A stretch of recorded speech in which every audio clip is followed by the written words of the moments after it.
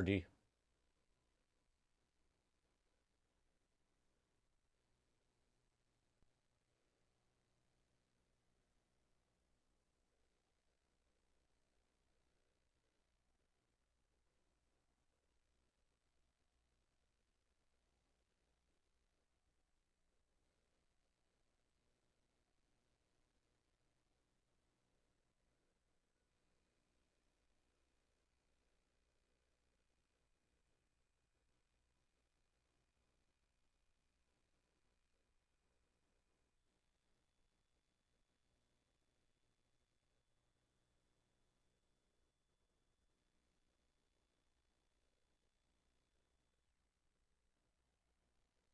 Okay, so at the end of yesterday's stream, we left off at 1,042,626 experience points.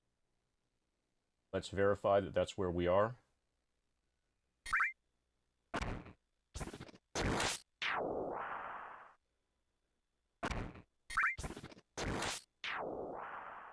Hey, Turtle.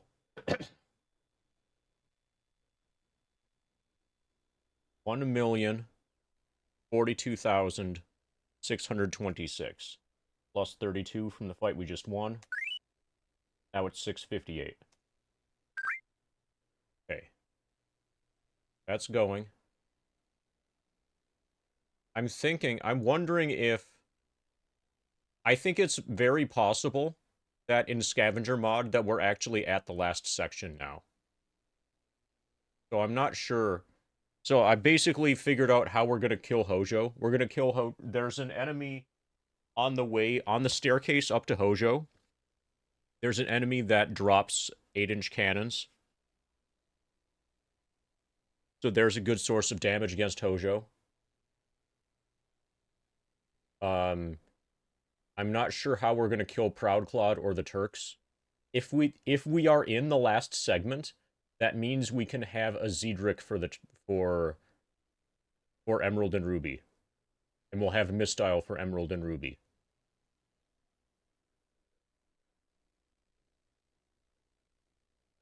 So that'll be nice. So we'll have a Mistile for Emerald and Ruby no matter what, because there's one in the freighter. But, you know, then we can have two of them. The Zedric is, for what I have in mind for Emerald weapon, the Zedric will be useful if we can get it. Okay, there's something over here.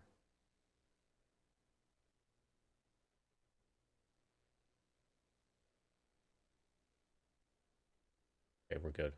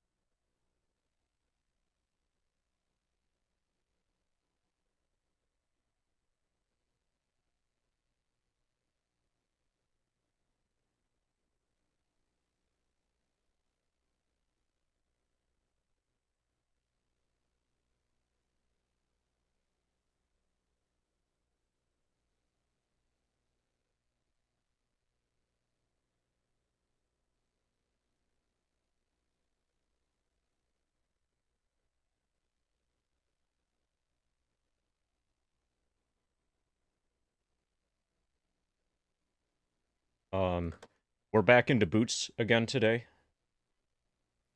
Oi. Giamo. Today's start was late because of thunderstorms.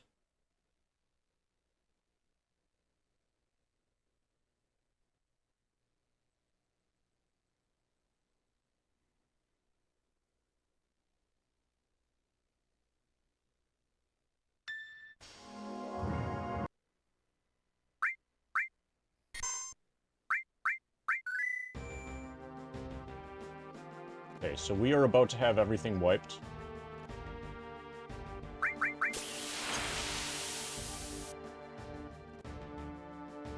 We're gonna do this fully glitchless, which means not even doing Kate skip. And in Return to Midgar, we're getting everything.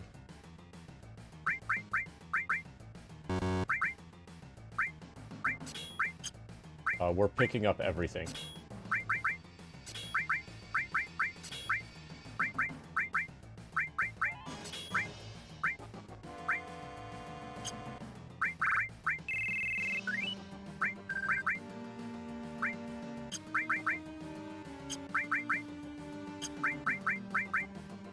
Okay, everybody's good. Hey, Sierra. It'll be interesting to see what happens to viewership today, because today there's a Zeal run that's on WR pace.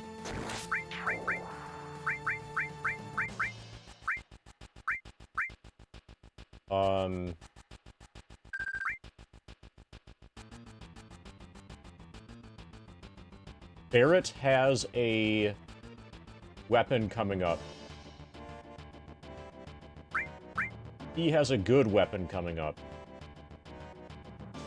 The Hojo fight is probably going to involve Kate Sip.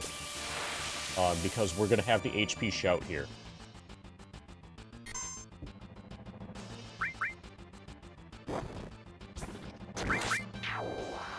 Behemoth Horn I don't think is that great. We will have access to the Master Fist.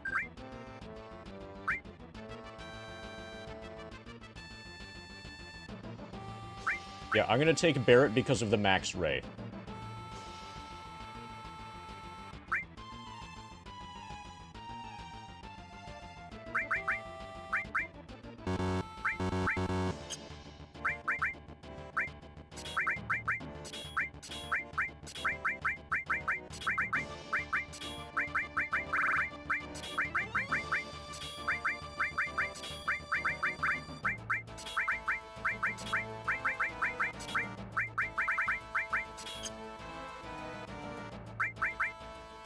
Okay, and no boss rewards are carried over.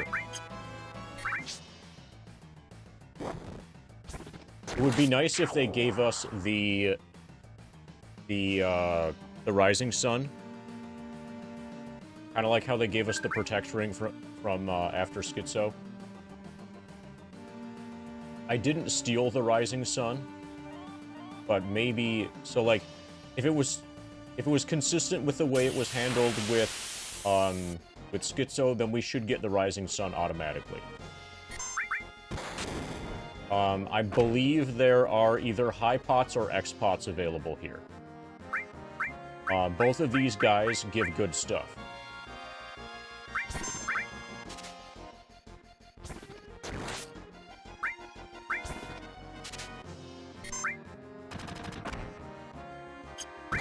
Probably gonna have to morph. I need to know what these guys morph to.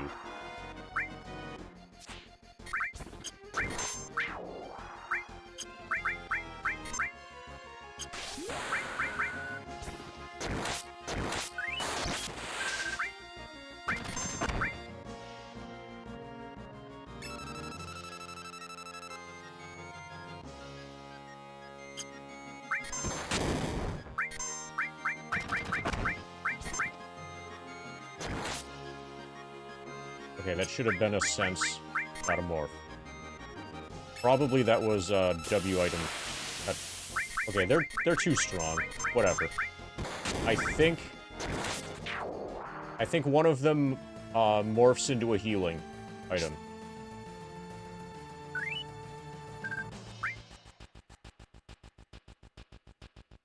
So we get Aurora Omelet.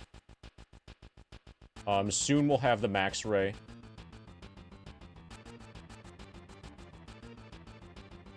Yeah, you've got 4 arms today, that's right. Are you trying to say I should have 4 FF7s?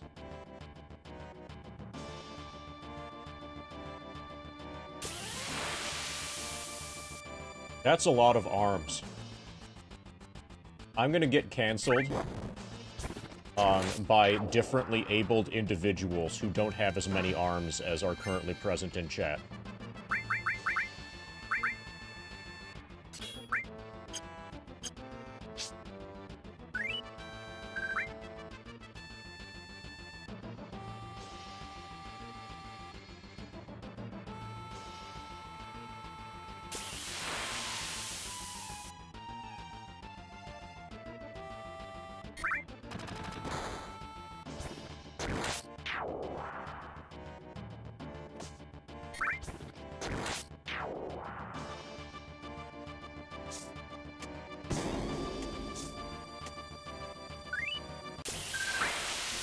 Yeah, I'm definitely getting canceled. Check out all those arms. I think this is a high pot.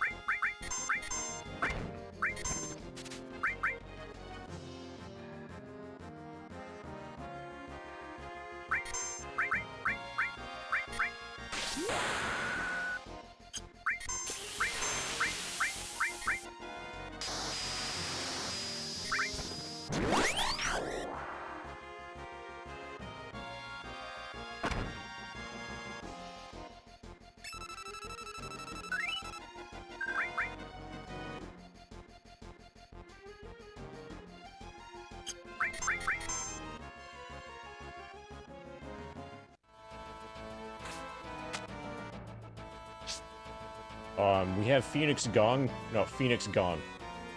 That's the combination War Gong and Phoenix Down. We have Phoenix Downs here.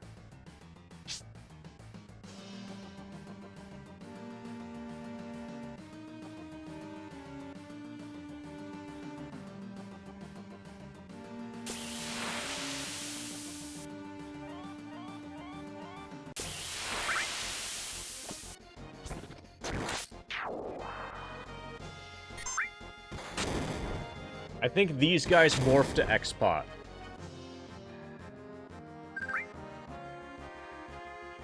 Yeah, the War Bong would be fantastic.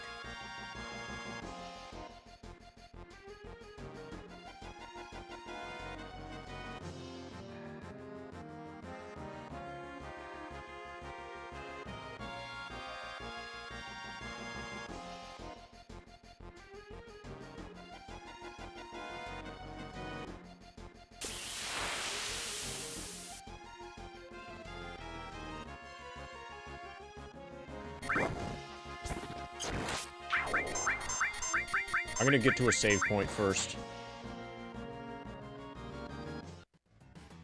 We'll check that later.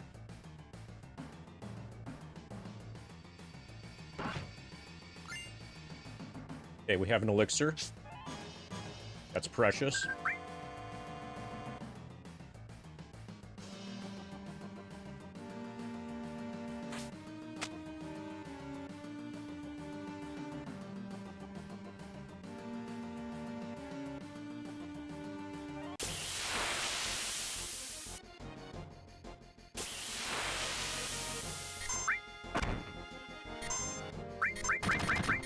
Got spinning B.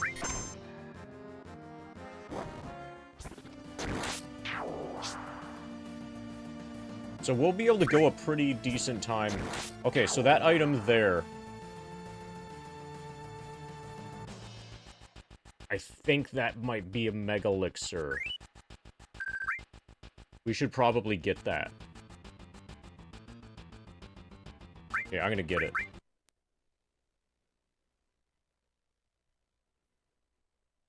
Also, we're gonna have to pay attention to what's next after hard resets.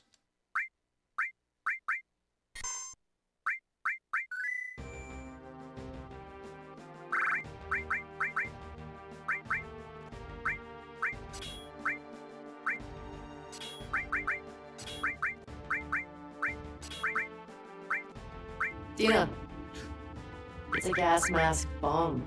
God, he was so smart. Thank you for the gas mask bong, Turtle. Would you like to recolor any windows?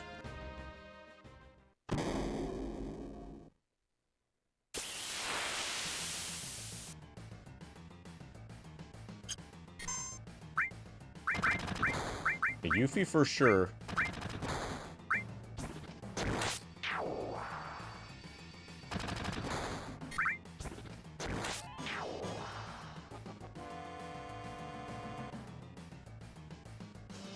I think the blob might actually be better. I think we have full PHS access.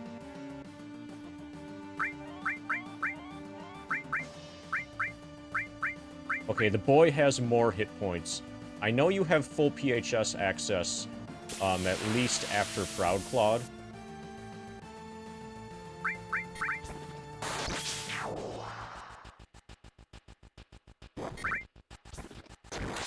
Yeah, so to get that, you just go to the right here. It looks like it's blocked, but it isn't. This right here.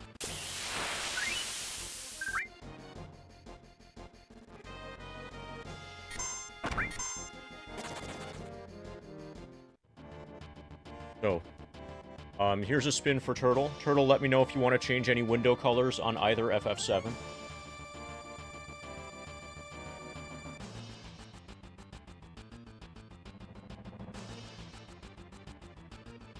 But I think...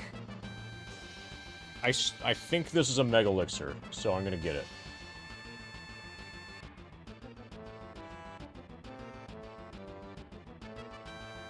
It's actually 2 items. Okay, Elixir, that was totally worth it. Just for the Elixir, it was worth it.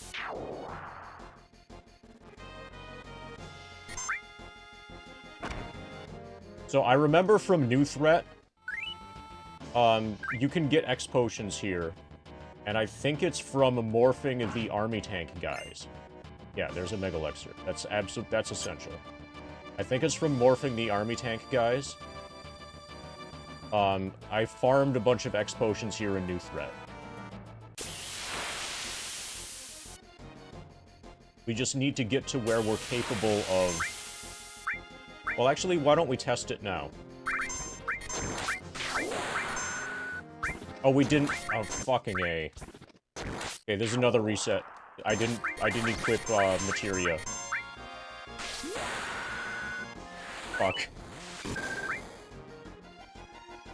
There's another reset. When there's a section heading, at section break, whatever thing, all of your stuff, all of your materia gets unequipped. You need to manually re-equip the steel, the morph, the E-skill, etc. And I didn't do that.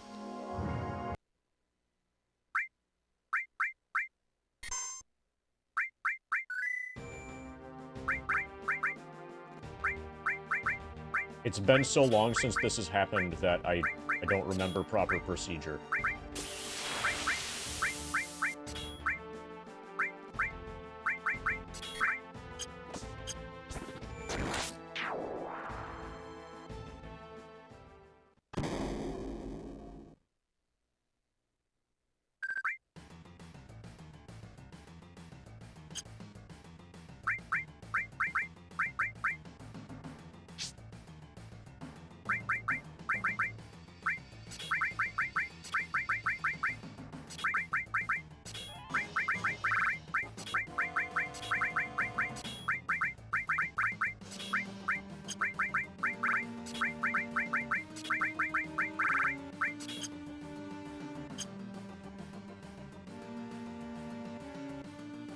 Probably I should save again. After doing that menuing.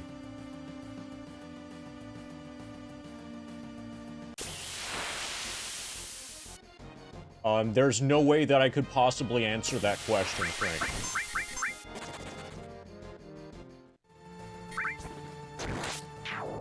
If you want accuracy anyway, there's no way I can answer it.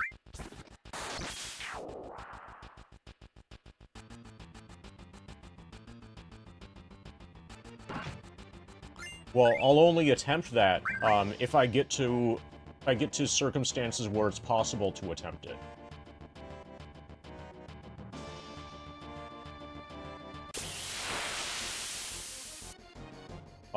The section of Scavenger Mod that we are in right now could be quick, or it could take 10 hours.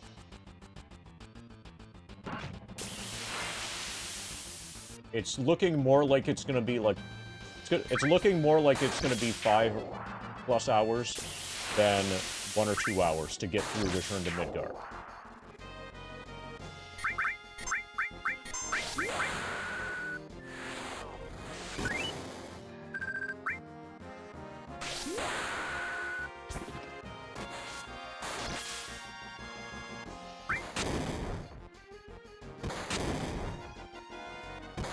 Well, that's bad in terms of being able to answer your question.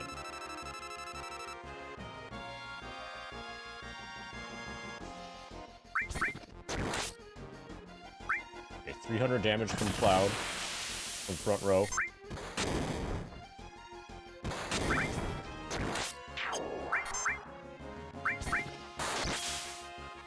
Or a crit.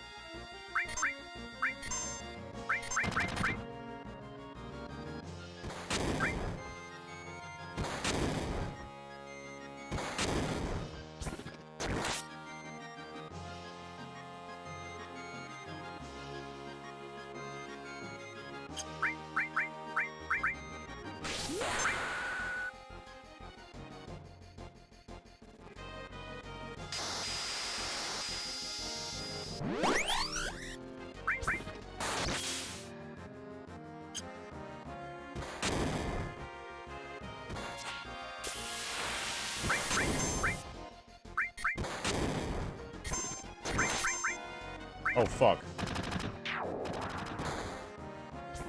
Well, that fucking sucked. That was my fault. I queued an attack when I shouldn't have. Okay, at least this one's gonna be easier.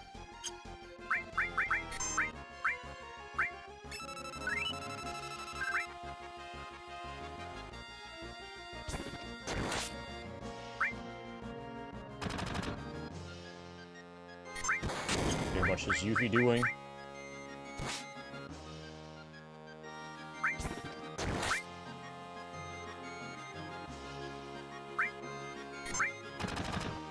Yeah, I know what we could do. We could give Bulba an FF7.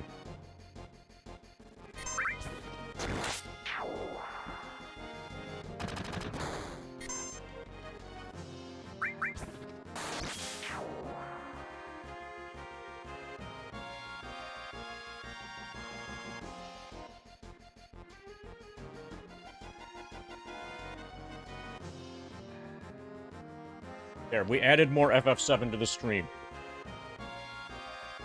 Change Bulbasaur costume.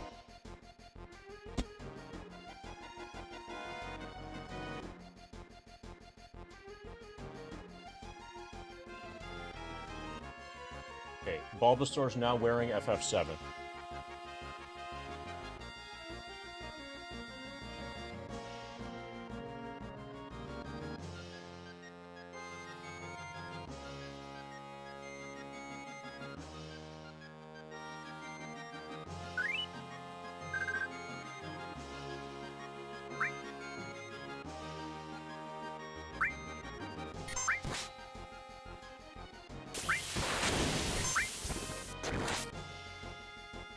Yes. I did a tiny bit of skimming to see if there was anything about how they had been captured because they were, moving as a group. I didn't see that. Do you know if that's in there? Is the first Easter egg in there?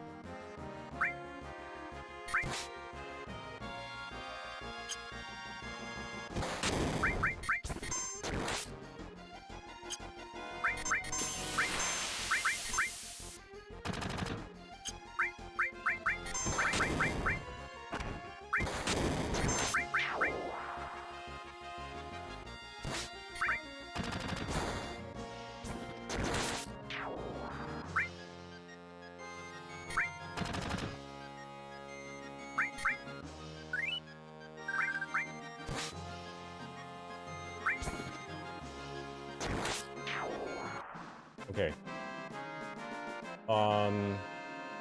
Maybe they dropped them.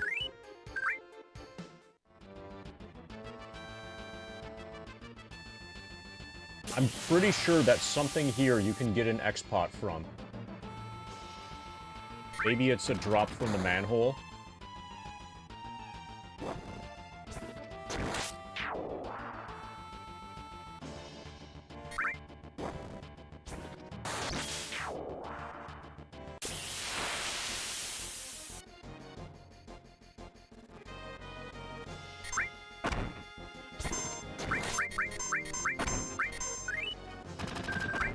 Okay, so if they don't put more damage on Yuffie, then we're fucked.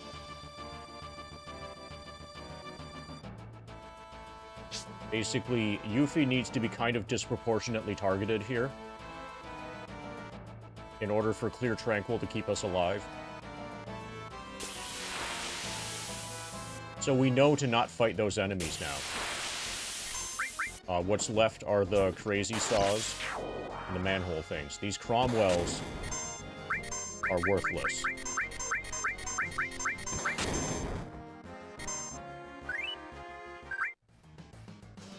Yeah, I think this is an abort already. Next time I'm saving after we menu.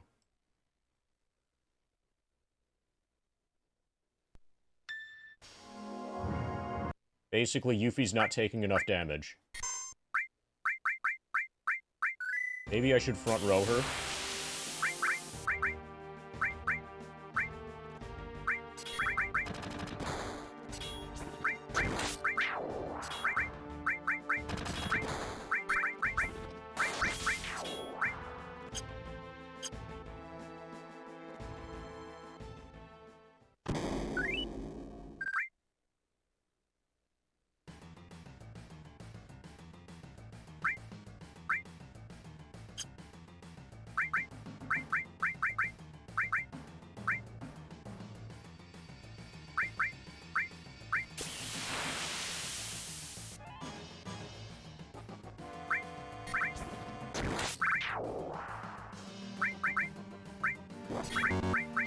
Fucking double input glitch. This is gonna be one of those days.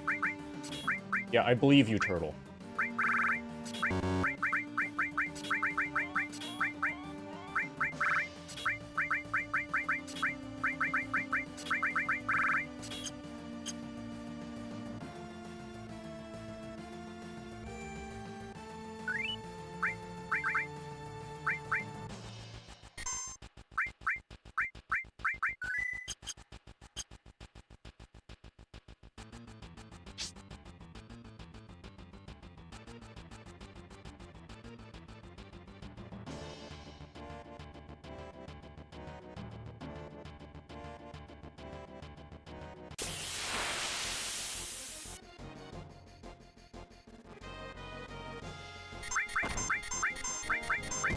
So everybody's in the back row until the first Clear Tranquil.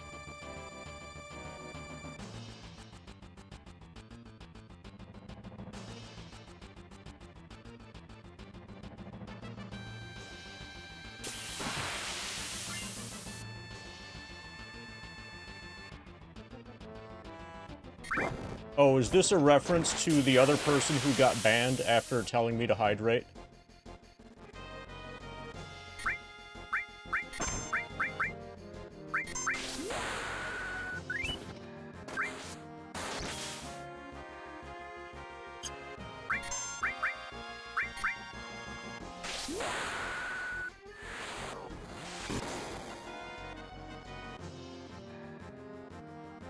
Yeah, they were... Do they still watch me? That's really weird.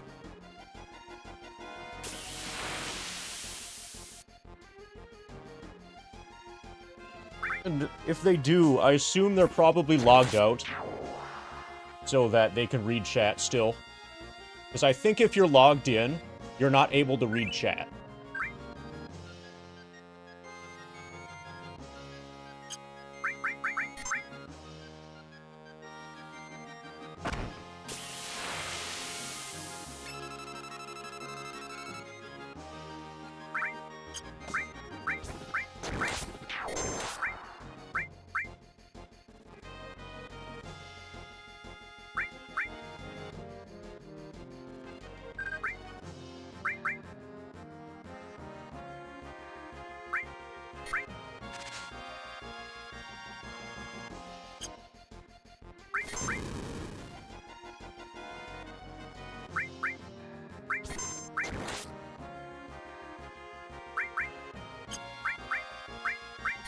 Okay, so these might not have shared hit points. Either that or this is... Okay, they do.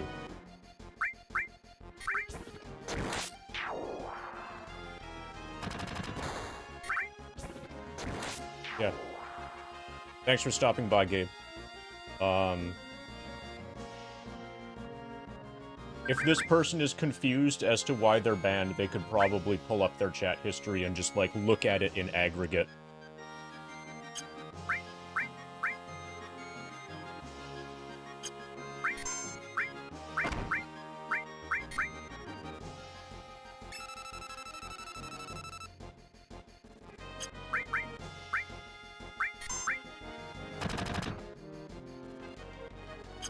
Okay, we're switching to morphs. I think this thing doesn't morph.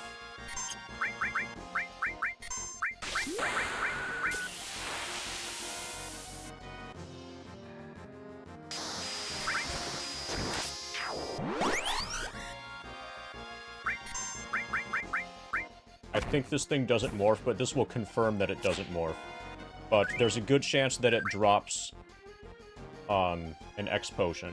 Something here you can get an X potion from. I specifically remember farming them. Okay, well maybe everything is different. Maybe everything's sufficiently different in New Threat that the resources that I'm thinking of might not be in the base game here. But there's so few enemies available in this section that we should fully excavate every enemy anyway.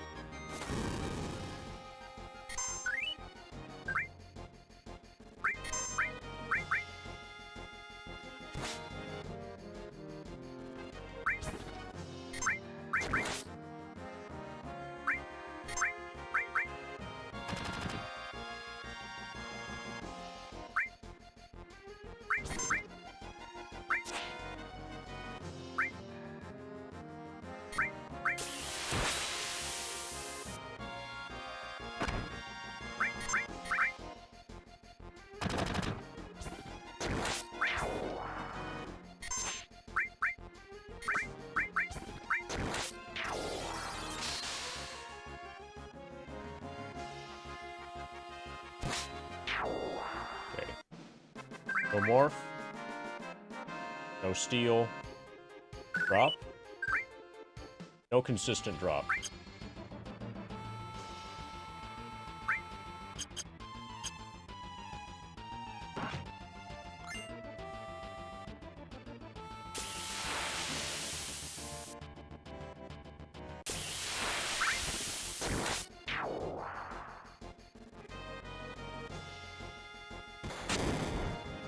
Okay, good.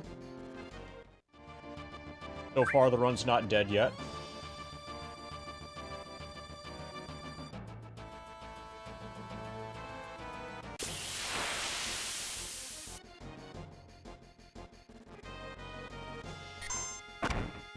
Okay, so next run, we should kill these guys. They cause spinning, and that's bad.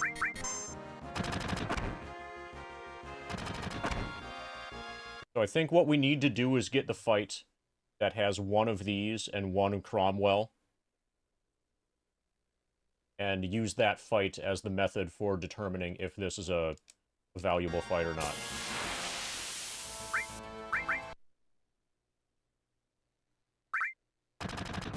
Use that formation. Two of those at the same time is too much.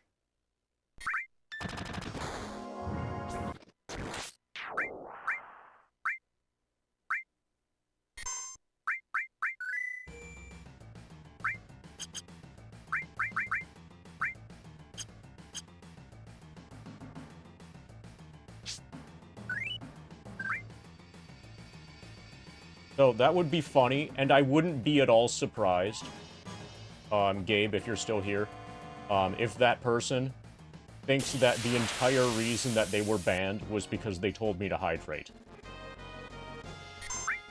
I would be completely not at all surprised if that's what they thought.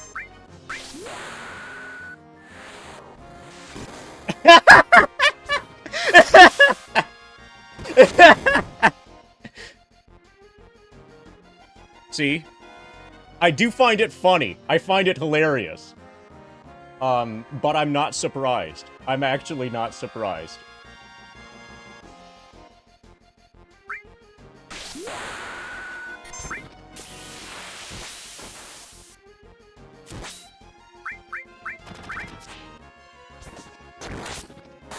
so Cloud just unspun himself.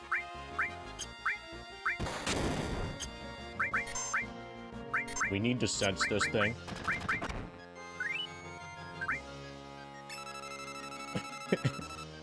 Yeah. Yeah, so you can thank that guy for making me laugh. And what got me to laugh was him telling you that he got banned because he told me to hydrate. And that's the entire reason. That's it. Absolutely nothing more to it. Just that.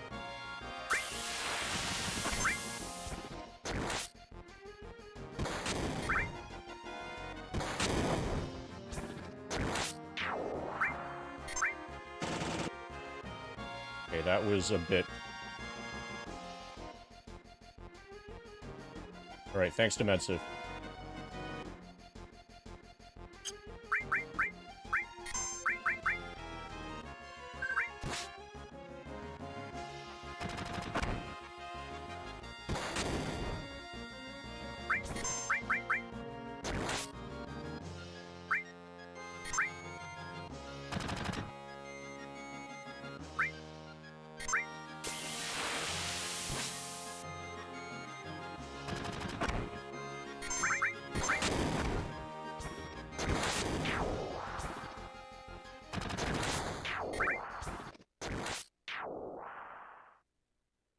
It's not particularly good.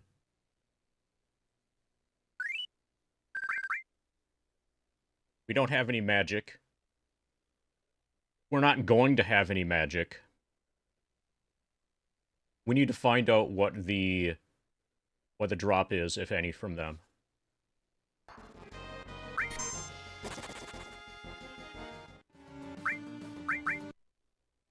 Hopefully they have a 100% drop of something that's good.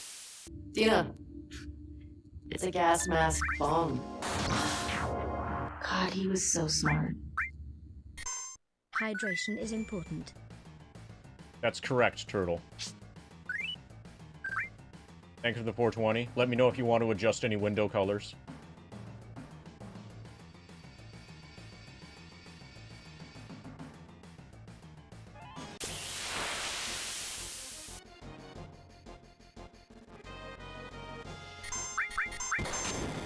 Oh, this is the fight I'm supposed to win.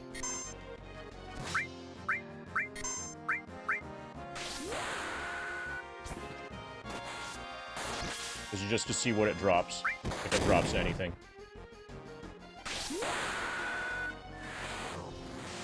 The crazy saws can be morphed to turbo ethers. From New Threat, there was a way to get X potions here, but apparently it doesn't seem to be here anymore. We're seeing now if Crazy Saw has any 100% drops.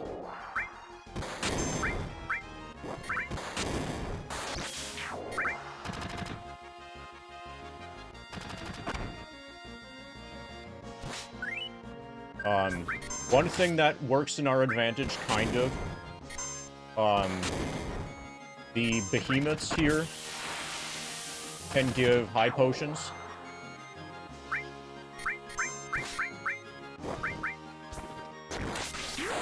But unfortunately, they can also give Wargongs. You want the... not the high potion. They can give, Phoenix Downs. Phoenix Downs or Wargongs. We want Phoenix Downs. So technically, that's a source of Phoenix Downs, but they're probably really far away from the top of the list, following a hard reset.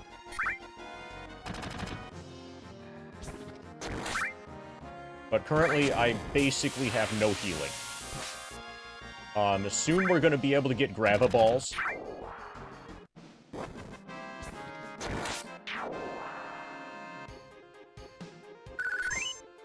Okay, so there's no guaranteed drop from that fight.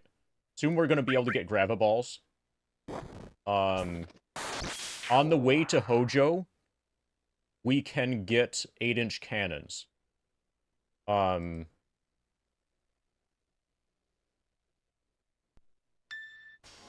The biggest issue for this section by far is going to be healing.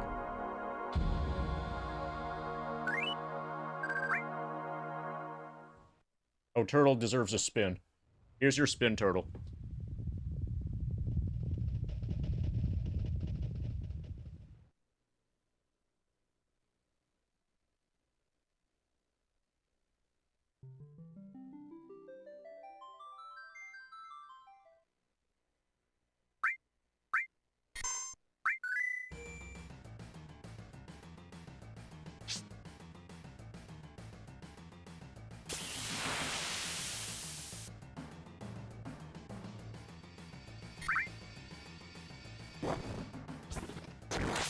Ba ba ba ba ba ba.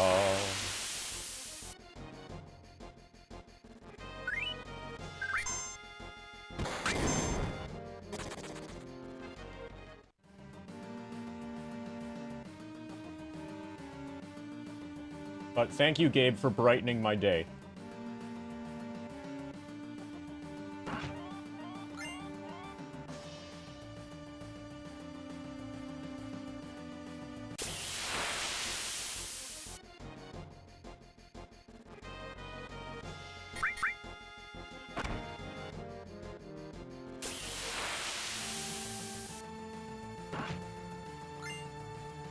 Probably we should actually be inactive. The only reason to not is when we will want to be in wait when we eventually reach a behemoth.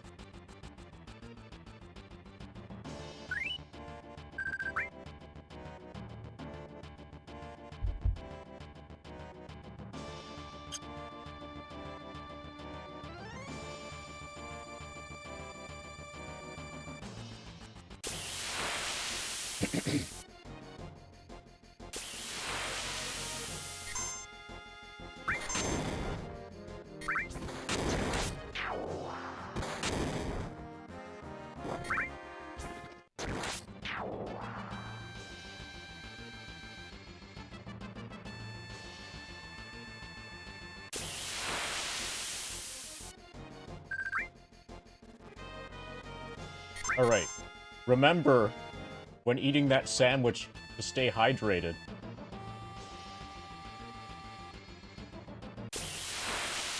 What are good movies? There are like 6 of them, so, which one of those 6 do you want a recommendation for?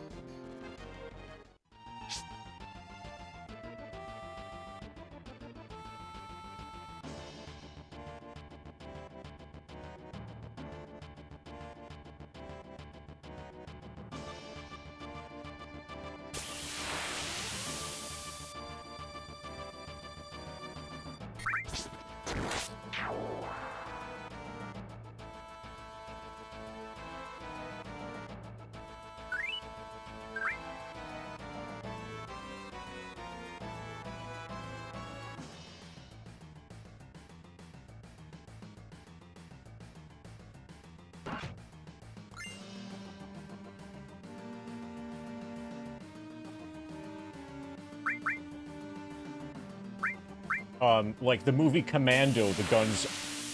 Yeah, take Commando. Just start there. Guns do some really cool stuff in that movie. If you want a more serious action movie, then try Hard Boiled.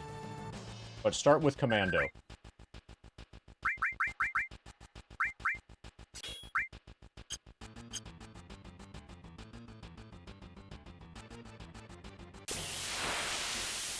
And if you want a less serious one, then Time Cop is pretty good.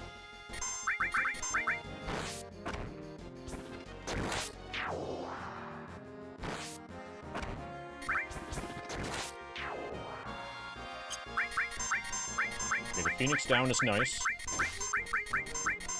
There might be a good drop from this guy, too.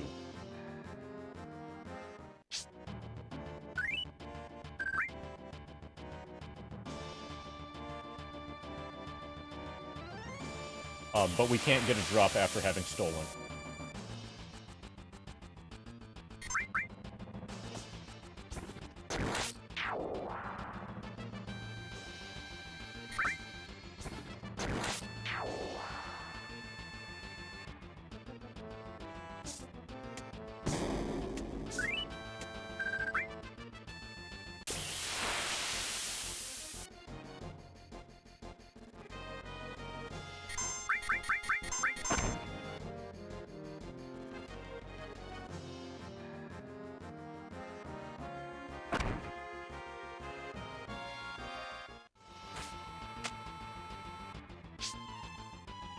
Okay, so far this is the run.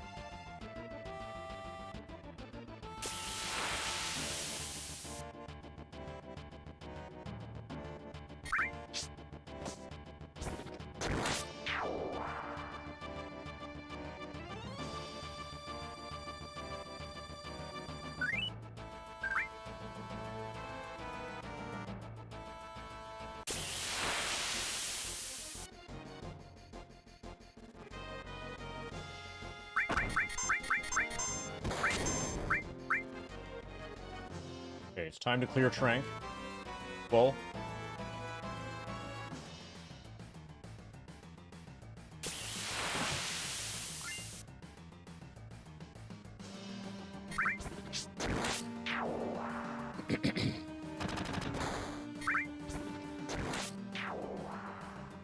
And then if we just get lucky, I think we'll be able to get through... We should be able to get through the Turks fight, just by getting lucky.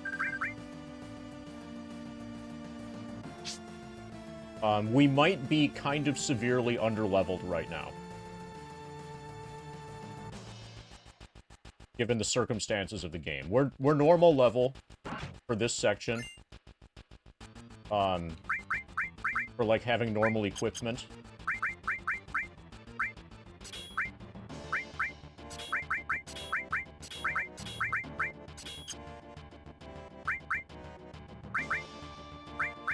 Okay, so the reason I took him, the reason I took Barrett is because of that weapon. So we'll have that against Turks.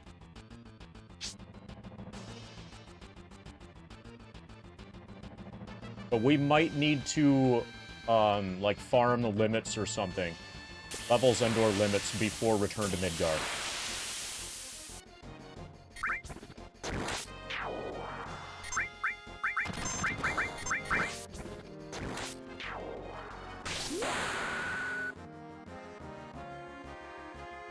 We want a Phoenix down, not a War Gong. Phoenix down rate should be really high, though.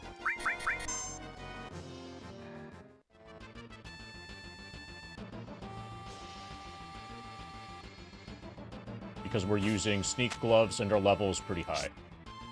So our effective steel level is like 90-something. 95-ish.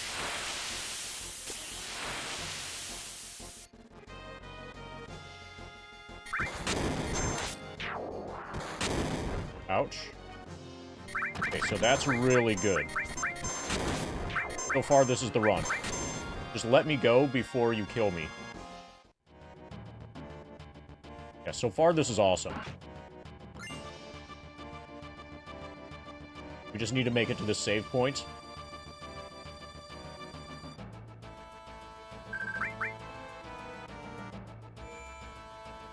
Fucking go.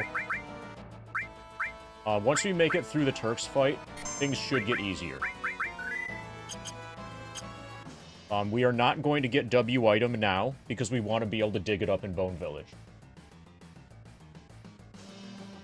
To be able to use it against Emerald and Ruby.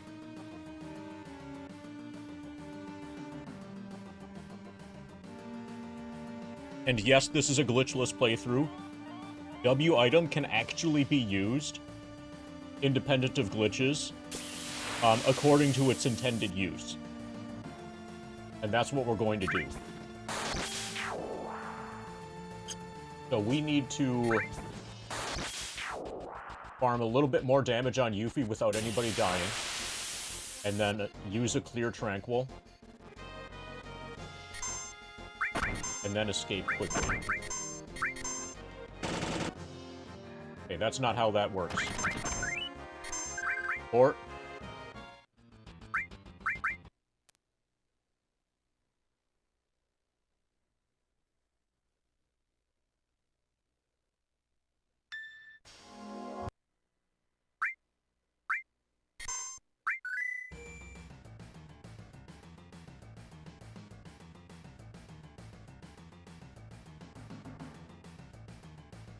Oh, probably what I'm supposed to do here, actually. I think we're late. We could go back and redo this. But if we kill the Turks in the submarine, and do Yuffie's quest,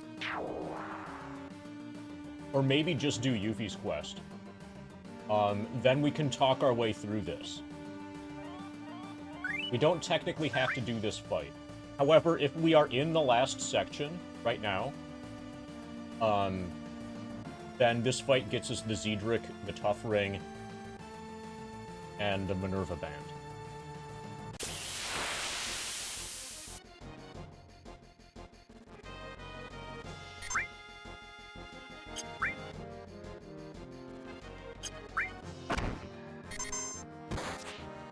I need you to stop spinning.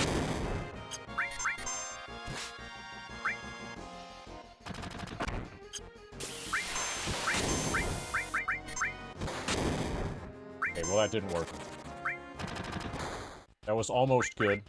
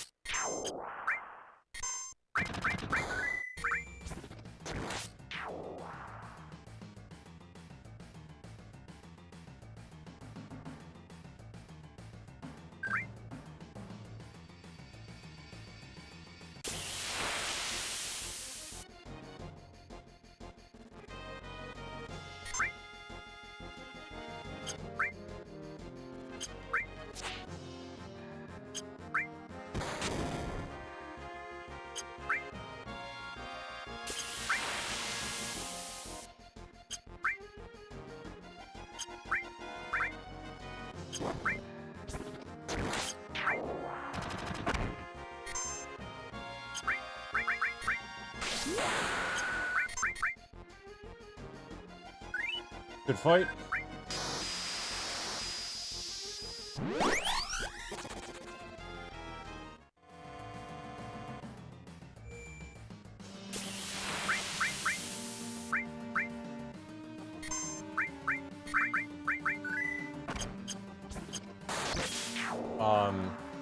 There's a good chance that we're gonna have to go back and redo a bunch of stuff, just to be able to skip this fight. You know, to talk our way through it.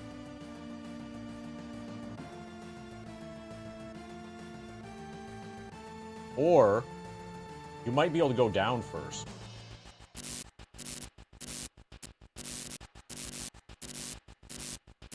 So we can have access to Gravaballs here.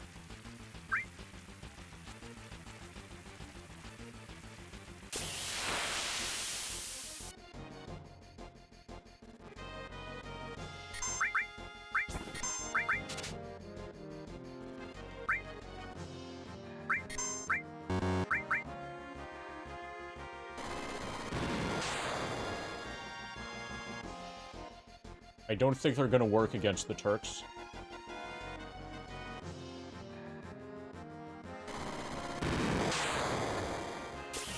So they might be useful against other things.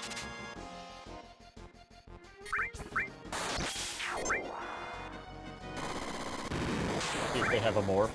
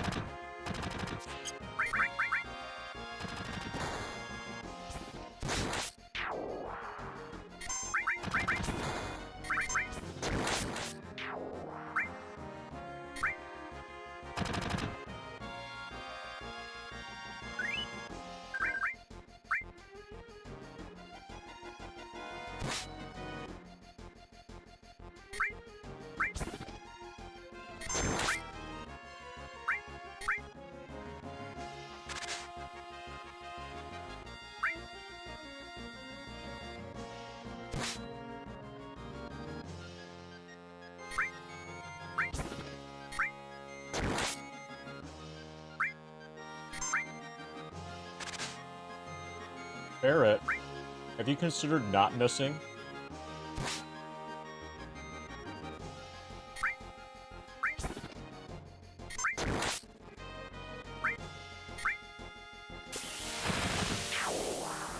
Morph.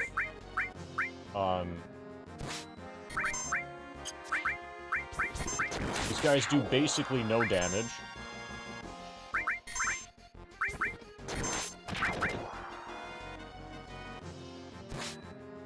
So you can grind here if you have to. We can also get...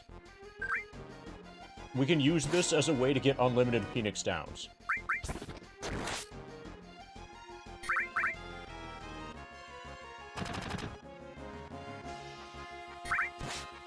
By hard resetting, going in here, getting a certain number of these fights, and then going back out to where the behemoth is when it's time for the behemoth. So we need to kill some of those without stealing.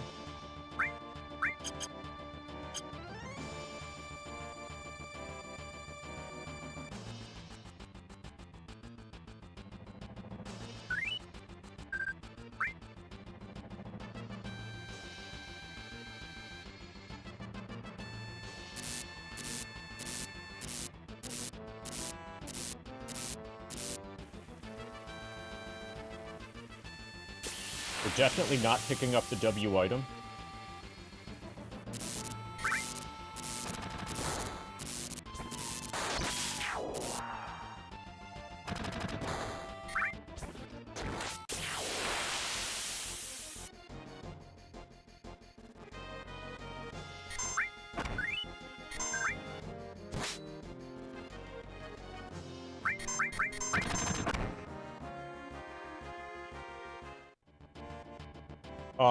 Do you want me to read the stupid question? Okay, so what I see is a text block, Gabe, that starts with stupid question and then a colon. And then it ends with a Caleb stare. Do you want me to actually read it? I would say no, okay. Other people in chat can read it for me if they would like. But don't feel compelled to relay the information to me if you do read it, other chat people. So there's 2 treasure chests so far. I think the W item materia is just a materia that's sitting there. And, like, you can see that it's a yellow materia. If that's the case, then we can pick up we can open all these chests. Yeah, so that's the W item.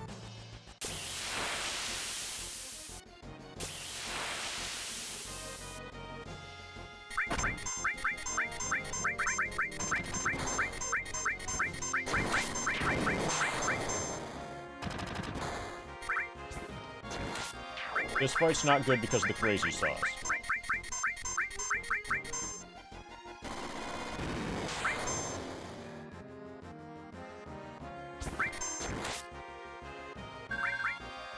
You read it? Okay, I see the Caleb stare.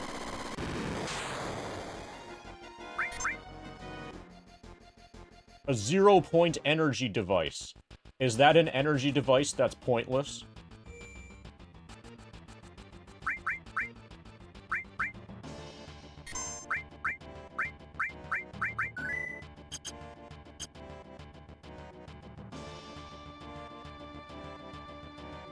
Oh, we should hard reset here.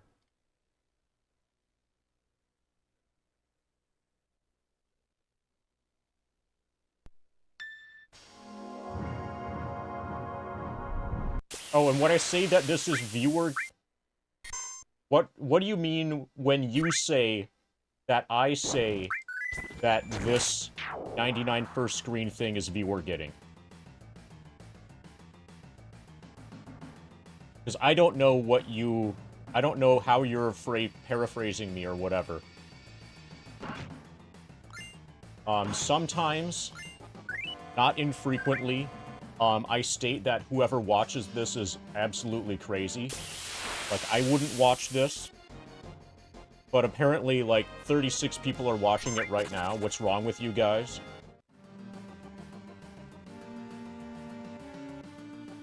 Okay, that sounds... That sort of, statement from me, if I said it. So probably a massive amount was lost and or mutilated, in that paraphrasing. And it's going to require, dramatically more context than none at all.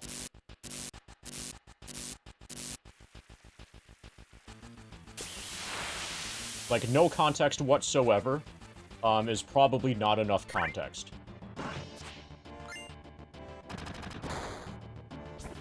It's almost assuredly not enough context.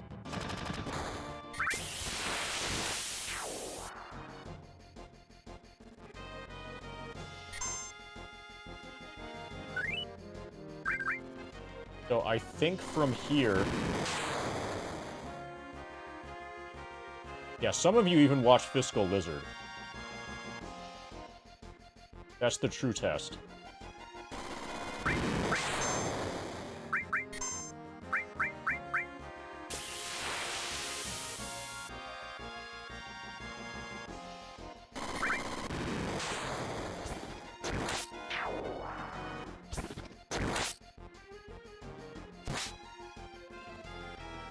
We're not stealing from these. We're just killing them. This particular fight you can win for free.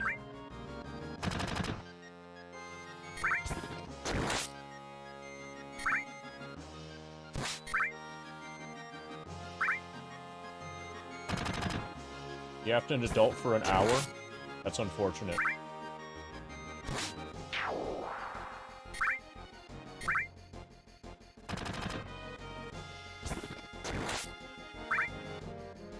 Okay. Maybe some of you watch Fiscal Lizard, but are any of you crazy enough to watch Fiscal Lizard even when he's not streaming?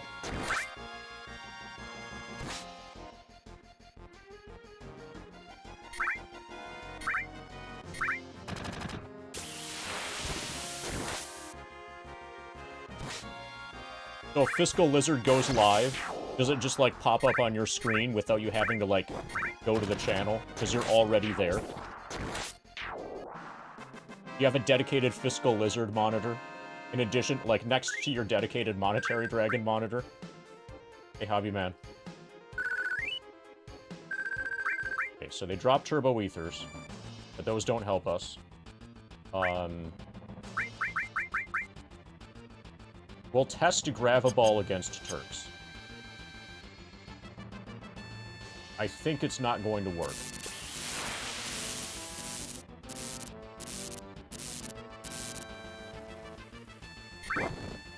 Watch Salary Salamander? Me too.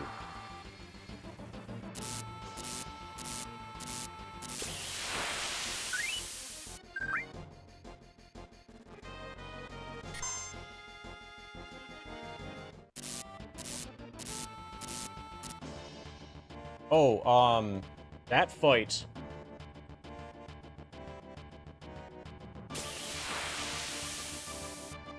Yeah, we might need that fight.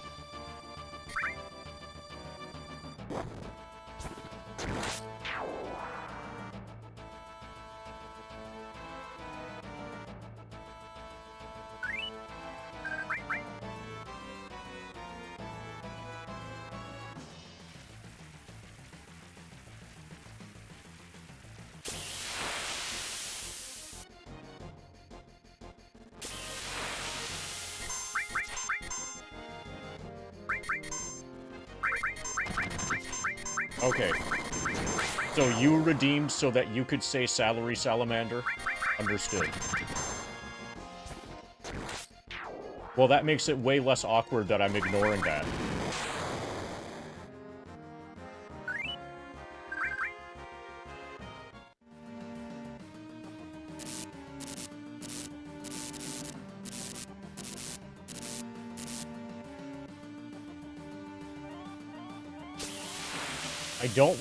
I want to do this glitchless, meaning I don't want to just, like, slip past the trigger for the fight and cheese it that way.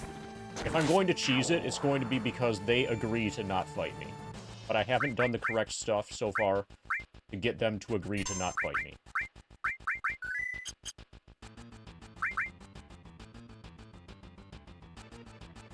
Let's see how the fight goes. I think we might need to get mute masks. So if we have to, we can grind. If we really have to, we can grind levels. We'll see how Graviball works, and I believe we have access to mute masks. If they cast spells, then mute mask will diffuse them a bit. We can also farm some Phoenix Downs if we get creative enough.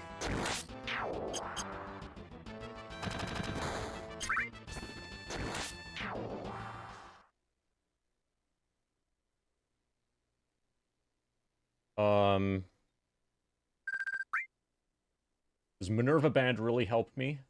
Kind of. Diedrich helps me for sure. All of their things help me in the short term.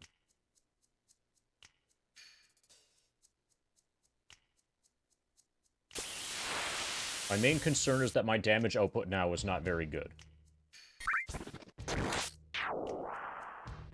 And they can hit really hard.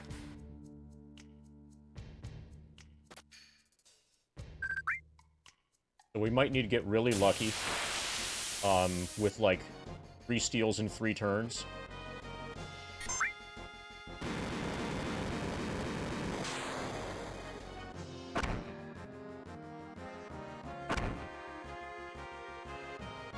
So Elena always gets a first turn, even if you preempt them.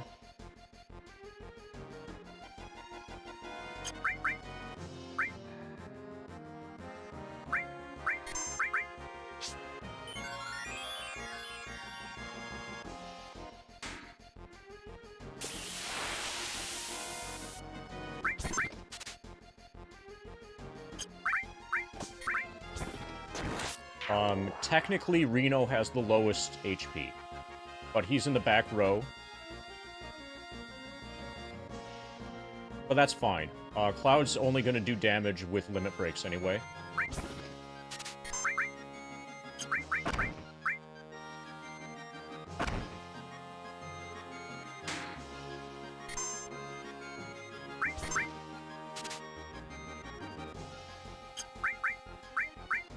Okay, we're going to focus Reno.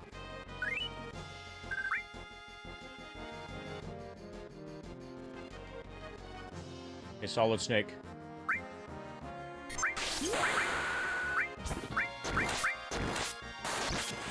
Thank you for raiding with a party of 6.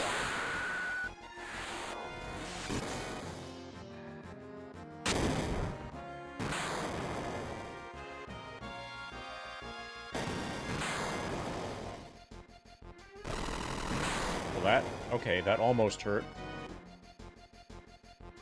I'm on steel now.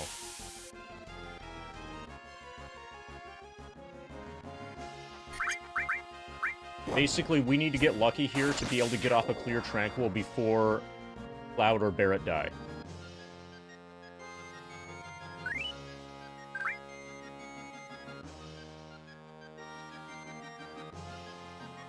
Okay, we've got 30 seconds to answer a stupid question before Gabe needs to start adulting. Bet the answer is yes. Have you watched all the Twilight Zone episodes?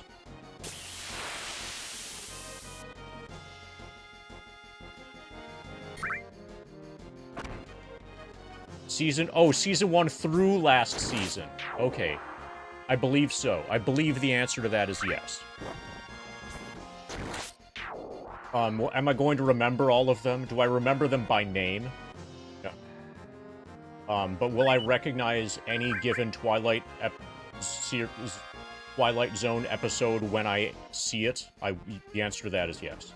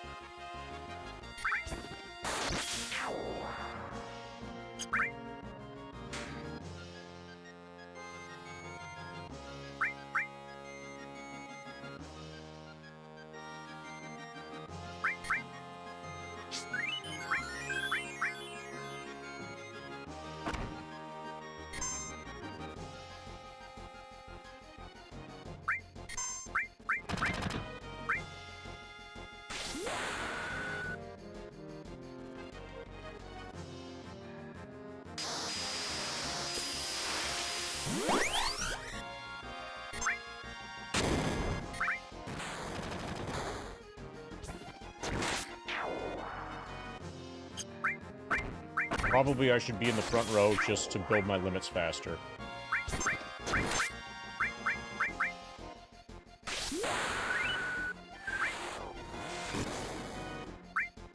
Oh, we still haven't tested the Graviball.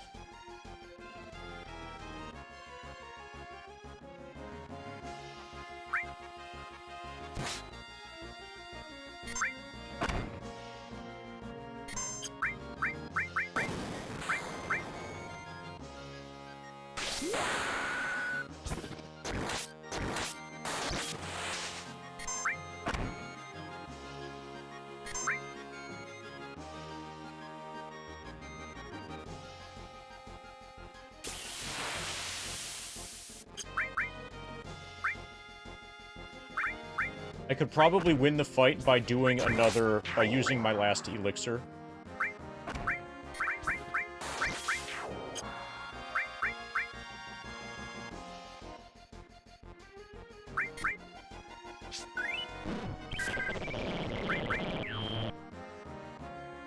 Just to be sure. Oh, she doesn't get a turn from that. Fuck. Yeah, I need to be in the front row.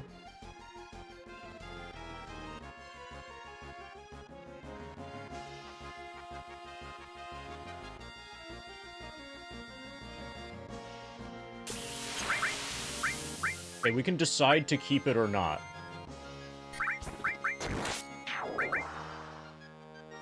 So if I heal the girl, and then the girl gets hit next, there's a chance I could get a clear Tranquil off.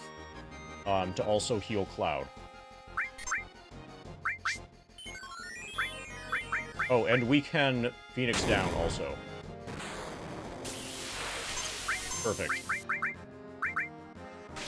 I should have Phoenix downed just before that clear Tranquil. I fucked up. I deserve to lose this fight now.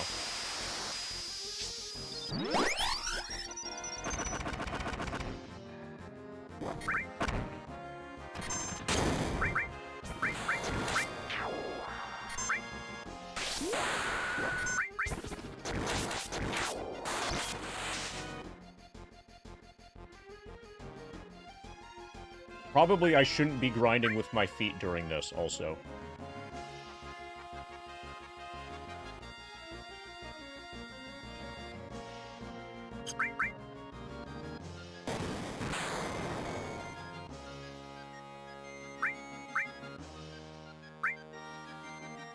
Nice grabs.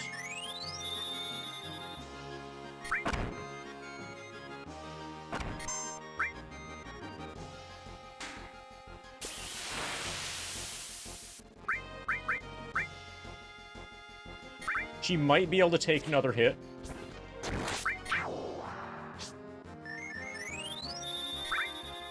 If things go absolutely perfectly, we might be able to get a clear Tranquil off while everybody's alive.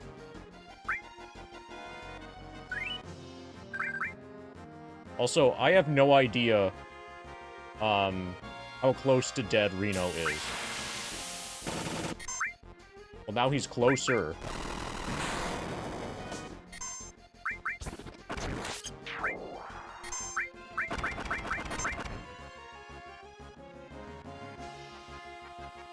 Well, that didn't work. Okay.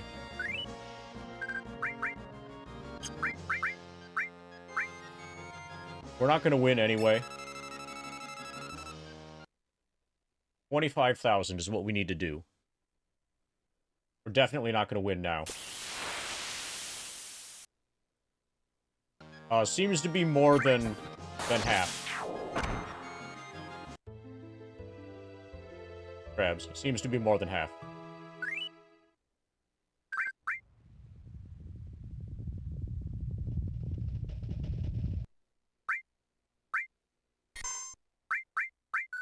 So the best option...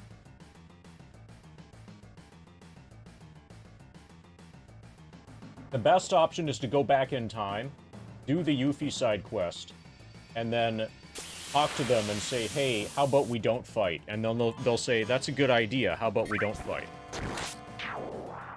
Another idea,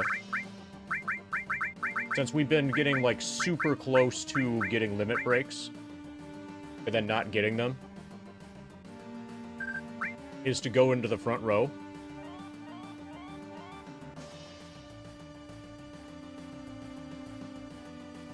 I think this is going to be possible with my current, like, level and setup and everything. Another possibility is to grind limits and then just, like, use media rain. You know, use limits that are not level 1.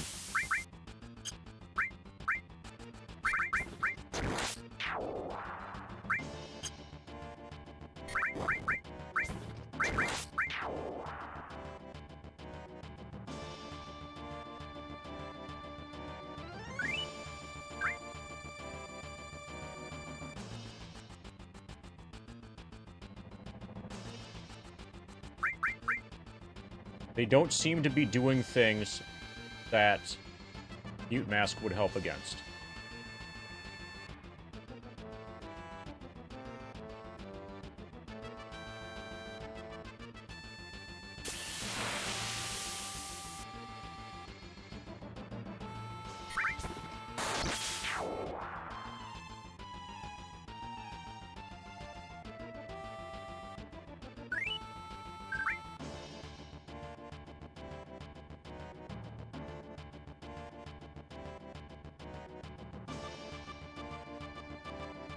I think Elena has 30k.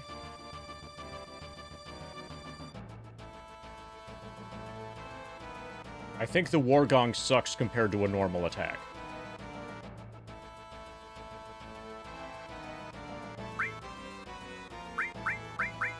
My guess is that we're actually supposed to use W item duplication here to duplicate Mega Elixirs.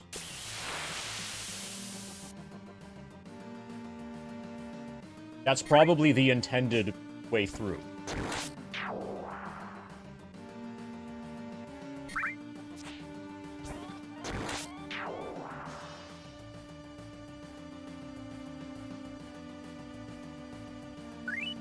Like, that's the solution to the puzzle, is pick up W item, duplicate Mega Elixirs, and now you're invincible.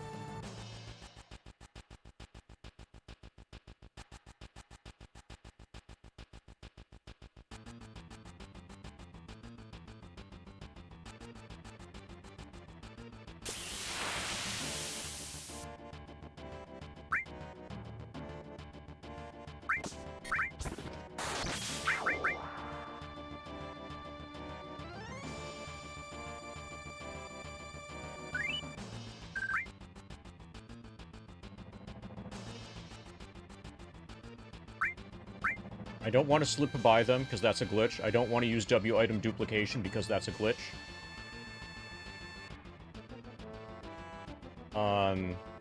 And I don't want to pick up W item anyway, because I intend to use it against Emerald and Ruby weapon. In non-glitch format. Yeah, he's got an FF7 hat, Turbo.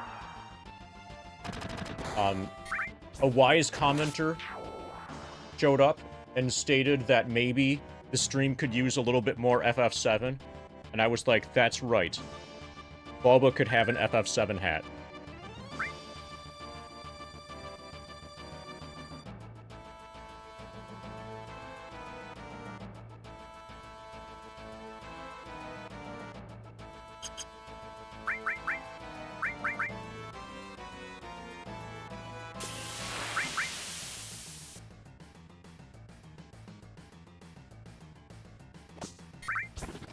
Oh, yeah, then they got banned. Obviously. So I'm gonna be surprised if we don't get an unban request from that person soon, asking why they're banned. That'll make me laugh more.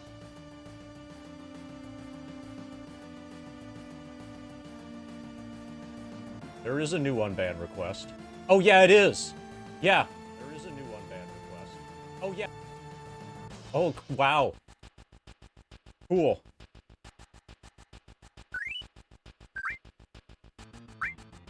Um...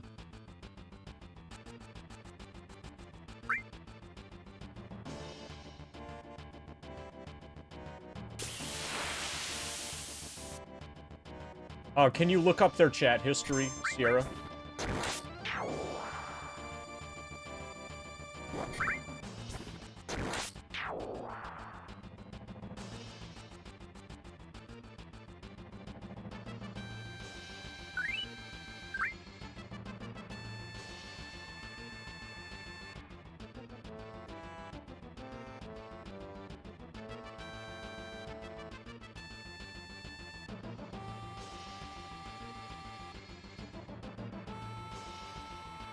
So in the absence of... So if you look up just their chat history, you won't have any context.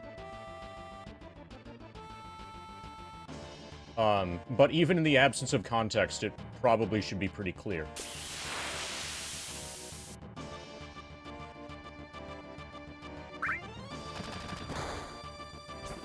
It wouldn't be too hard to get Klim Hazard.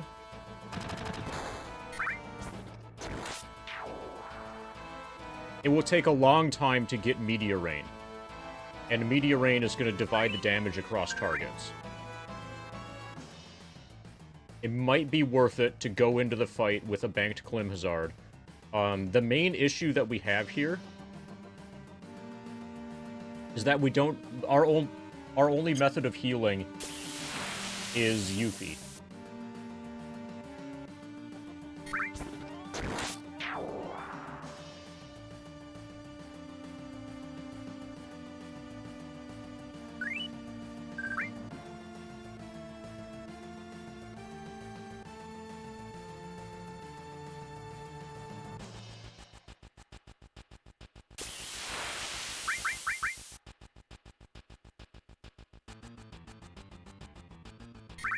Okay, I just have to see what Mute Mask can do. Will it have any effect at all?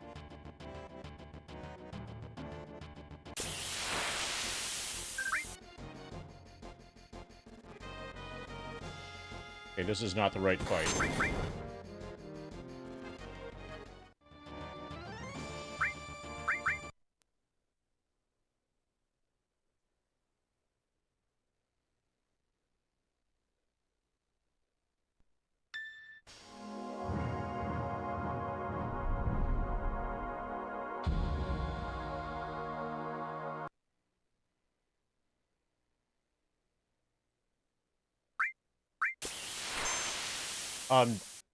Sierra, do you have access to their,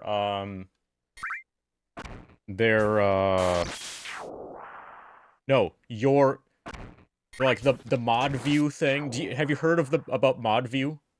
That lets you see unbanned requests and stuff? Just be sure to not do anything. You don't have permission to interact with them in any way, but you can read them.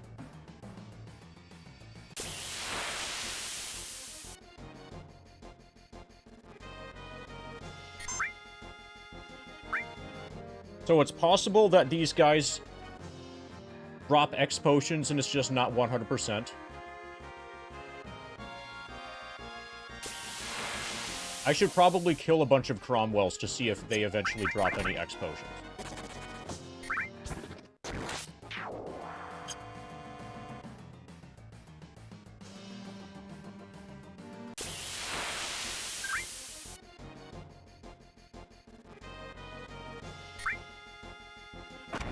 And/or kill these guys. Yeah, we're going for non-100% drops now, basically.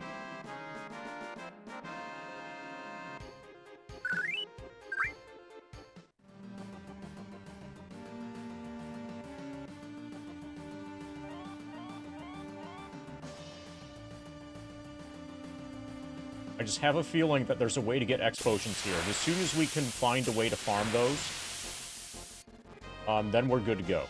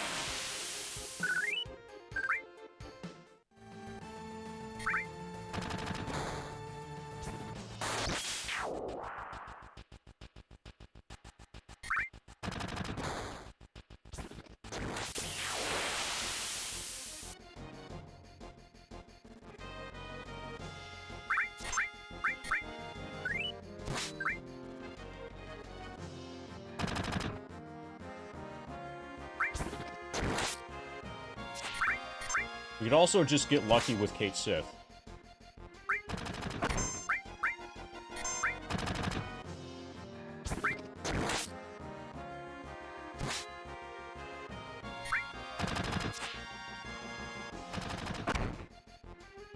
Sufficient dice roll would do a lot of damage.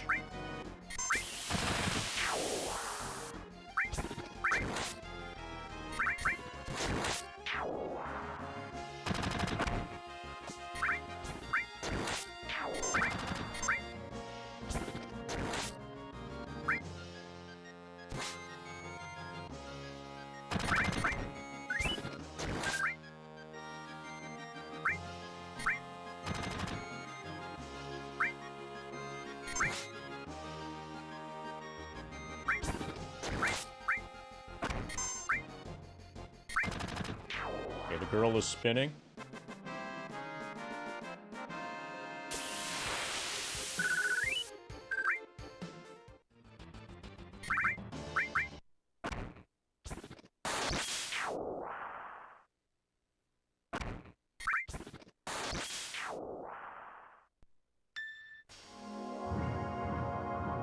Yeah, they'd better be. Yeah, they better be. Oh, wow. Okay. So I'm reading the unban request now, and it starts with, I was subbed to you. That's a really good start.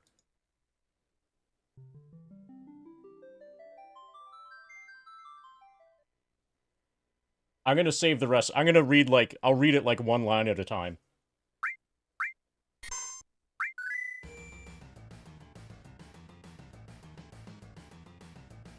But yeah, that's a really good open.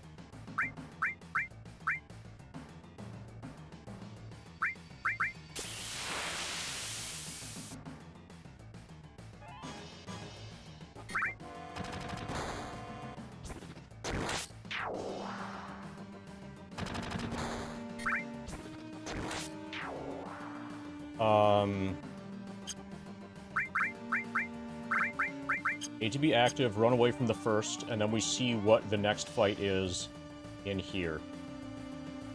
Well, actually... I'm not sure which is going to be better. Hey, Toby.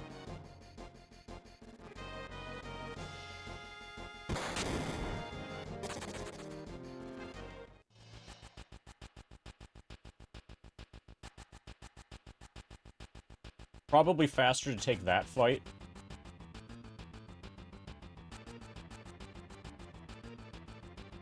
So if I'm right about this, the next fight is going to be 2 of the enemies that you get the, yeah. So this formation...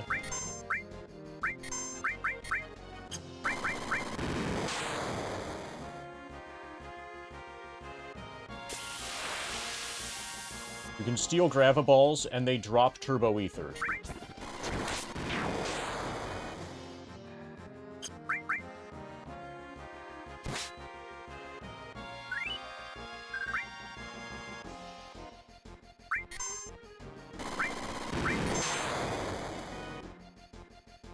And they do basically no damage. And once everybody's slowed, they turn off.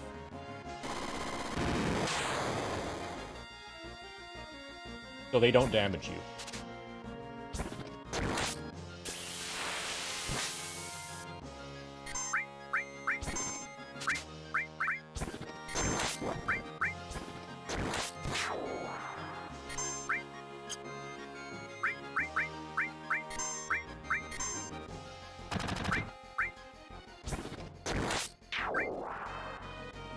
So this is where we can, this is how we can farm experience.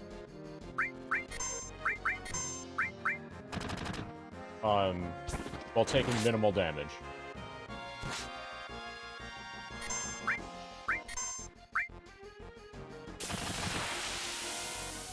So if we want, we can just, like, level up off of this. This is the equivalent of our ancient dragons right before Demon's Gate.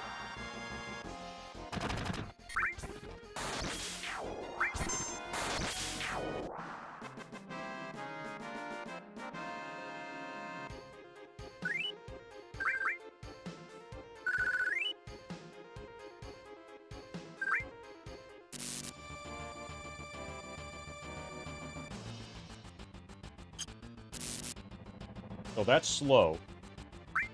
All of the other items that are down there are sources, and we have them already.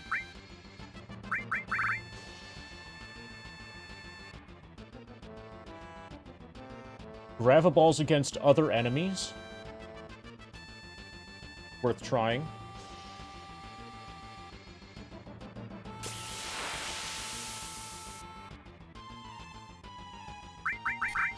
We could get a big stack of Phoenix Downs.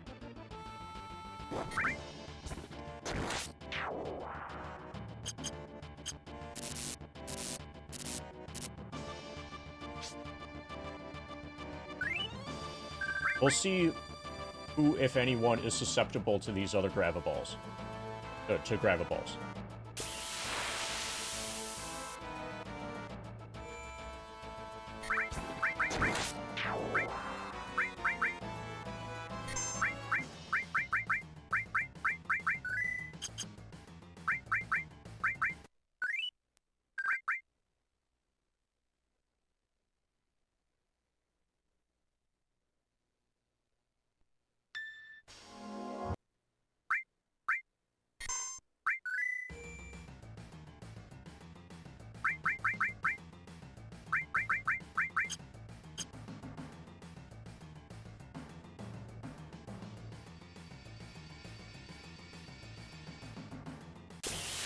Oh, if you're actually confused, Sierra, I'll message you. I'll tell you.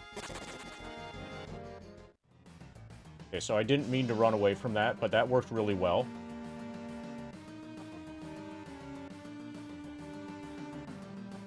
But you have to promise to not tell anyone. Definitely don't tell the person.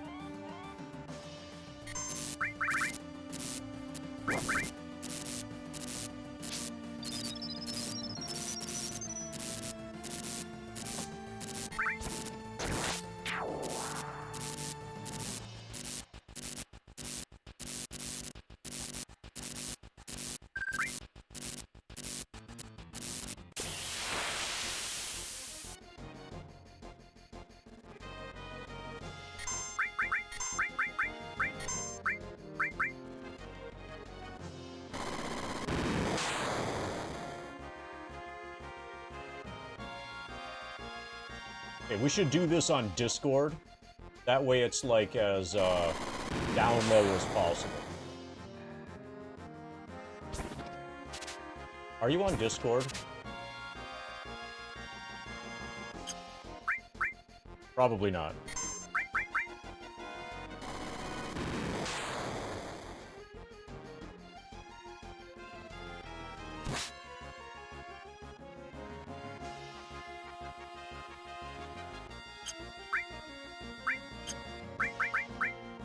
How many of these? Okay, we're definitely gonna have them by now.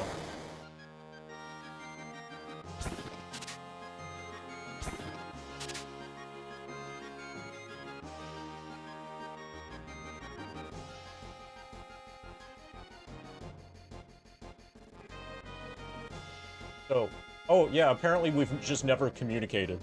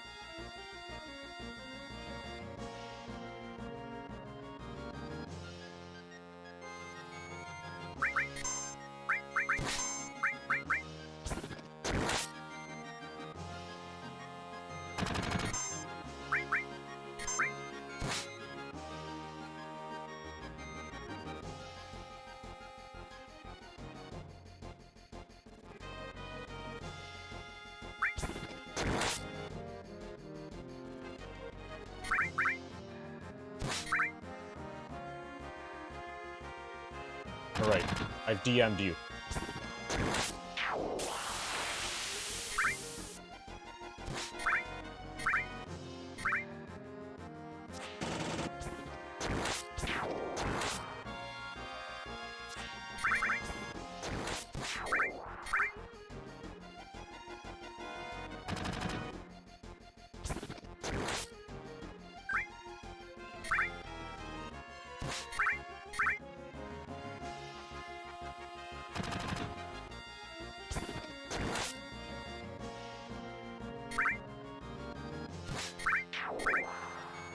They apparently found new music from Mozart. Is it formatted for TikTok? That would be great if it was, like, ready to get uploaded.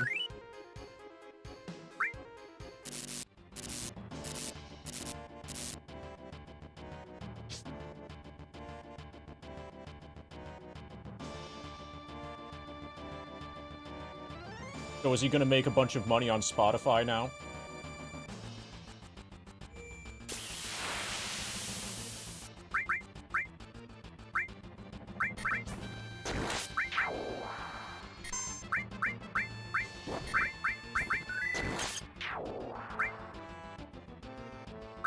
Okay, let's see what's next.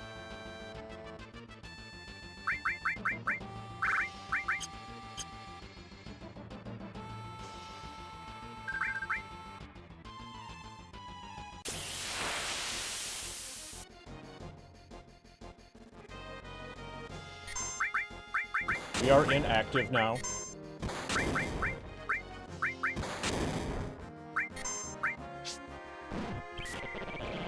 Okay, so those can be used here.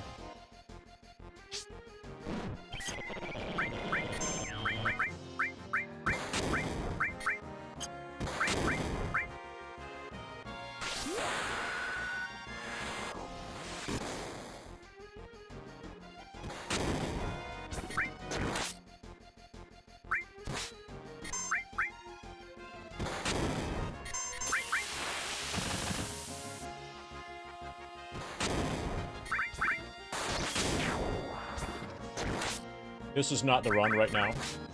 Kind of obviously.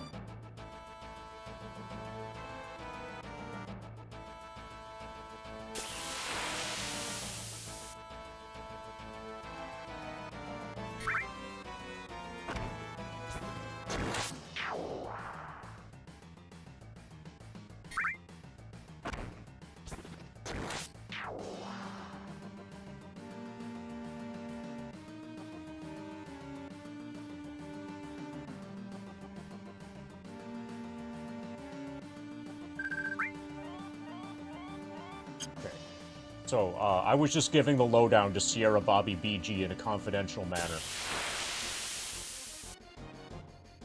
Sorry for the delay. Okay, so now we test do they work on these guys. We attempt to test if they work on these guys. Okay, they do.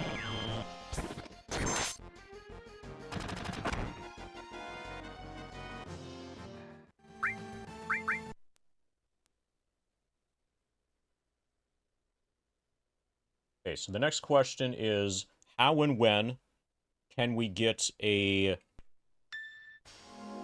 behemoth?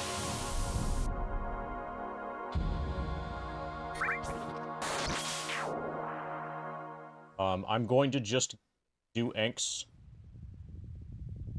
in the main area by the save point. And see how many inks it is until behemoth, following a hard reset.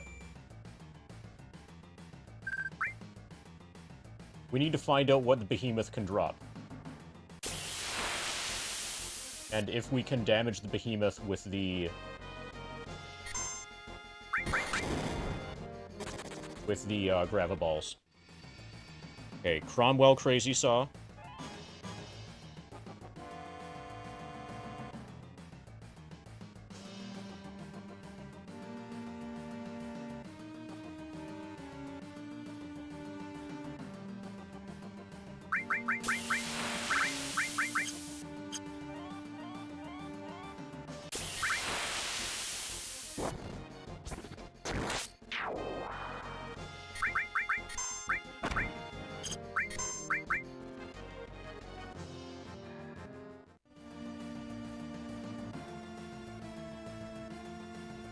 I haven't gotten a drop from any of these enemies yet.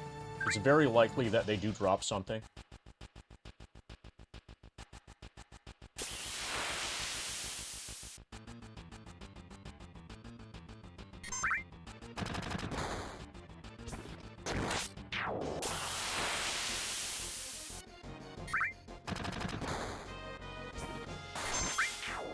Do Cromwell.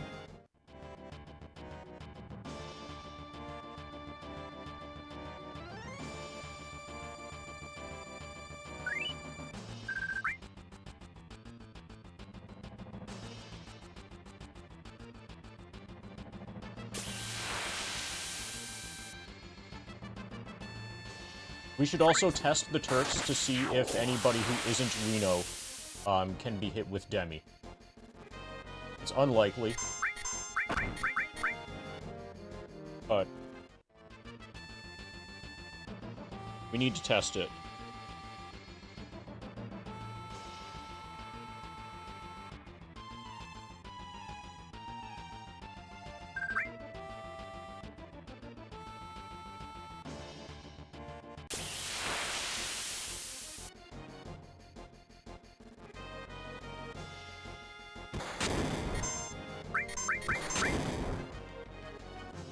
Cromwell back attack.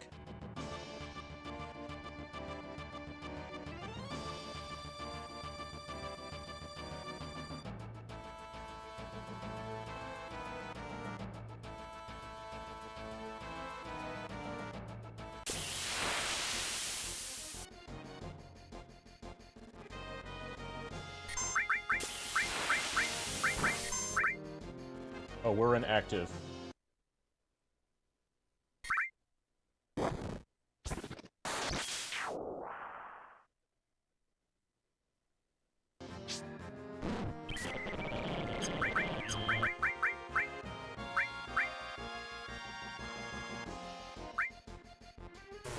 We'll attempt to morph him.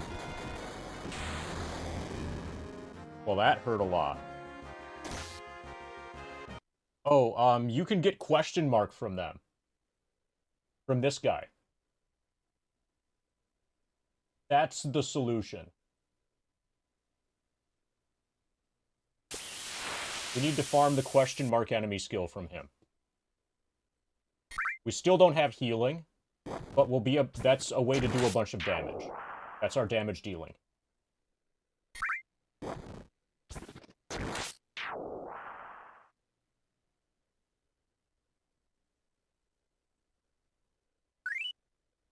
Maybe he should be mute masked. But no, if he's mute mask, then he can't do question mark. So there's an enemy skill called question mark, question mark, question mark, question mark. And it deals fixed damage with the calculation your max HP minus your current HP. So if your max HP is 1000 and you have 250 current HP, then that enemy skill does 750 damage. And in principle here, this could be used to do over 2000 damage. You know, per attack, and you can spam it, and it costs very little MP.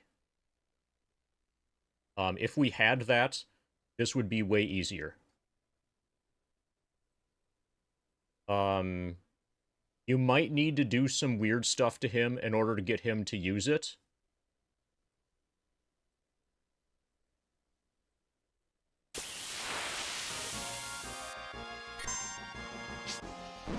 It's not something that he's just gonna, like, use on you normally.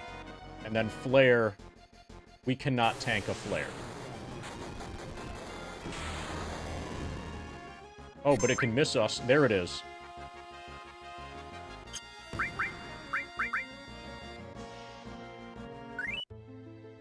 Okay, so we need question mark, question mark, question mark, question mark. Flare can miss, apparently. Cloud is the guy with the Aegis armlet.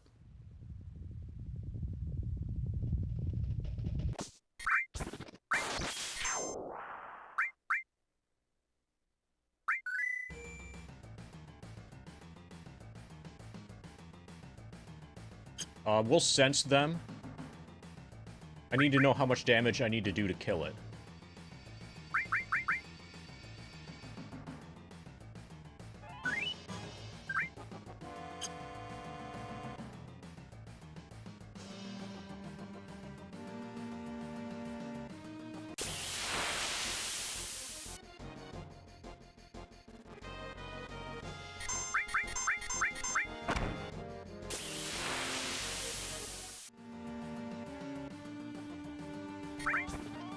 Okay, I know what we can do.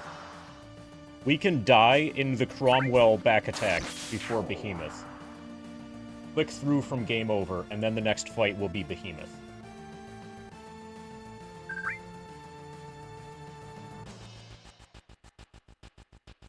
Oh, also... No, yeah, we'll do that. Let's make sure that that works.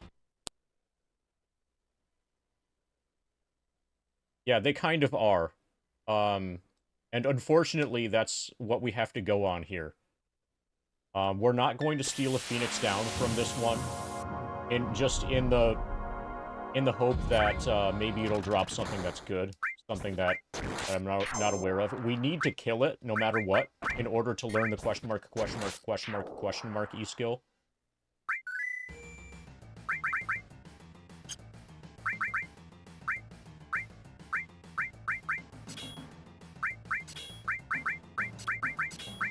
Cloud is going to be our survivor.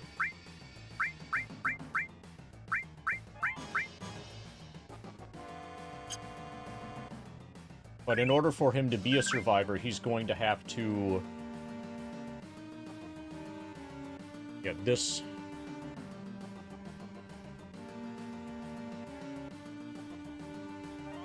We might have to go back to where we have more HP. Okay, what other files do we have?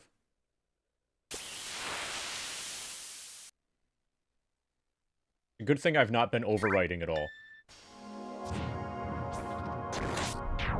I need to find the first file where I arrived at the save point just before Turks. Sector 8, comma, underground. This is 8.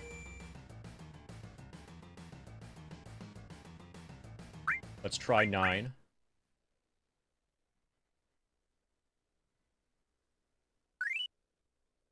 We can RNG manip in order to force the next fight to be Behemoth.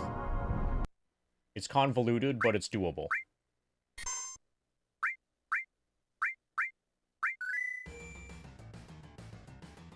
Okay, so that's pretty good. Cloud's got a limit. And we're not nearly as damaged.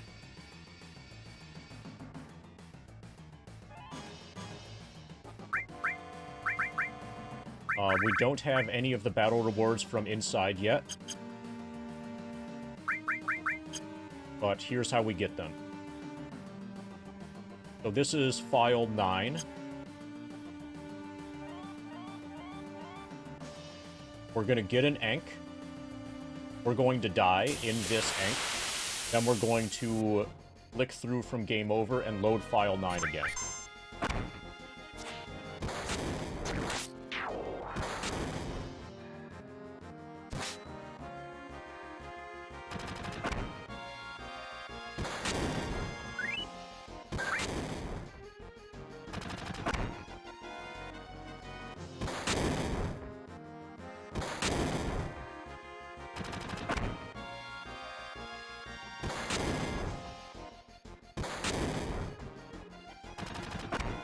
I should be in the front row.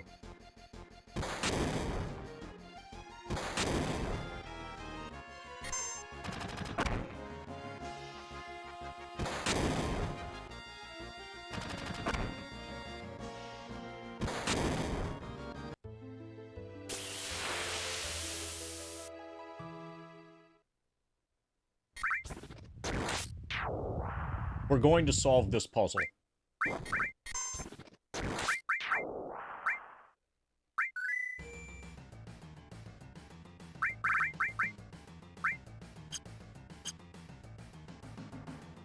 Okay, now our next fight is going to be the Grab-A-Balls fight. Battle Makers.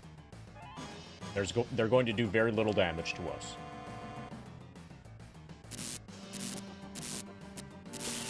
We get Grab-A-Balls, we get some experience.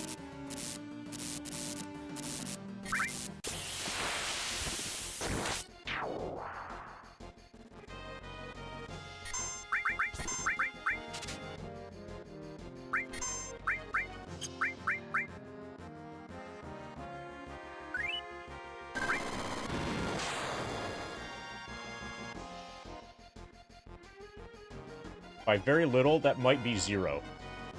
If we're lucky, it'll be 0.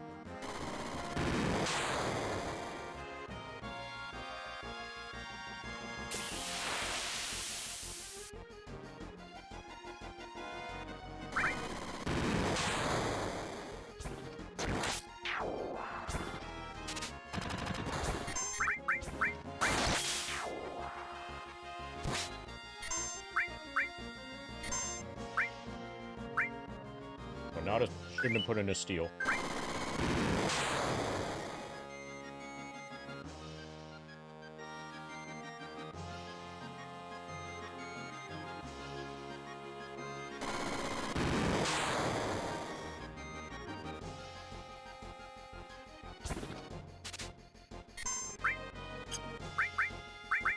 He can attack.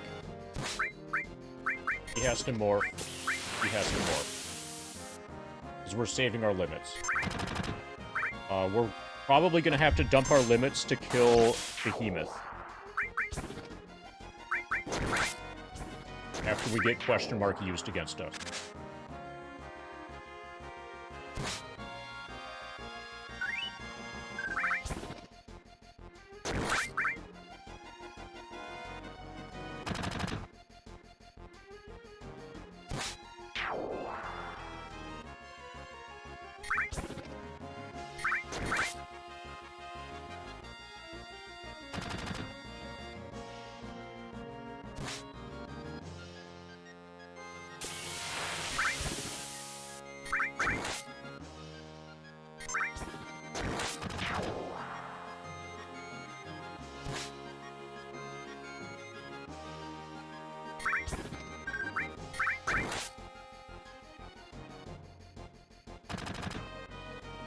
Once we have question mark,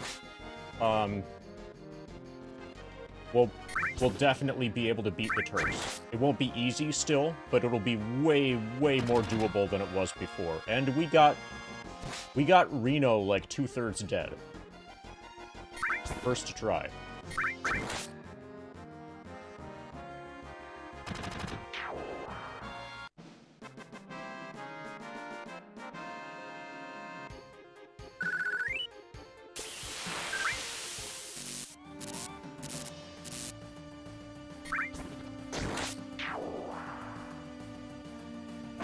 So what we just did, we need to repeat that a bunch of time to get a bunch of grab-a-balls, and we can farm levels without taking damage.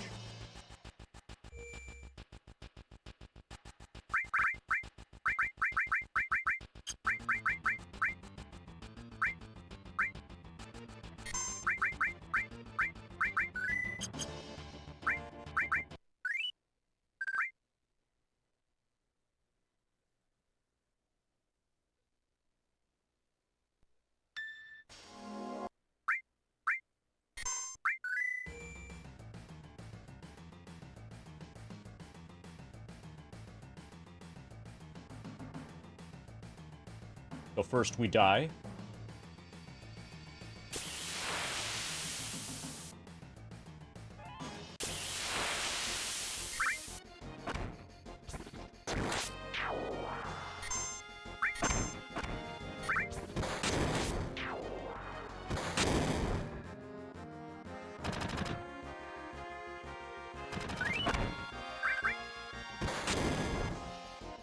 This tank really hits like a tank.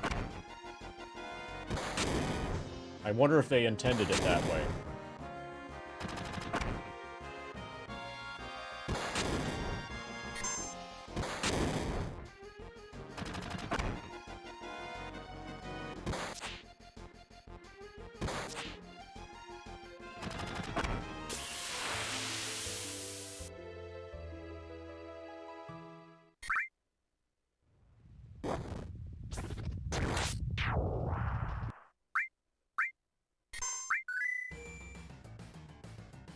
What I'm doing now is probably not what Sunamods has in mind.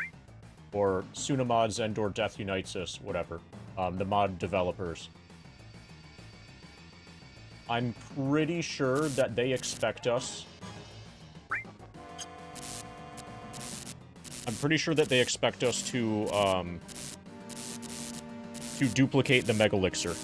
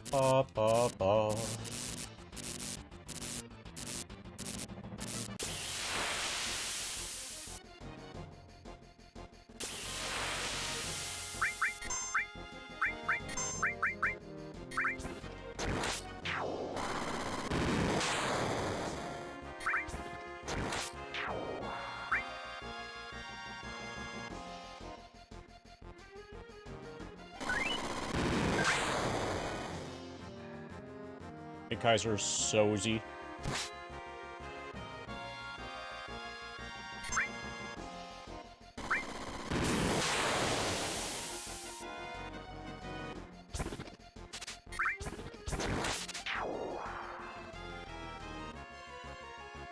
We're currently at what is, so far, the most difficult segment.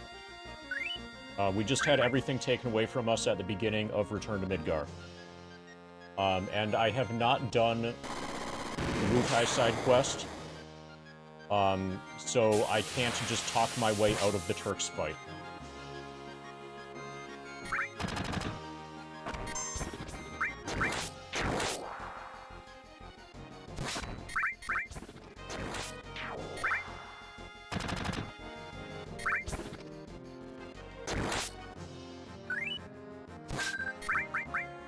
Right now we're farming Gravaballs off of Shadowmakers. Once we have enough Gravaballs, we're going to try to get the question mark enemy from a Behemoth. And then that's how we intend to do damage to beat the Turks. Our main problem right now is that the only healing The only repeatable healing that we have access to is Yuffie's Clear Tranquil limit.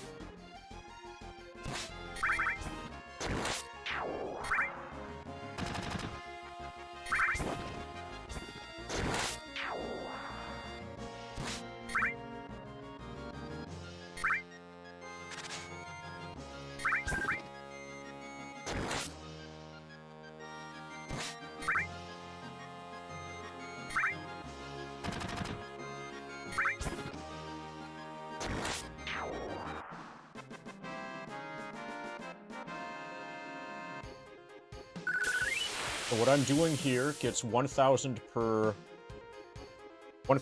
fight victory. We can grind here indefinitely. We could get to level 99 here if we really wanted to.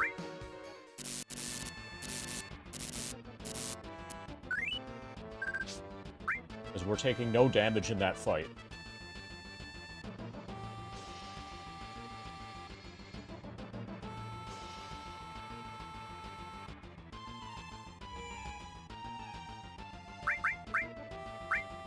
There's so many exploits going on right now. AI exploits. RNG exploits. We're using deep knowledge to beat this challenge. While refusing to cheat. While refusing to use W item duplication.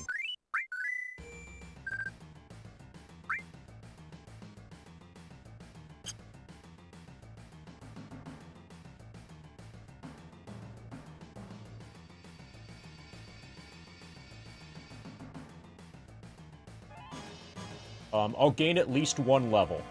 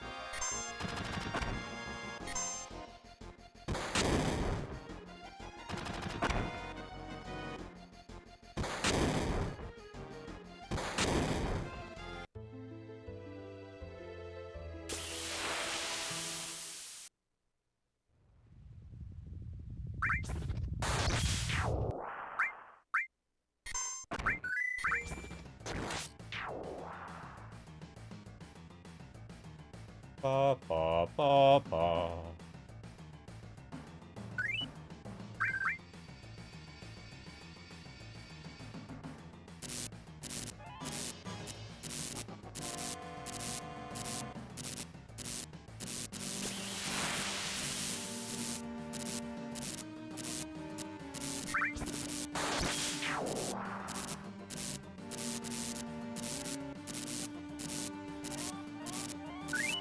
We might be here all day.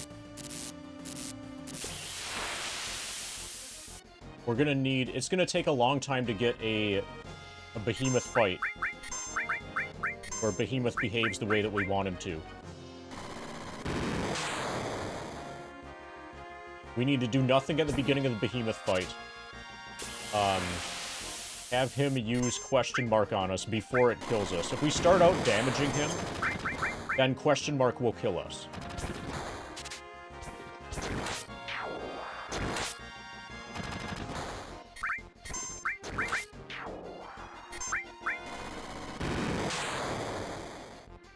And then after he uses question mark, then we need to, like, immediately nuke him with limits.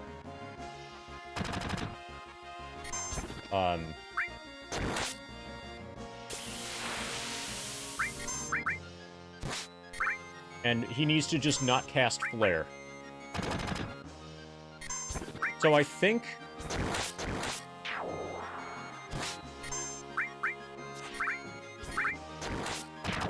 we can also farm unlimited Phoenix Downs off of him.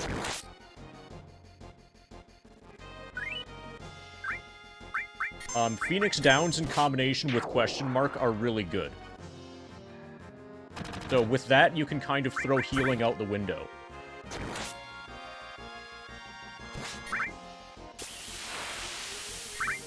We'll probably not use our Mega Elixir. We'll probably just do healing entirely with Phoenix Downs. And that keeps our HP low, so that question mark does a lot of damage. Okay, so... our max is 2,500. Coming out of a Phoenix Down, we'll have about 625 hit points.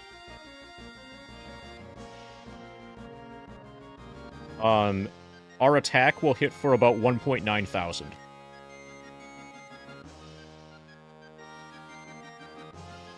We need to hit Reno 13 times.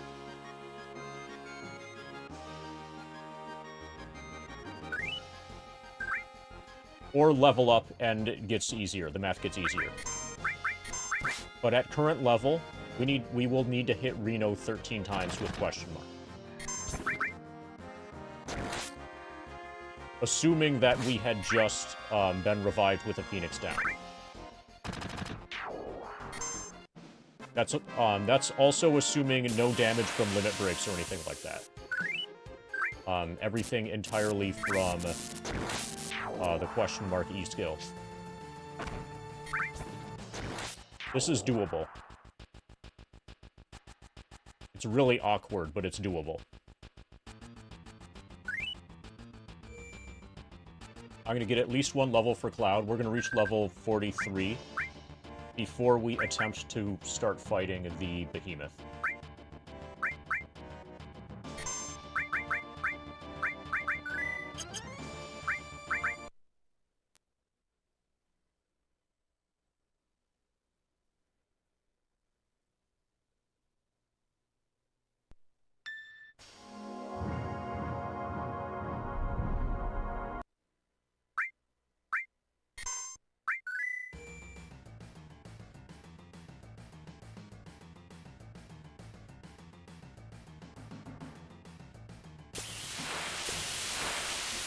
Pa-pa-pa-da-pa-da-pa.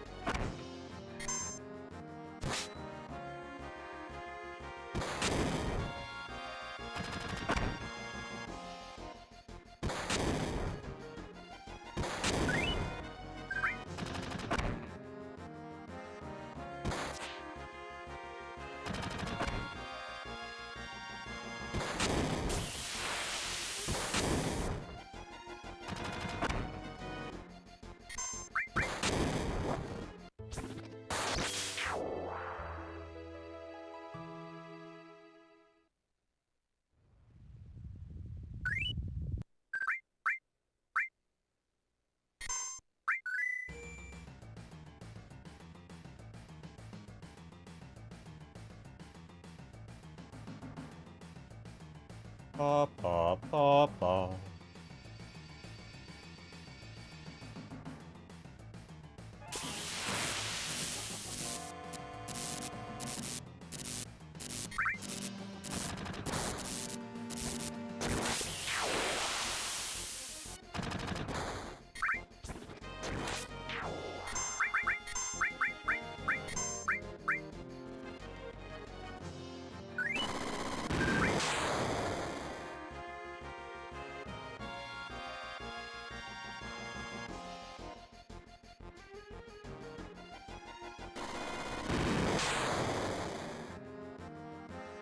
Pa-pa-pa-pa-pa-pa.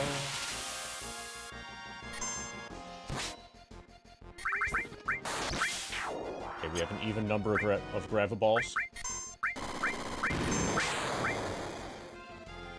So we'll be here for a while. Basically just doing nothing but killing Shadowmakers and stealing Graviballs. And in between Shadowmaker fights, we need to game over. We need to hard reset and then game over on the other screen.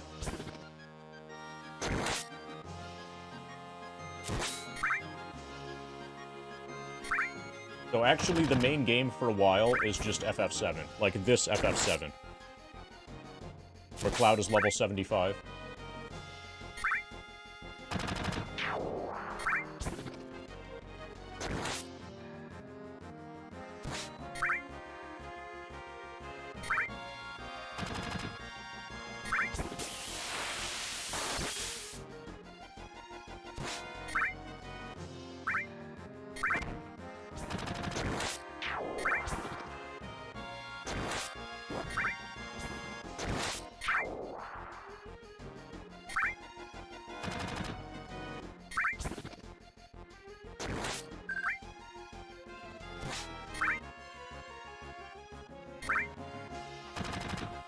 This is still a better grinding spot than the first screen of the game.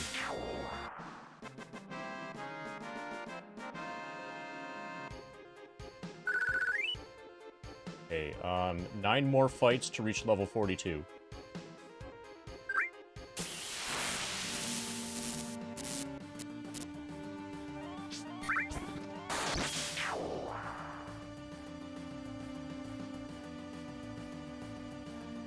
Then we'll fight Behemoth.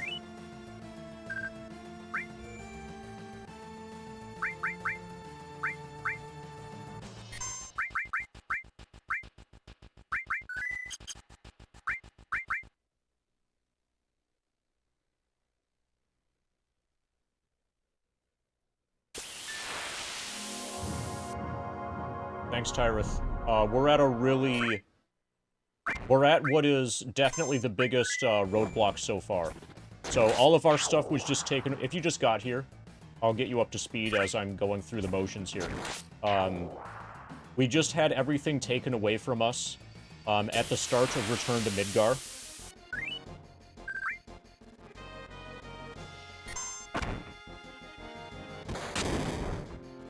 We have basically no healing. We have a single Mega Elixir and 2 Elixirs. Because we didn't do the Wutai side quest, we can't just talk our way through the Turks. We have to actually defeat the Turks.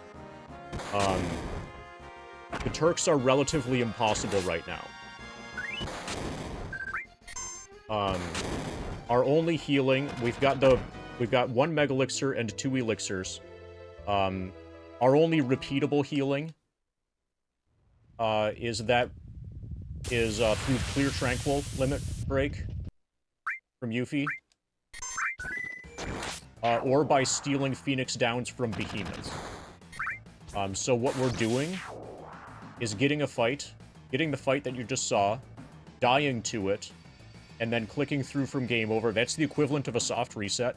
That advances formations, so that the next fight that we get is on this screen is going to be against 2x Shadowmakers. Shadowmakers just slow you. They don't damage you. So we can do this, and then from the Shadowmakers we steal Gravaballs, and we get experience. But once your entire party is slowed, then they no longer do attacks, and they don't do anything that causes damage. So the problem of not having healing is no longer a concern. At least so far. Once we... And we can grind here infinitely, even without healing. Once I get a level higher with Cloud, and we have a bunch of Gravaballs, then we're going to start fighting Behemoth. Behemoth has an enemy skill called question mark, question mark, question mark, question mark. And what that does is the difference between your max and current HP in damage. We need to learn that enemy skill, and then that's what we're going to use to deal damage against the Turks. The way that we're going to heal during the Turks fight is by using Phoenix Downs that we steal from Behemoths. So, our HP is always going to be low, but it has to be low in order for our attack to do damage, to do significant damage. We are not going to use our precious Mega Elixir. At least not here. Not yet. We also have access to W item and materia, but we are not picking it up for a few reasons. I think what's really obviously what you're intended to do, what Death Unites Us expects, is for you to pick up the W item materia, and then duplicate the Mega Elixir, get 99 Mega Elixirs, and then have that carry you through this section. But we're not doing that, 1, because we're doing a glitchless run, and 2, because I need to save that W item and materia, because I intend to use that when I fight Ruby Weapon. Yeah, they do. They will, Sierra. The problem is that we can't get to them yet. We need to get through the Turks in order to get to those enemies.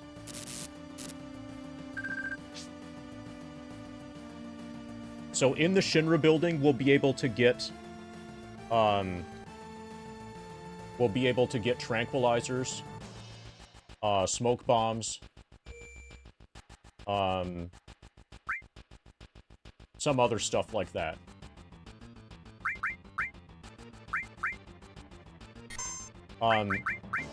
Even if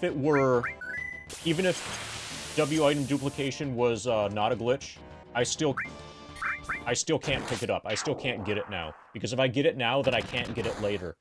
If I leave it now, then I can dig it up later and then have it available in the fight against Ruby weapon. I plan to use it against Ruby. Without duplication, but just to be able to use 2 items in the same turn. People commonly forget that the actual function of the W item materia is to use 2 items in the same turn. But the strat that I have in mind for Ruby involves using 2 items in the same turn. And will not be possible if I pick it up here. Similarly, I left the Phoenix materia around. Phoenix is going to be useful against Emerald.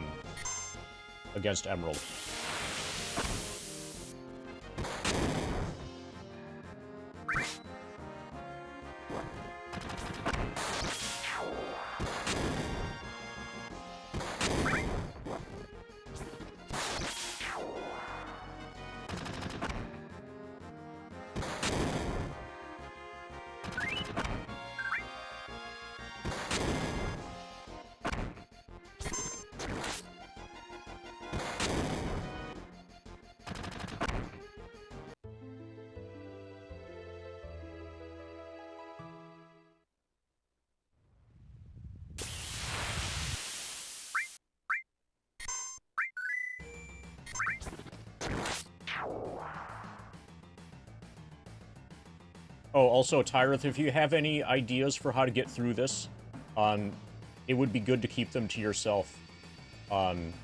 Because of that, like, no hints / tips / backseating, please, warning.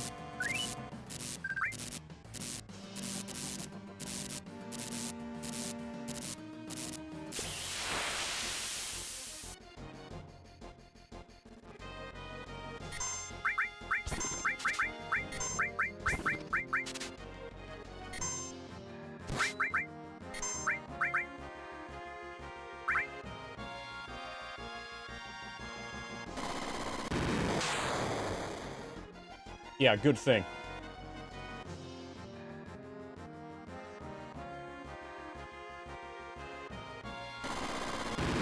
But so far there have been... This is the 3rd hard section. First hard section was second half of Shinra building, when you get your stuff taken away from you after sample, and then you need to make it to the world map.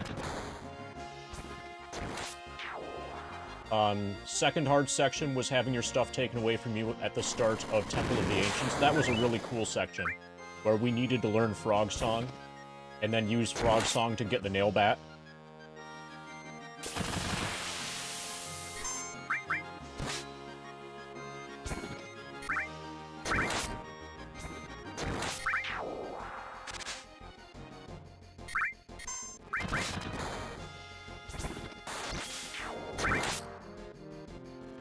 Oh, so I'm testing that in another playthrough, Aquafina.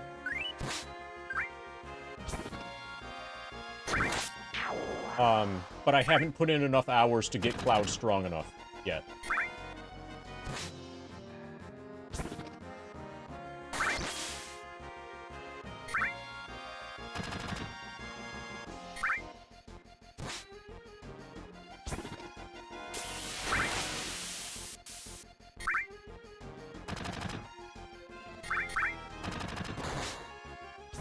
But the strategy that I have in mind for the Turks will definitely work. Yeah, another 700... Yeah, just about another 700 should be fine. Or maybe about 720.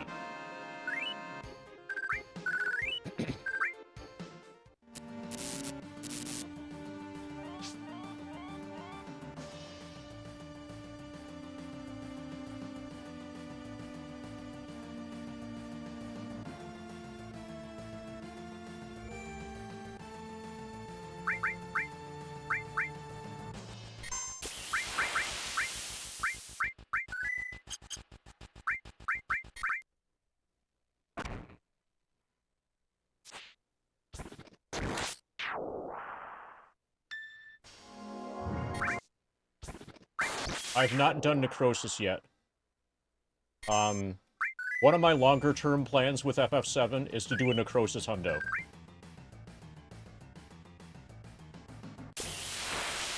With necrosis hundo defined in terms of getting everything that is mathematically possible within necrosis. Certain things are mathematically impossible because you can't learn limit breaks because your max HP is too high. So anything that involves or is contingent upon learning limit breaks wouldn't work, wouldn't be doable. And that also rules out everything that's in Battle Square Special Battle, because in order to get into that, you need to have learned Omnisplash. But something very close to 100% has got to be possible in necrosis, and it sounds interesting.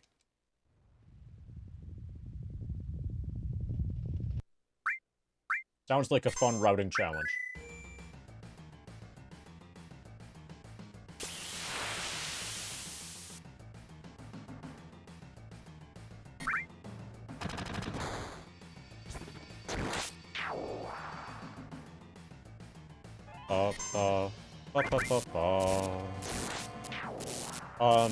Possibly Aquafina. I wouldn't be surprised if that was, if what you're saying was true in some manner.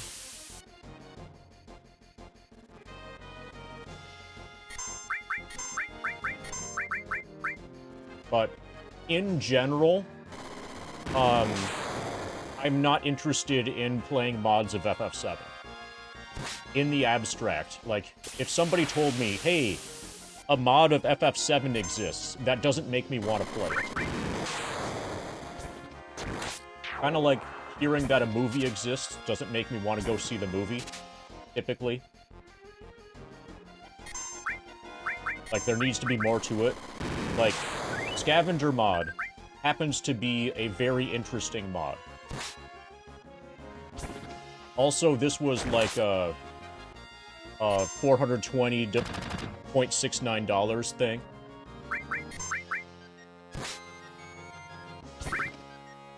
And this is something that we're doing to, like, kill time during the level 99 grind. Yeah, a Jim Carrey mod. Perfect.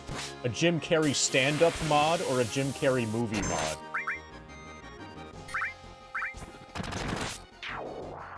Now, if these mods were for actual FF7 and not FF7 PC, I would be far more interested in playing them. But the vast majority of the mods in the FF7 modding community, etc., are for FF7 PC. So you're forced to deal with shit like the double input glitch. And to play on PC.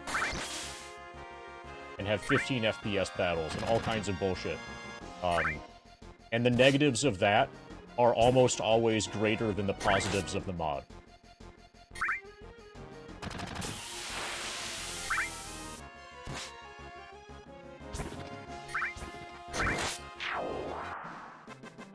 Scavenger Mod, new threat 1.5,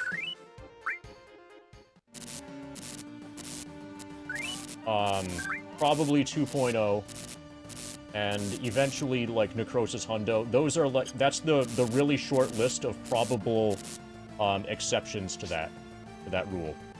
Doesn't an FPS mod fix the double input glitch? No, it does not.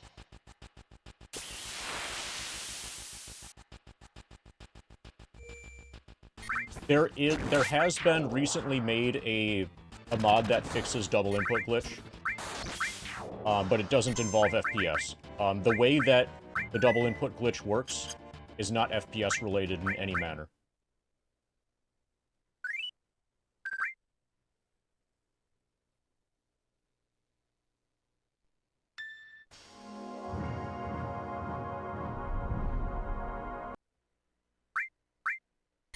So you may have heard of there being an FPS mod, and you may have heard of the double input glitch being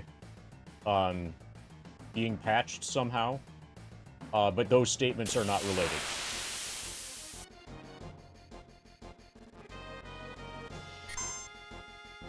Also, I have absolutely zero confidence that an FPS mod is going to actually fix the FPS of FF7.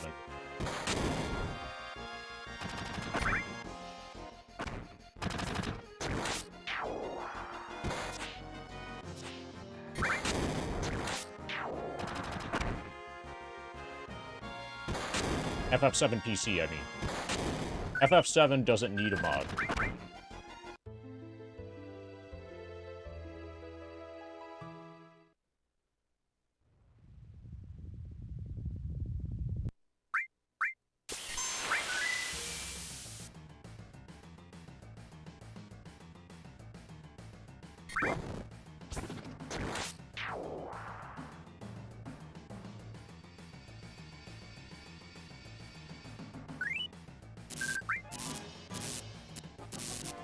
TLDR, more full game overhaul mod things need to get ported to PSX ISO.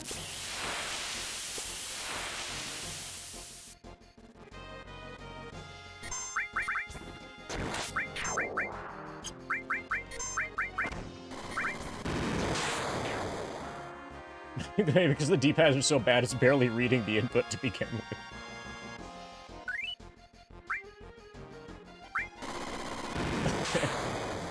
That's probably it.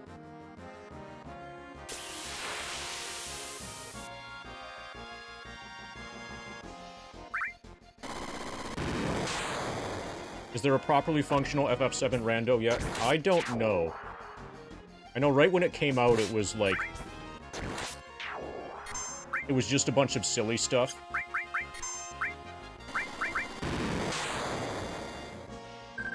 Like, there isn't anything that you can really meaningfully randomize in FF7. It's just not... The game just isn't structured well to be randomized.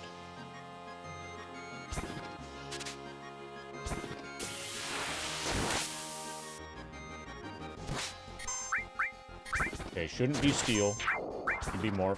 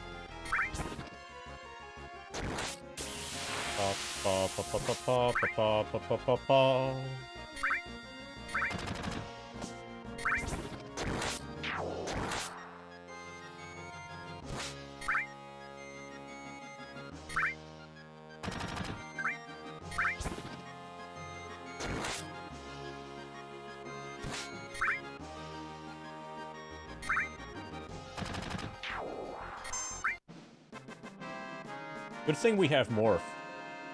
That way we can do damage even when we have a limit break.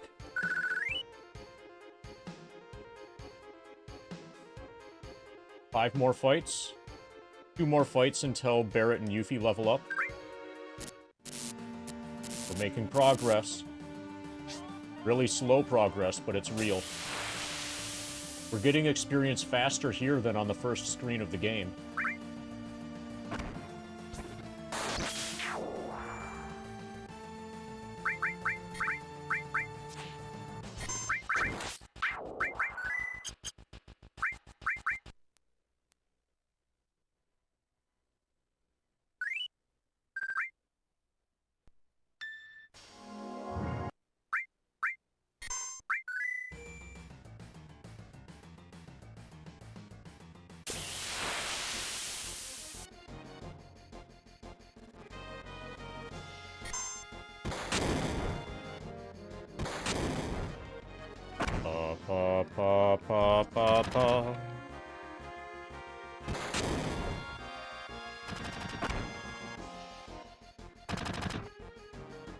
Yeah, we're simul grinding.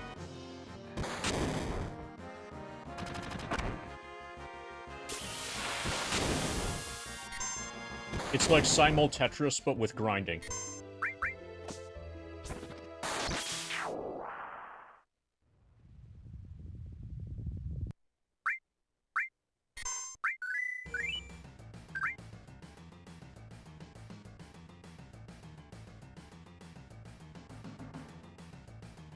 Pa, pa, pa, pa.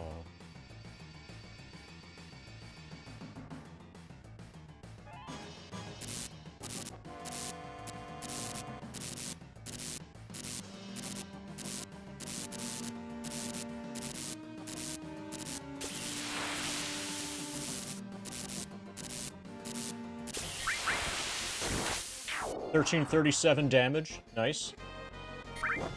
That was from Ex-Soldier.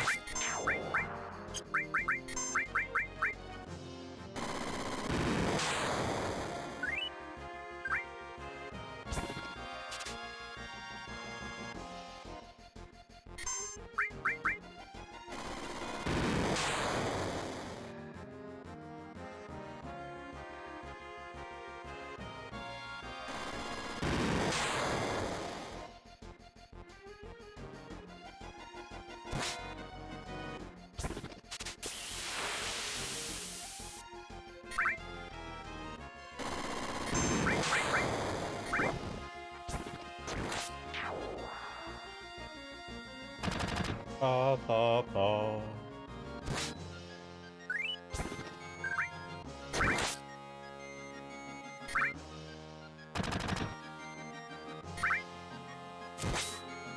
$666 Hail Satan. Are you enjoying the grind document? Bell runs?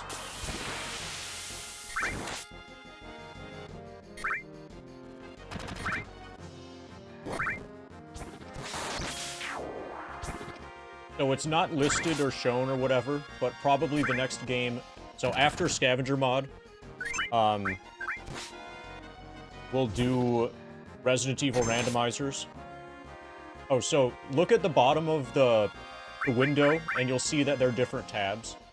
If you like data, check out that progress tab. There's more to it than just the frequently asked questions page. The progress tab is where all the data is. And then the games tab has more data and also like data about the future. The next big game after this is probably going to be Arcanum of Steamworks and Magic Obscura.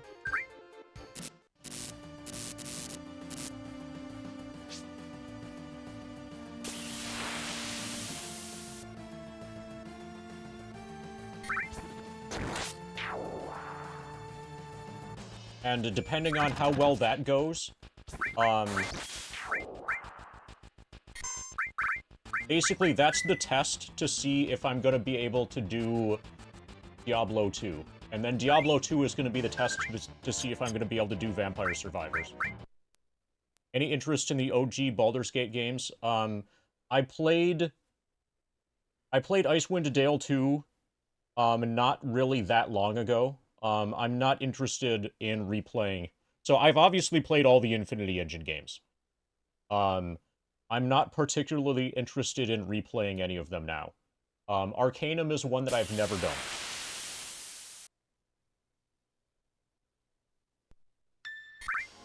So the Baldur's Gate games, I don't think they would play well in this format where I'm simultaneously playing FF7 with my feet.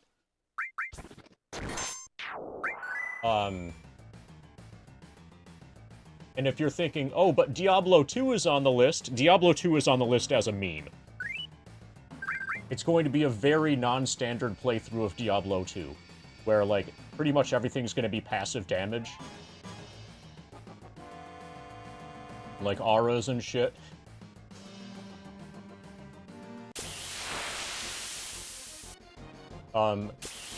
The Infinity Engine games require too much attention.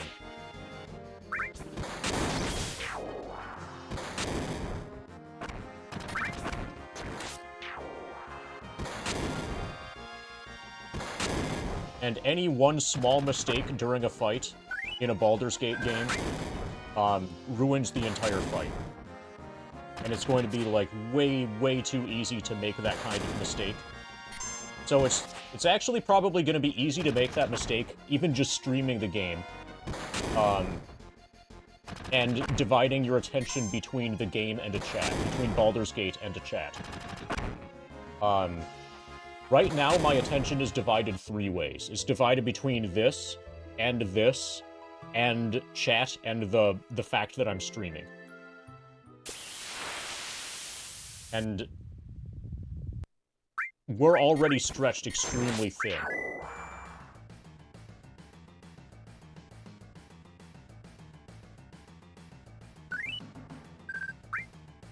Oh, do you mean in that order?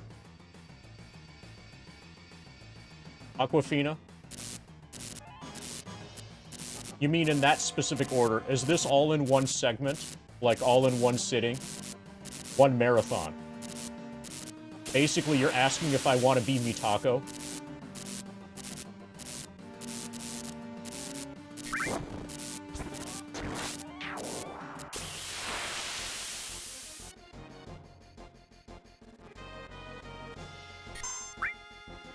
No, I'm fine not being Mitako. Mitako can be Mitako.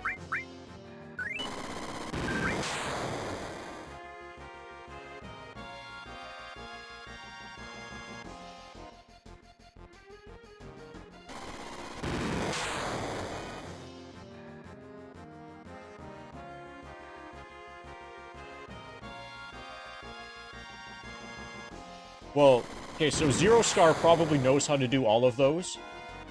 But I'm not aware of Zero Scar doing all of them in a row as a marathon, the way that Mitako has. But I'm just not as familiar with Zero Scar. So maybe he's just as insane as Mitako in terms of decades-long streams.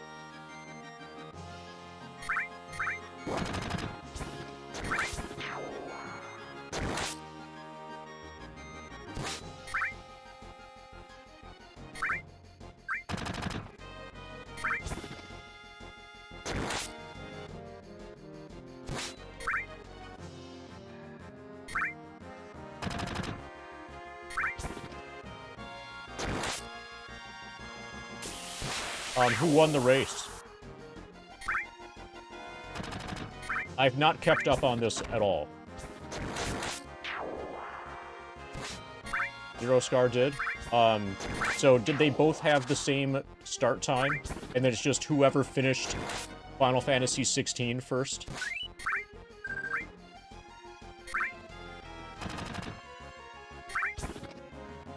So sleeping counts as time in the race?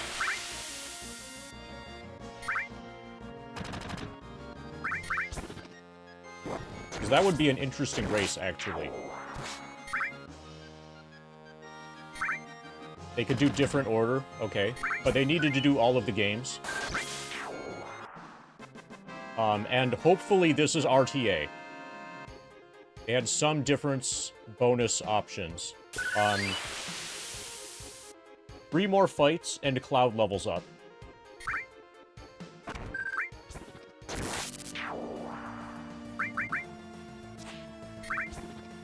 Barrett and Yuffie just got stronger. What do you mean by some difference bonus options? I'm guessing that some of the versions of games that they played were games that were versions that were shorter, like how FF9 PC is significantly faster than FF9 PSX.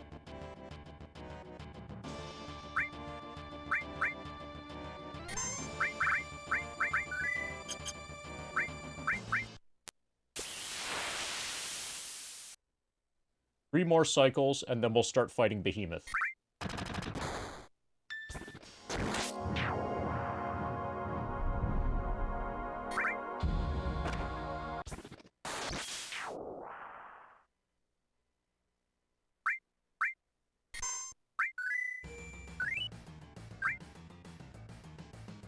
So is Microsoft Teams actually being Microsoft villains?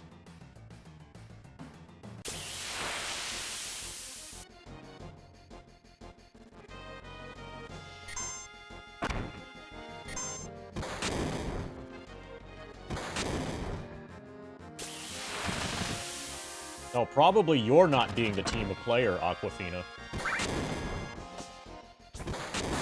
You know that they're a team because it's got it in the name.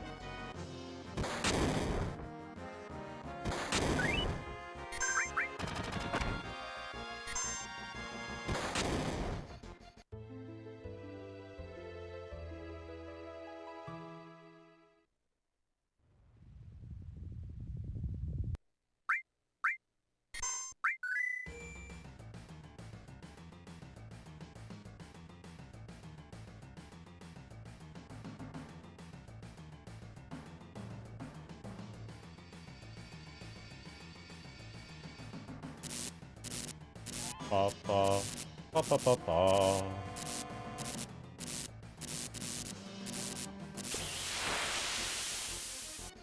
So I like that we're in Midgar in both grinds right now.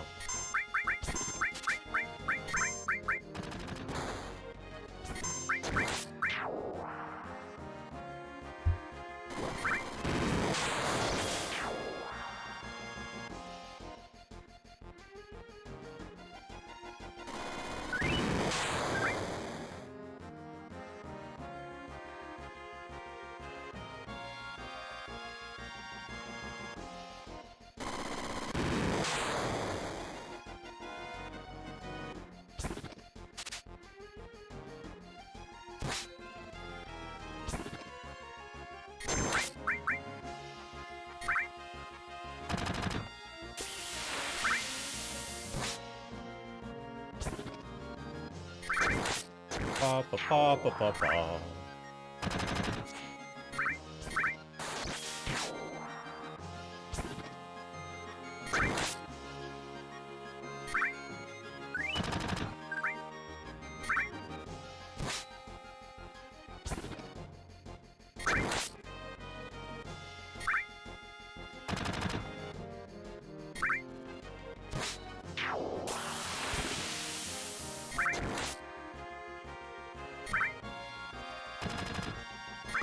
Ba-da-ba.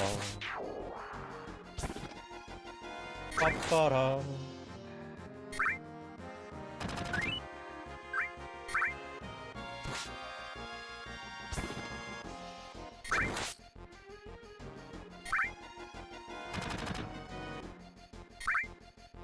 So this grind would be way more annoying if it weren't for the grind also happening. Keeping my mind off the grind.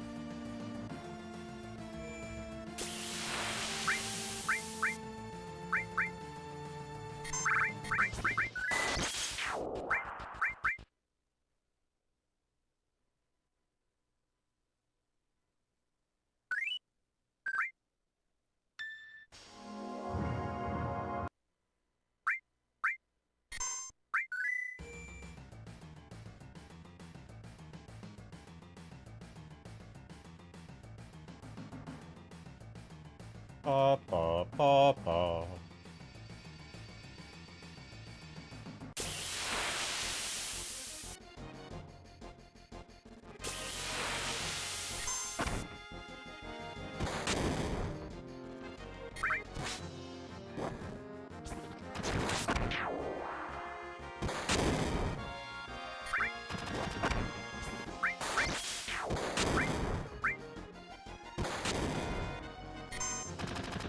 So we might need a bunch of Phoenix Downs in order to beat the Behemoth.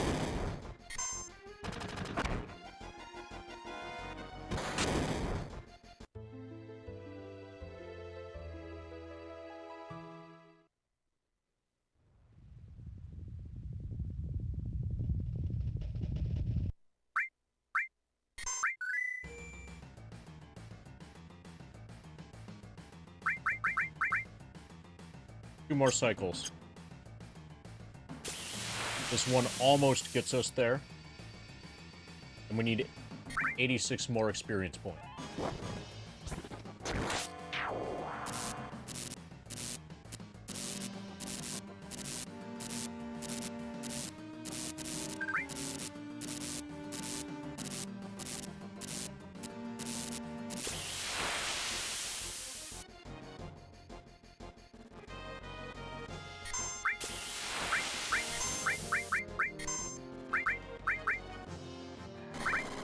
So, after this run is done, so Death Unites has made a YouTube video series of him playing through Scavenger Mod. So, it'll be interesting to watch to see how he handled second... Like, I'm not gonna watch all of it, but it might be interesting to watch on stream to see how he handled, the hard sections. I would be very surprised if he did not just duplicate the Mega Elixir here. I'm expecting that he would duplicate the Mega Elixir.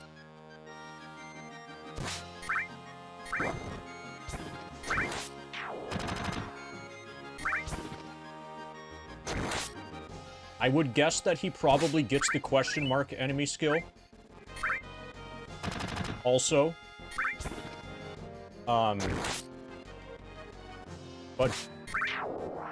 But I would be very surprised if he doesn't use W item duplication here and consider that to be, like, the solution.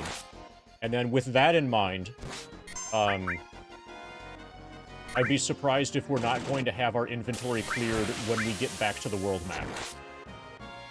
That will keep us from being able to bring the duplicated Mega Elixirs that we're assumed to have, and the W item materia, into Disc 3.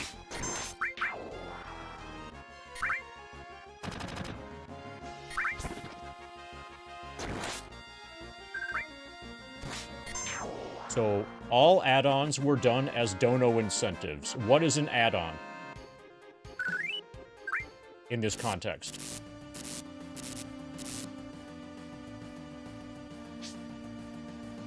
FF3, Zero had to do all bosses, Mitako only had to do all Eureka bosses. Also, Zero had to do... This sounds like it's not a fair fight. Sounds like they just decided to play video games at the same time, and then call it a race, so that people would think that there was a race happening.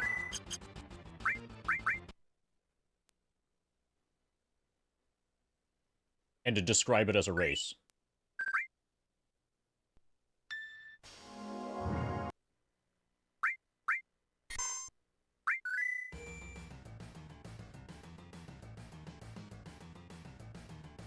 Yeah. Well, if they did have fun, then we need to find a way to stop them from having fun.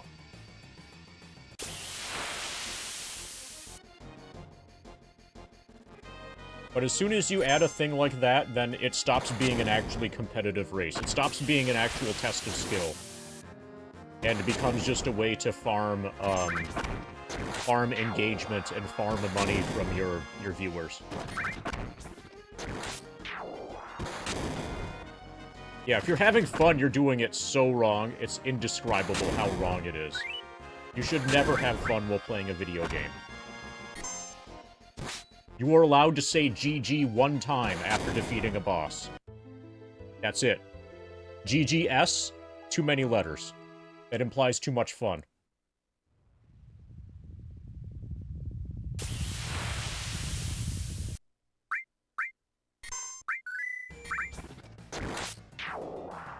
As long as they were wearing hats. I hope they were wearing a lot of hats.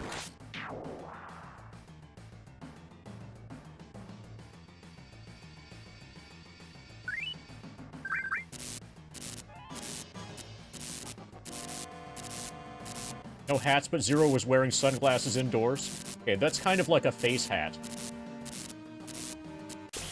Or like a nose hat.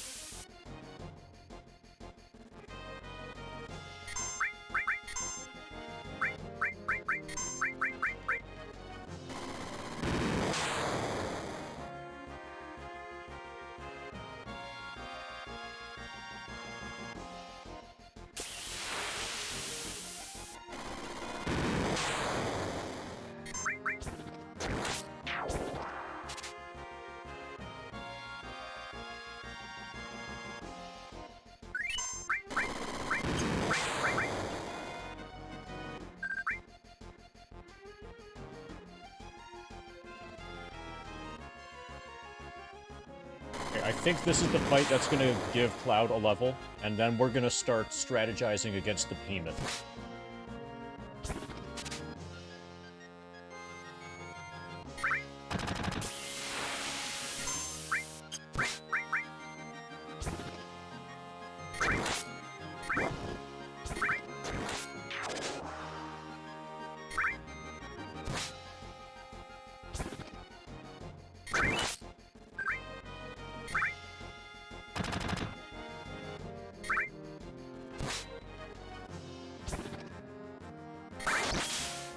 So there's actually been some talk about something like that, Aquafina.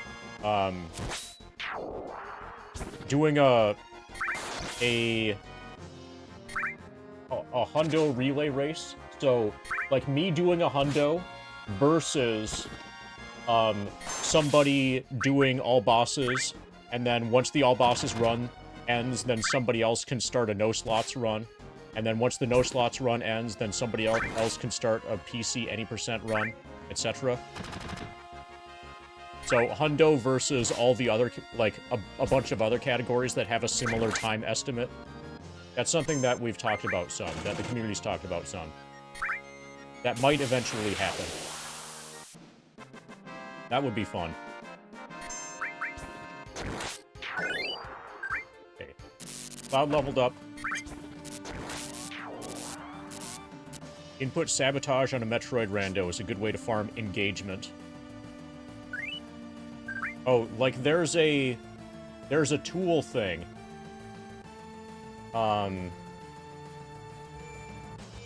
Where, like, you can, like, have a bits change what is in your inventory. For some games, including, like, probably Metroid. I'm aware of it existing for some Resident Evil games. That's a good way to farm engagement.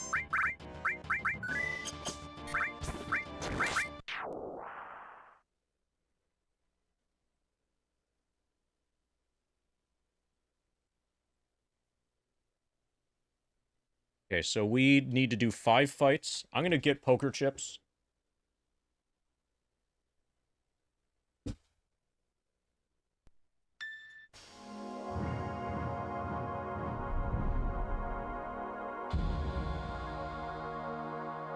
Right, this is a tool-assisted run now. We're using poker chips.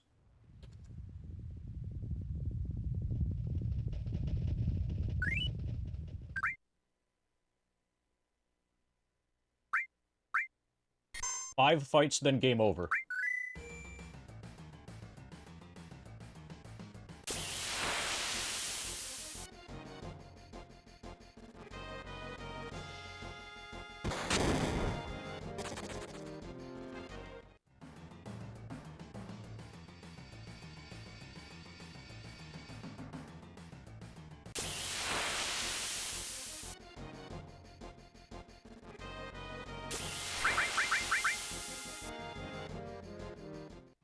Two.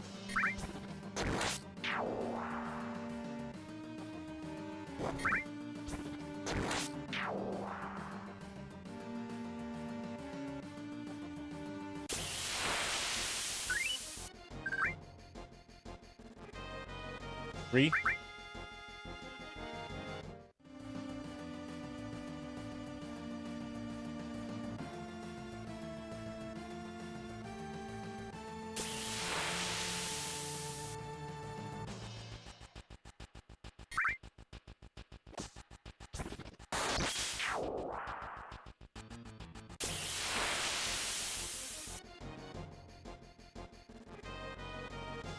Double crazy saw.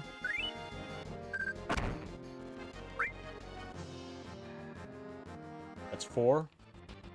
And then we die during this fight, which is the army tank, and there's a good chance this will be a back attack.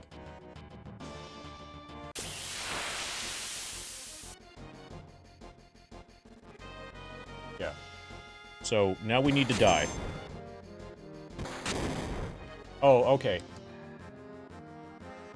Then you'll be safe. Your dignity will be safe.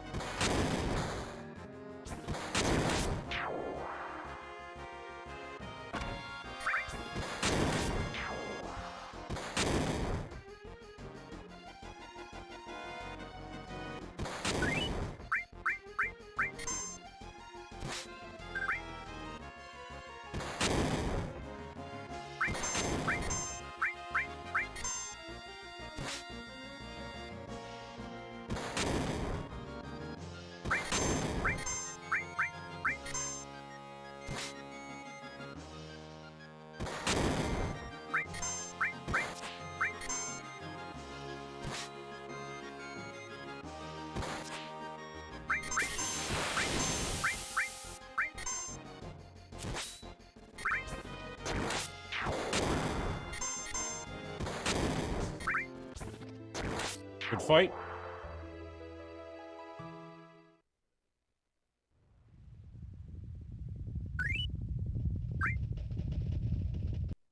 We're just gonna see how this goes.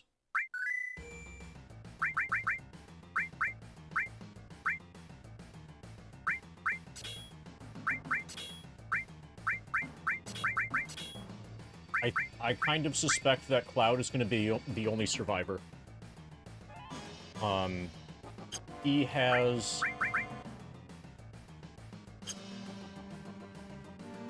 If anybody's going to be able to tank a flare, it's going to be him, but probably nobody can tank a flare. I know a flare can miss him because a flare has missed him in the past. He has by far the highest magic defense, and that's because he has the Aegis armlet.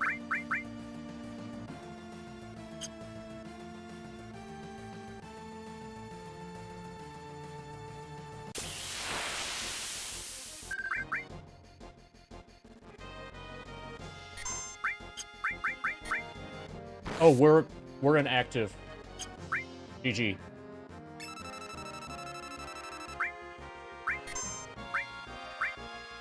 We basically can't win. Because we're in ATB active. May as well get a Phoenix down. Yeah, we screwed up.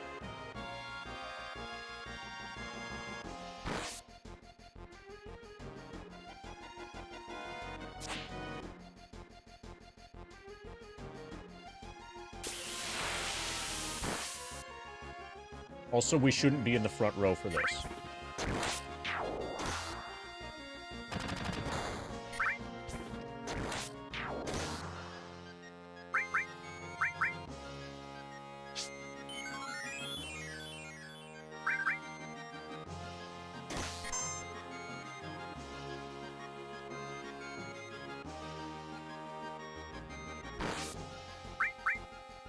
I could consider leaving the front row.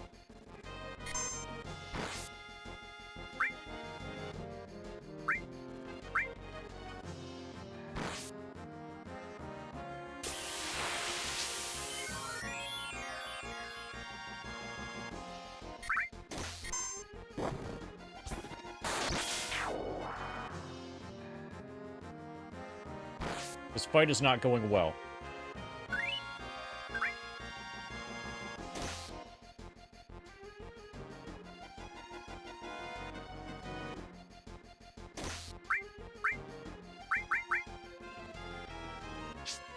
He might need to be damaged before he can use question mark.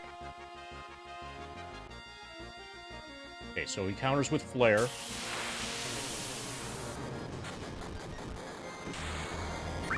And we die. Got it.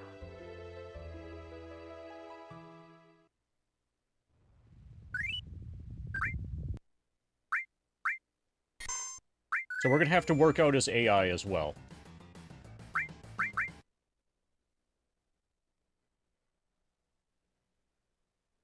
Probably at first, I should focus on just stealing...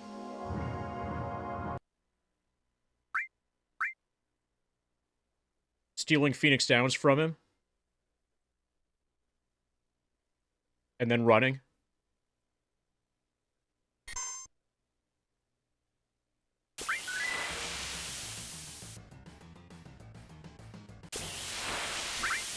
But we need to learn more about this fight.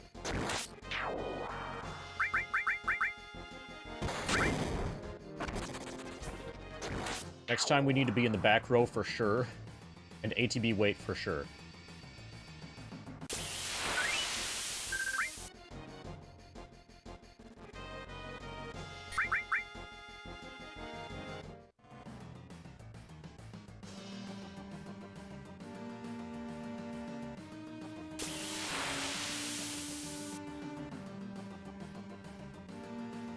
It's a bit annoying that you have to run away from 5 fights first. Or run away from 4 fights and then die in the 5th in order to encounter him. Next is Too Crazy Saw.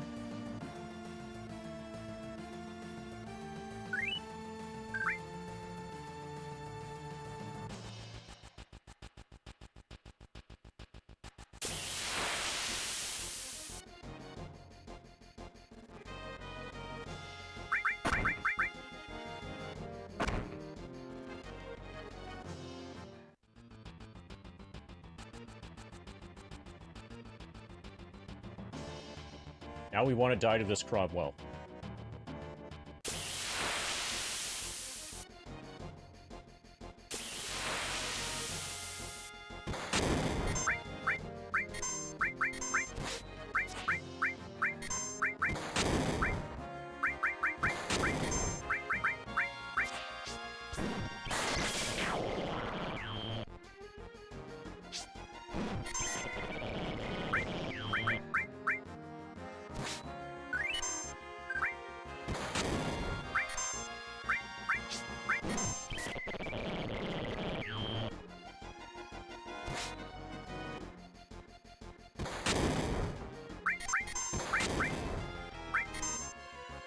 And I should be in the back row for this. This particular fight where we want to die.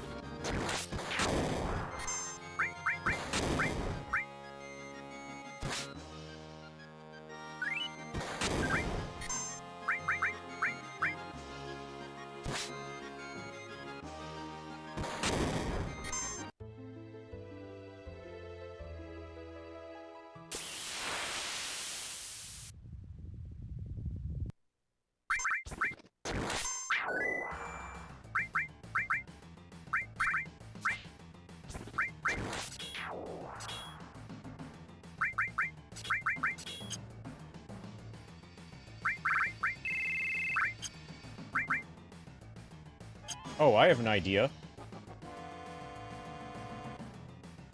We can use garbage characters that don't matter. So we can't substitute out Cloud. But we can substitute in other people.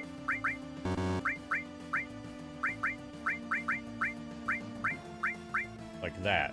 Then they can die.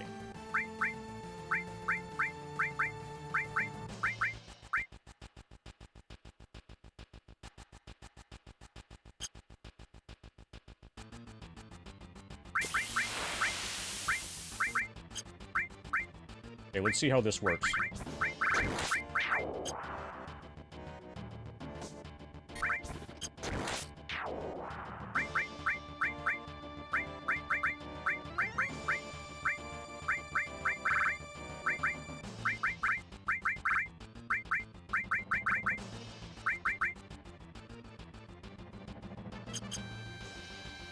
Okay, Red 13's name is Sid.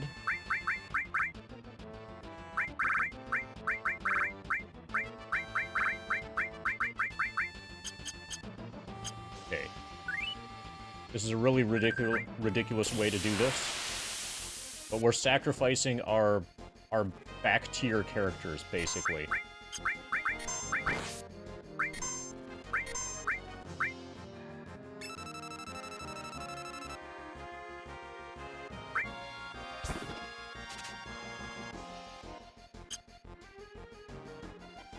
Oh, that's a good idea.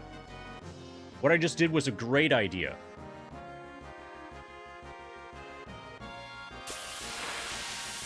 This is how we can farm Phoenix Downs without taking damage on our main party.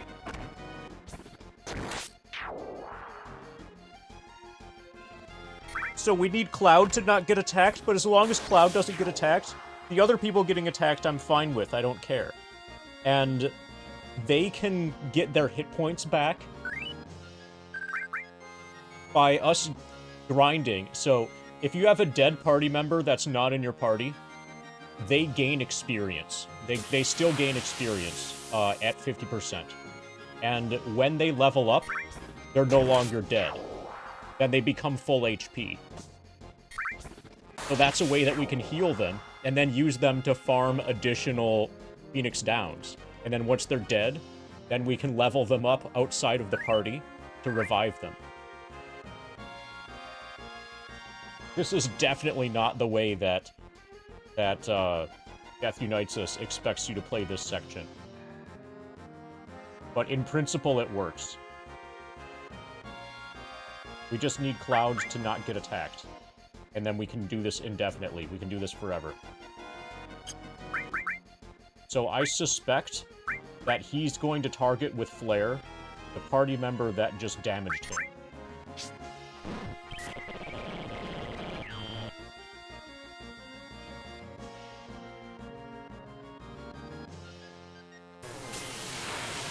So that's how you die to Flare.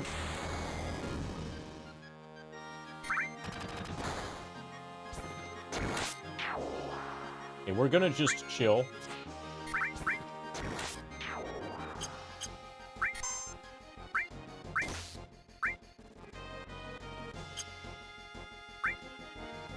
And by just chill, I mean, use another Gravaball.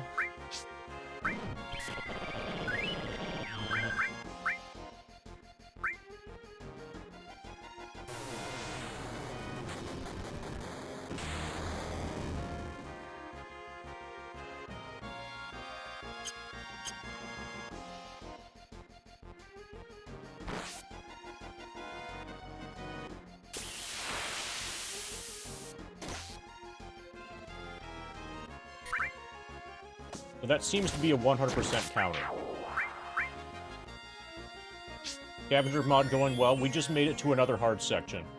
We're pretty obviously supposed to use W item duplication to duplicate Megalixirs to get through this, but I'm refusing to do so. Making it way harder than what is probably expected / intended. My insistence on having this be glitchless. But one of the problems, the thing that we're trying to get him to do, that we need him to do, is just a really rare attack.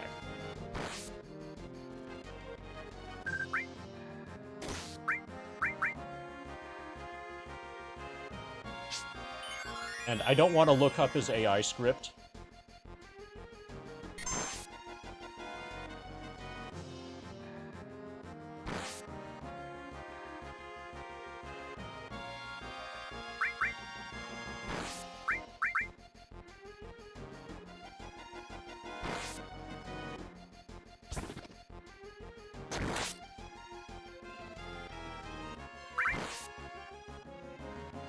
I'm unwilling to use my Megalixir.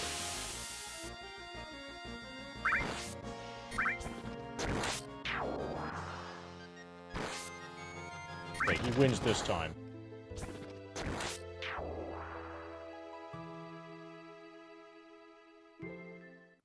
He used it before.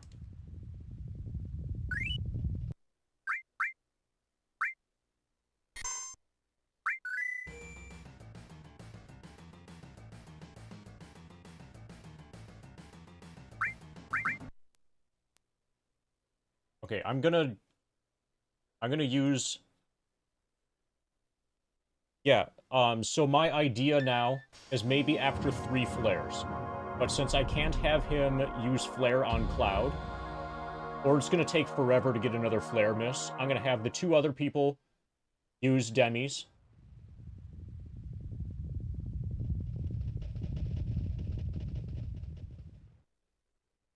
Then revive one of them, and then have them use a Demi.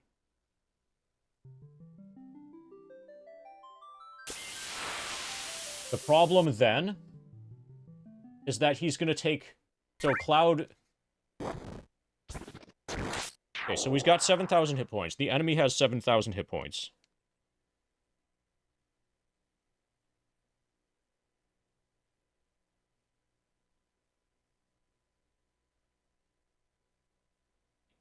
He didn't take 1750 damage, I don't think. He took less damage than that. He's a little bit strong against gravity.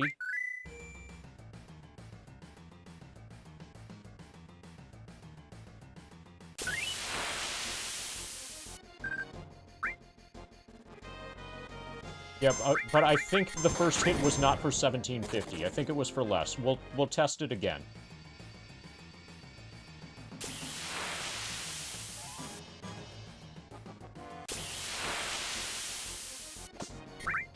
But the tentative idea now... So, like, the problem is that the question mark enemy skill is going to do too much damage against me. The way that I'm thinking of doing this.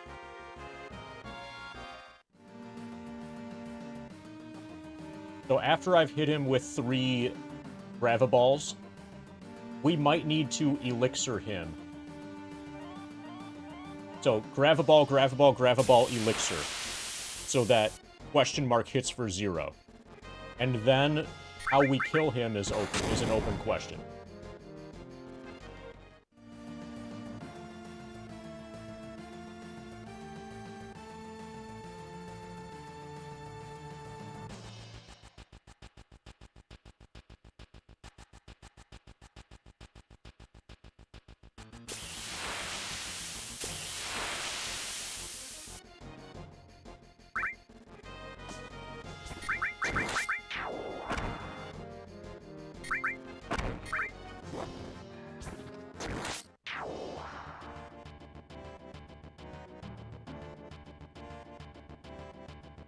This guy is the actual boss. Just like how the ancient dragons were the actual boss in Temple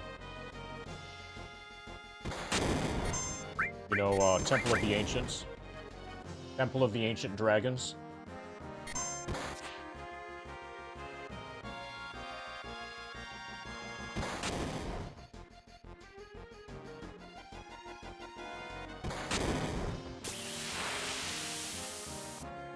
So if we absolutely have to, we can just grind levels off of the enemies, the ordinary enemies, that give 1,000 experience per fight. We could brute force our way through that way, without the question mark enemy skill. It's just, if we get question mark, then everything after that in this segment is going to be way easier. It's going to be totally worth it if we can get it. But we might not be strong enough to be able to get it yet.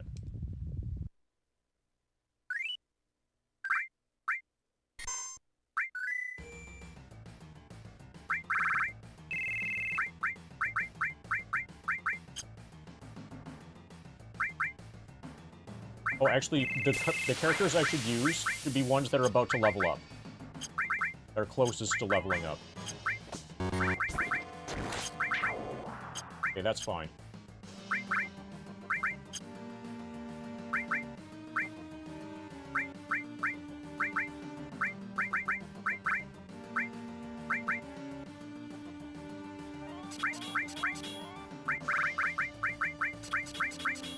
The names are messing with me.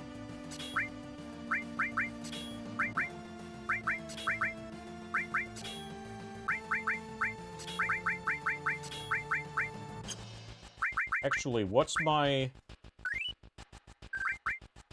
Magic defense percent 50.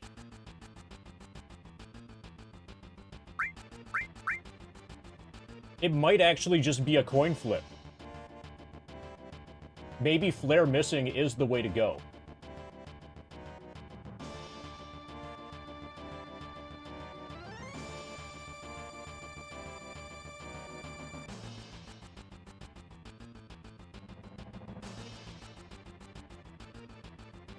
Okay, the other 2 guys use Gravaballs. Then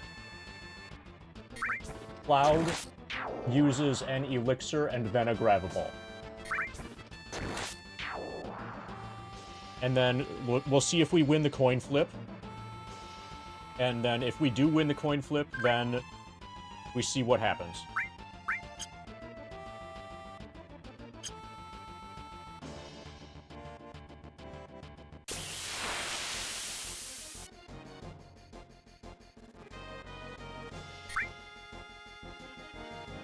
Oh, we're ATB active.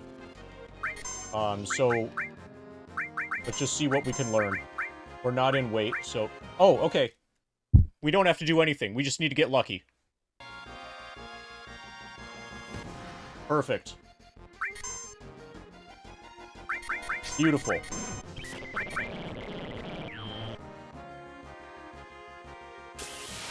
And then we don't... Okay, so we need to have him target Cloud with that, just like up front. Oh, I didn't see the damage. But I think we basically just can't use Gravaballs because Flare is too powerful.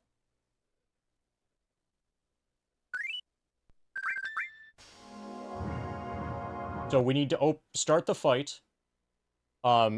Just get lucky enough to have him use question mark on Cloud before he takes any damage and before he damages us to any significant degree.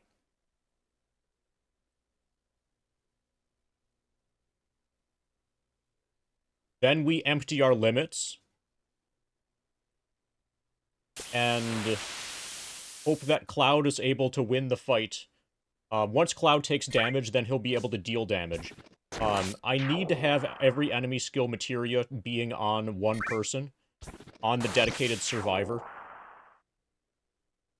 which is going to have to be Cloud because he's the only one with magic defense percent. Yeah, we're just going to have to get lucky.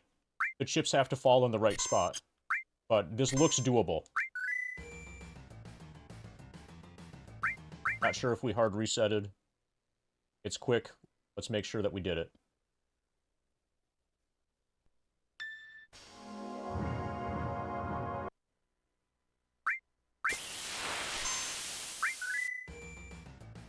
And then we'll use other party members as, like, you know, cannon fodder to get more Phoenix Downs. To farm Phoenix Downs for the Turks fight. Once we have both a pile of Phoenix Downs and the question mark enemy skill, then Turks will be easy. And probably everything else in this section will be easy.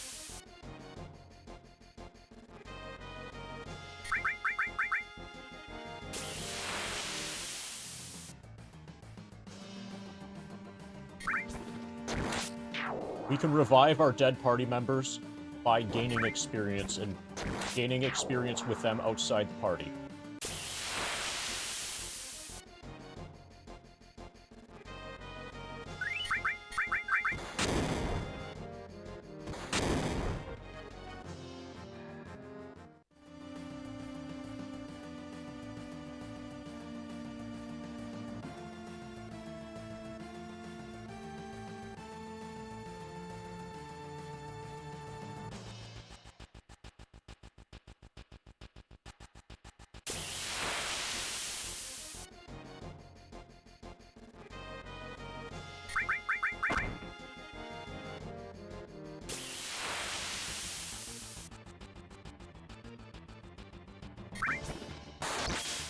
Did you just look up the damage that I did with my Graviball holding? If so, was it 1750?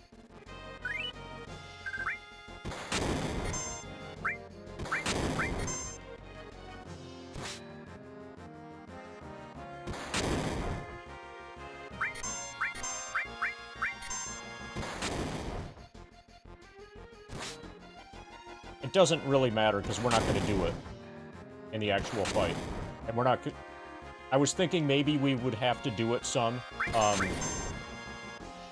to debate his AI. But no, he can just open with it. If we're lucky enough, he'll just use it on Cloud before he takes any damage, or before we take any damage. We just need to get sufficiently lucky.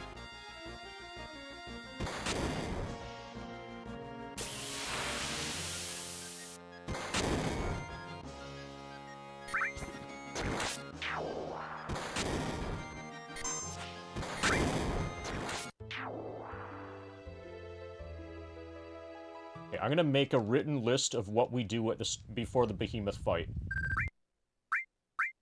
Because this takes too long to set up to make a mistake.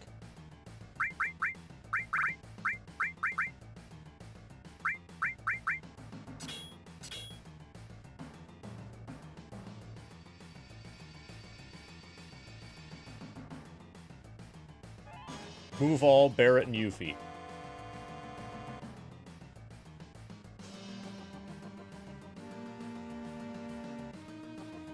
EHS in. Sid and Red.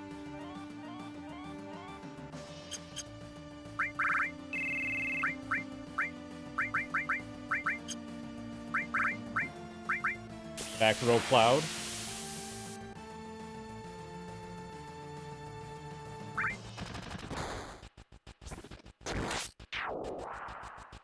Steel and Sense. To both Red and Sid.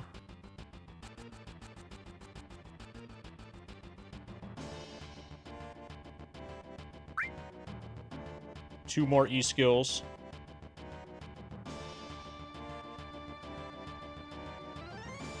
Cloud. ATB Wade.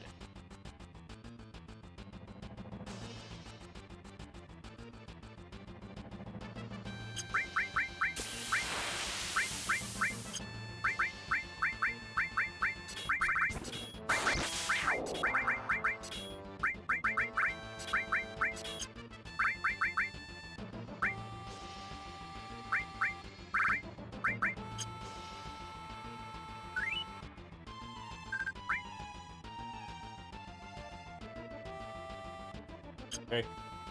This is our lottery ticket.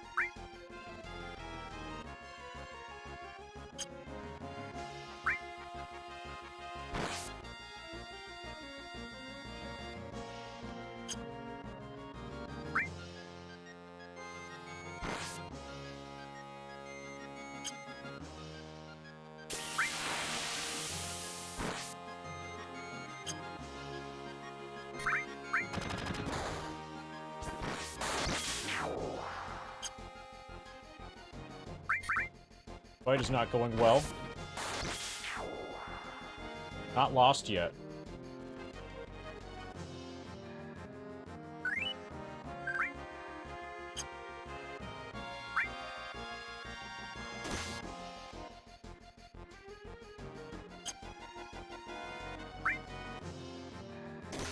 Out.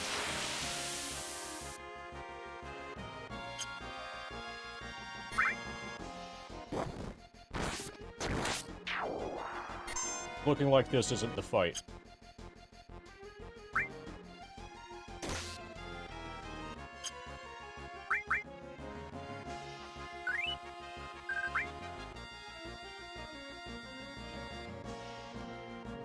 I could Mega Elixir.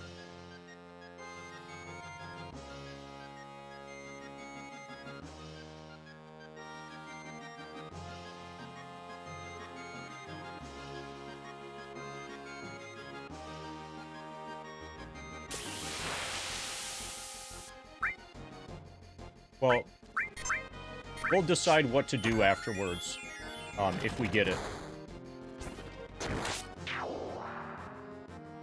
This will at least give us more data.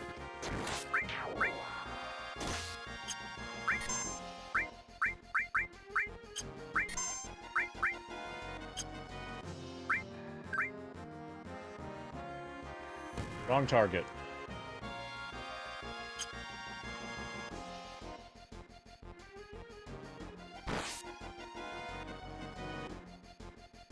This is not going to be the fight. If we win this, it's a reset, but, we get more information as this happens.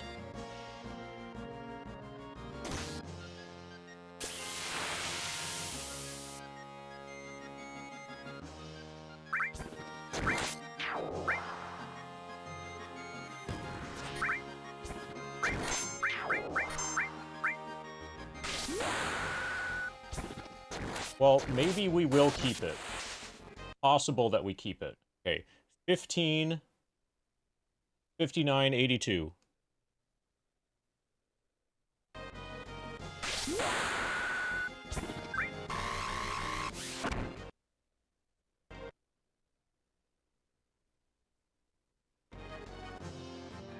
$51.84. I think boost jump does more damage.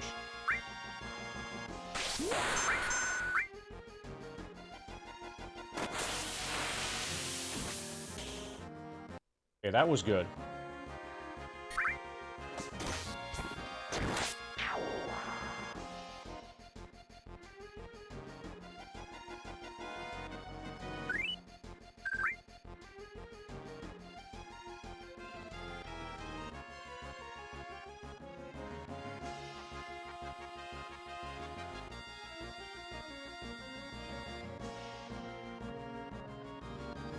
I could do the coin flip. Okay, so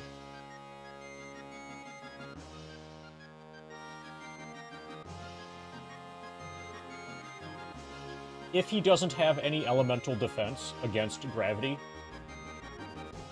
then me using a Graviball will hit for 903. It feels like having the dog Graviball is correct here.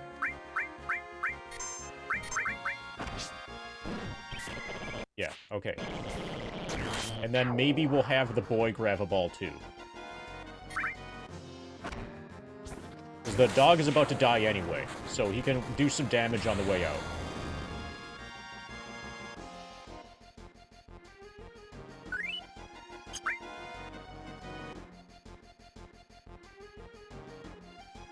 I may or may not accept this, depending on, like, how I feel. I think with question mark and with sufficient Phoenix Downs, we don't need the Mega Elixir. Mega Elixir's super nice, but we don't formally need it. I'll try to win this battle. I'll make a separate save, and we'll decide what to do off of that. And keep that available as something to go to.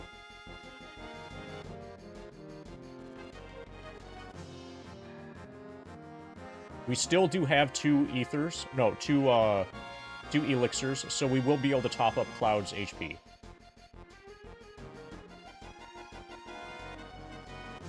I think what makes the most sense here is just attack. I don't want to change rows.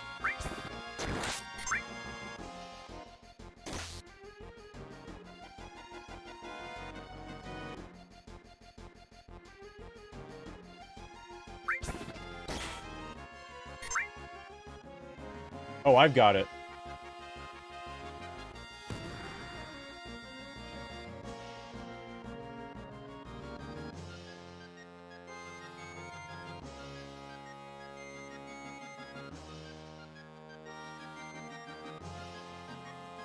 Okay, how much damage will a Graviball do right now? 23, 25. Graviball hits for 581. It's probably worth it. So what I have in mind now is to PhD the boy, and have the boy coming out of the PhD use a Graviball. So he gets targeted with the flare. Also, there's now 2 targets available for the random attacks of the enemy. So the Claw happened to be Cloud, but it was 50% that would go to Sid. But now he can Graviball. For 581.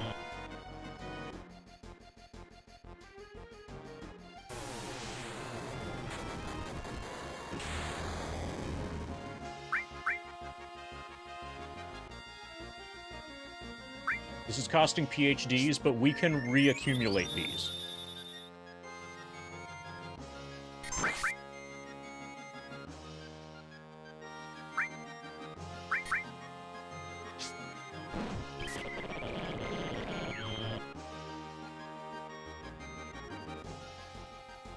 We could eventually run him out of flares, too. Run him out of MP.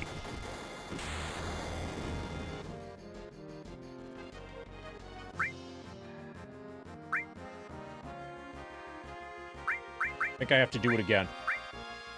1308. Next one hits for 327. Then I've got 1,000 damage I need to do. When he hurts me, then I can kill him with question mark.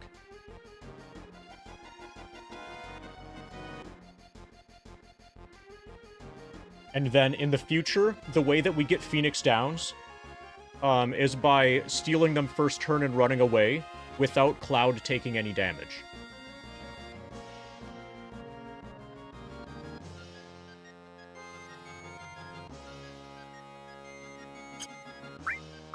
I think this works. This probably works.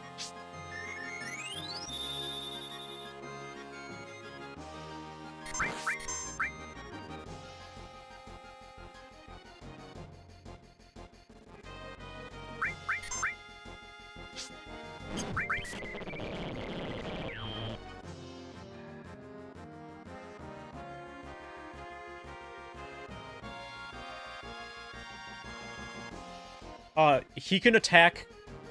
So I'm gonna bring when farming Phoenix Downs, the Phoenix Down farm is gonna work. It's fine. It's okay. It's not bad.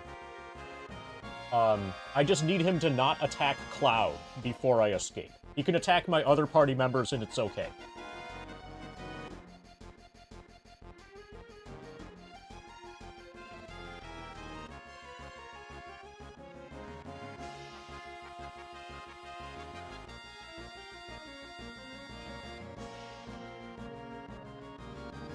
I currently hit for 830 damage with question mark.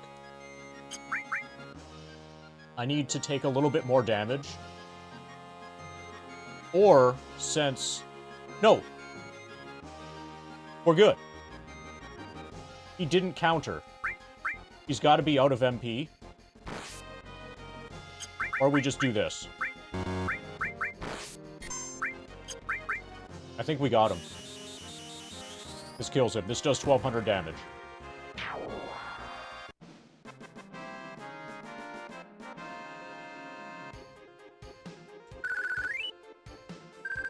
Okay, so we traded 3... Basically, we gave up our Mega Elixir. That's the only thing that we gave up that is not renewable. We still have 2 Elixirs. Cloud's at 50% health. We can farm... Yeah, I'm gonna farm, Phoenix Downs next.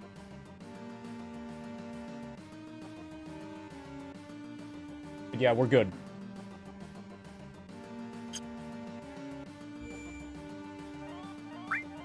I will probably keep this.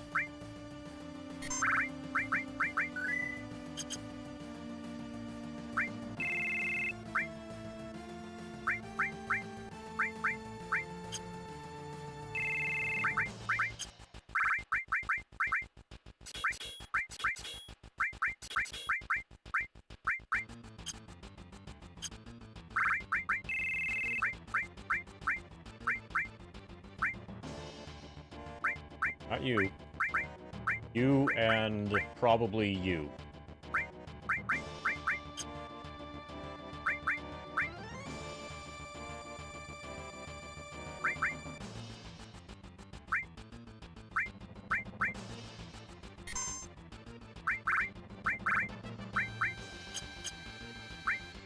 Okay, so we're at the top of that.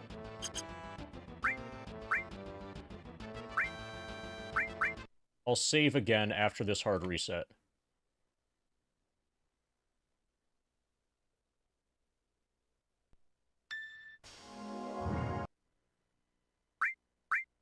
So with the Phoenix Downs are our healing, and they allow us to heal while retaining damage on question mark.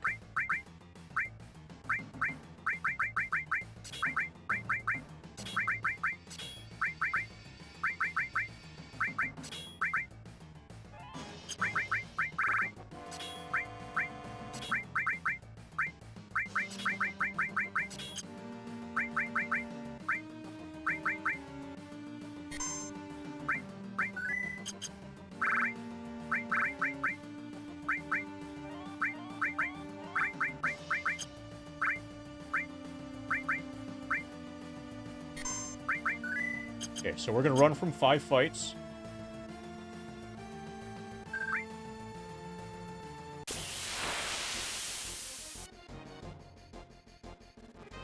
Well, I'm glad we just saved.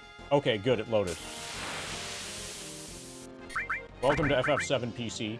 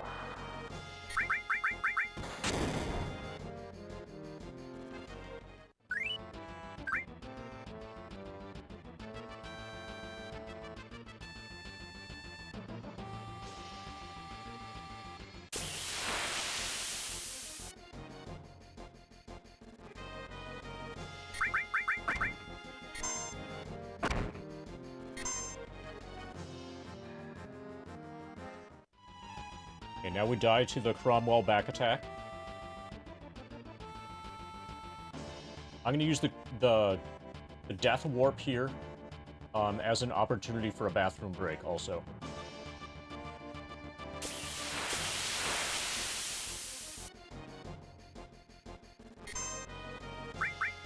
Right, see you guys soon.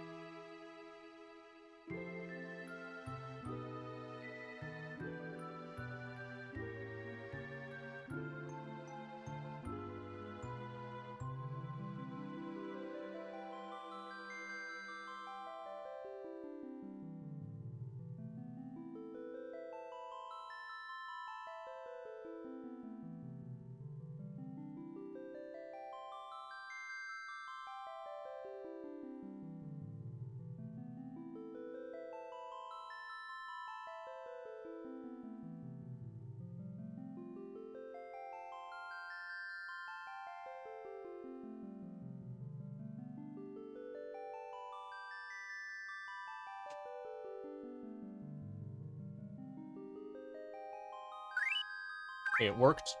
Now we're dead.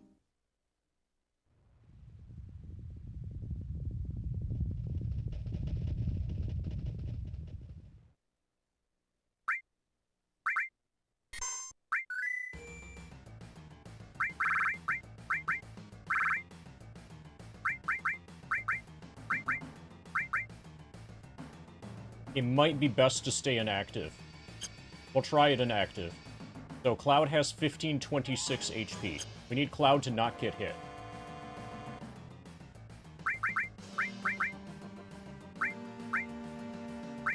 Everybody's got a steal, and steal is one down. Everybody's got a sneak glove.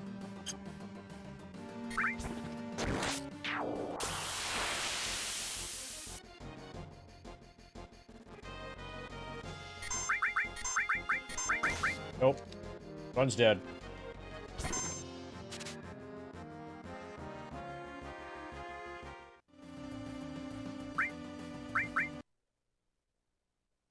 We needed him to target, not Cloud. So we have to do the setup. And then have him target, not Cloud.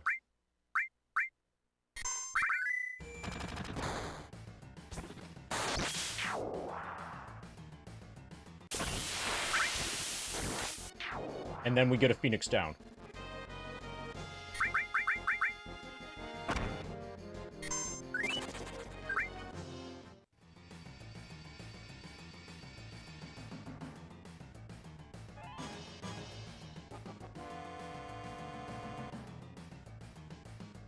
We might also do some more level grinding. I think we need at least 6 Phoenix Downs.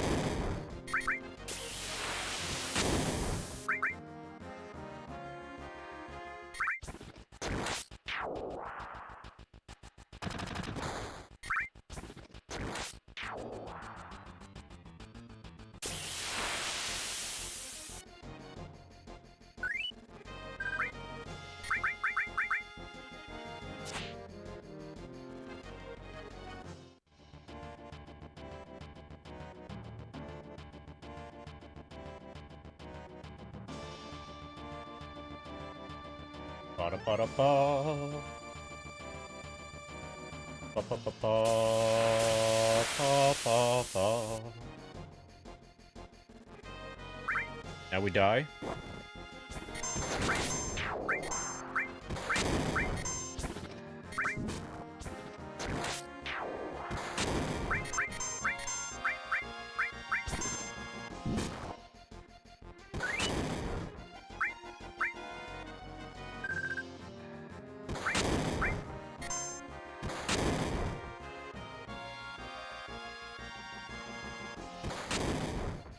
Good fight.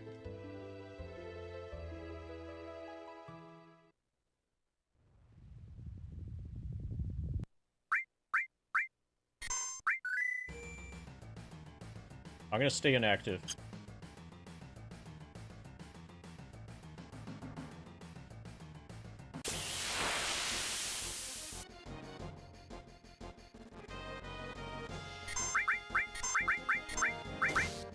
Okay, Run's dead.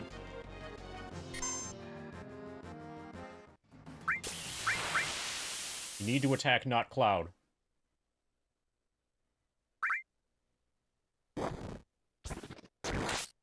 I hope you enjoy the grind document, you cake.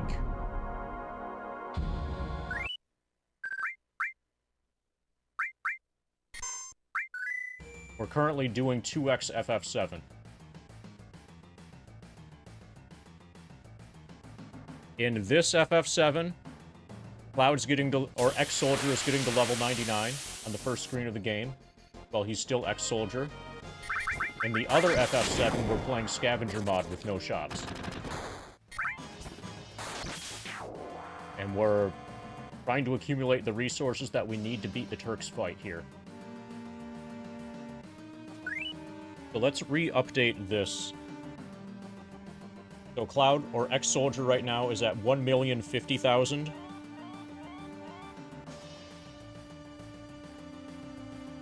$130 experience points. That's enough for 42.81% complete. I haven't updated this all stream.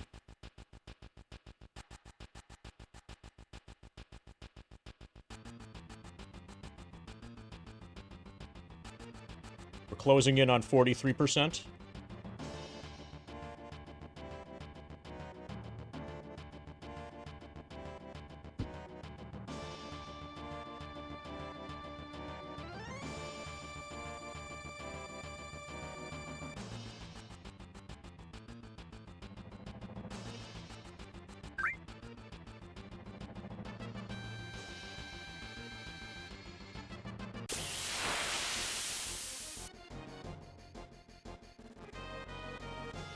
What are we trying to do? We're trying to get Phoenix Downs.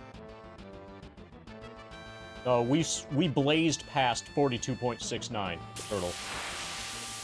Right now, what we're trying to do is farm Phoenix Downs. Phoenix Downs can be stolen from the Behemoth enemy. So did you just get here, Hope? Do you know anything about what we're doing now? Like, where do I need to start, basically? Okay. We just had everything taken away from us. You know how Scavenger works, right? The game is broken into chunks, and at the start of each chunk, you start with nothing except for a set of steel materia, morph materia, empty enemy skill, and sense. The return to Midgar is the start of a chunk. Because I didn't do the Wutai side quest, we can't talk our way past the Turks here. And we have basically no resources before the Turks. We have basically no healing. By far, our best method of healing is the use of the Clear Tranquil Limit Break from Yuffie. Our next best method of healing is to use Phoenix Downs to revive dead party members to 25% HP. Through a series of RNG manipulations, we can fight enemies that can't damage us, and we can farm experience and gravaballs off of those enemies. You know, the Shadowmaker enemies that have the really, really slow animations, they don't damage you. So we can get experience and gravaballs from them. The other critical enemy here is the Behemoth. The Behemoth has the question mark enemy skill. See that E skill? That deals damage equal to the difference between the caster's max and current HP. That is how we plan to do damage to win the Turks fight. But in order to stay alive during the Turks fight, we need Phoenix Downs. The way that we're getting Phoenix Downs is by stealing them from the Behemoth. However, because we have basically no healing options, we're stealing from the Behemoth we need to steal from the Behemoth and then escape before he hits Cloud. The party members that I have with me right now, Tifa and Kate Sith, we are not using those party members. So it's okay for them to get damaged. We're not going to bring them into the Turks. We have them in our party now so that they can take damage instead of Cloud, in Cloud's place. So that's how we plan to get Phoenix Downs. And then our healing method in the Turks fight is just going to be to use a Phoenix Down, and coming out of a Phoenix Down, you're already damaged, so your question mark enemy skill is going to be able to do a lot of damage. At our current max HP, coming out of Phoenix Down use, we need to hit Reno about 13 times with the question mark enemy skill, which will be challenging but possible. And you might be wondering, hey, is there any way that you can revive those other people to full health when they're outside of your party? The answer is yes. So, like, the dog here, if we need to, we can revive the dog by having him out of the party and getting him to level up. When he goes from level 36 to level 37, he gets revived. And then he can be used as cannon fodder again against Behemoth. So we can keep this scam going forever, if we're patient enough.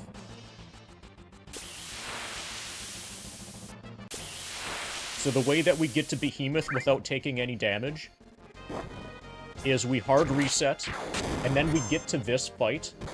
Since this is on PC, and PC does not allow soft resets, the way that we formation manip a Behemoth is we get to this fight, the back attack against a Cromwell, then we let it kill us. Then we load our save, and then the next fight will be Behemoth.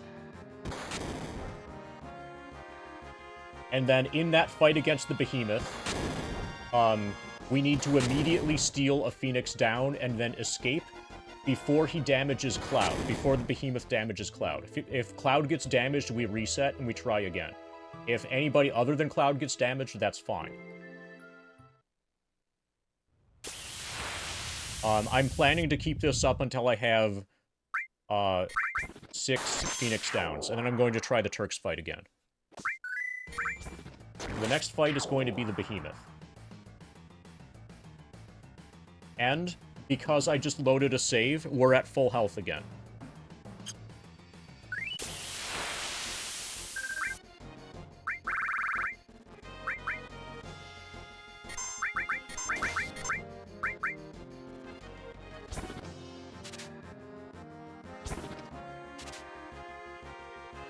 It might be impossible for it to be a Wargong. There. We just got a Phoenix down while taking no damage. So the blob took some damage, but that doesn't matter. It's okay for the blob to take that damage. I'm gonna repeat that 5 more times.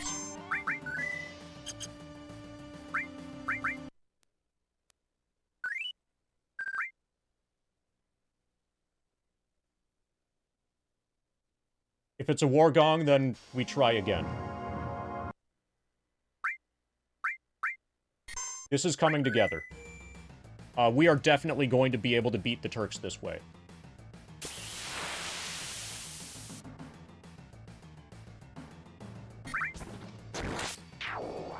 So it's pretty obvious that what you're supposed to do here, so you have a Mega Elixir. I consumed the Mega Elixir during the fight that got me the question mark enemy skill. So I don't have it anymore. But you have access to a Mega Elixir, and you have access to the W item materia. It's very obvious that what you're supposed to do here, what you're expected to do, is to use W item to duplicate the Mega Elixir. But I refuse to do that for a few reasons. One is that this is a glitchless run, and 2, I need to save the W item of materia to use against Emerald and Ruby weapon. If I pick it up now, then I won't be able to get it from Bone Village on Disc 3.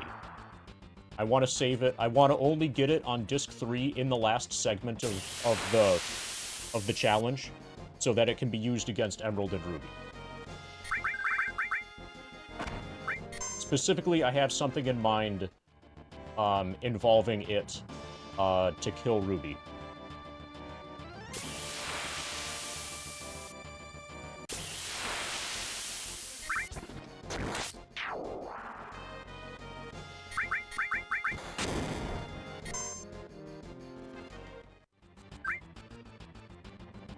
So this is a glitchless scavenger run, no shops, that's going to kill Emerald and Ruby weapon.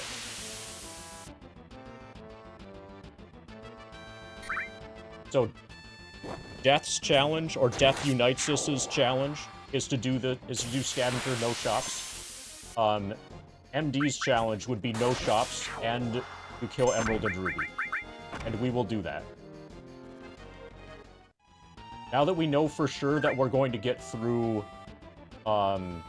Turks here, and now that we have the question mark enemy skill, the rest of this section should be relatively easy.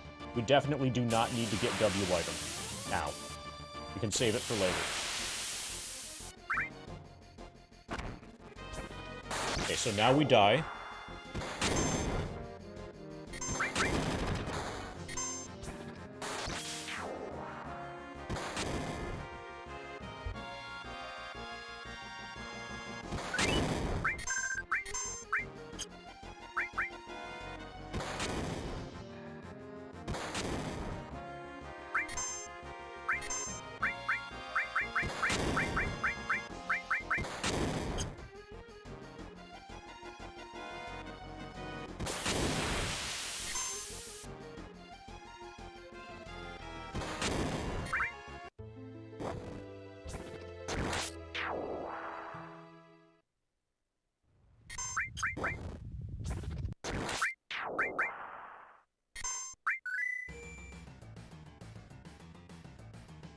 Now we need Cloud to not take damage.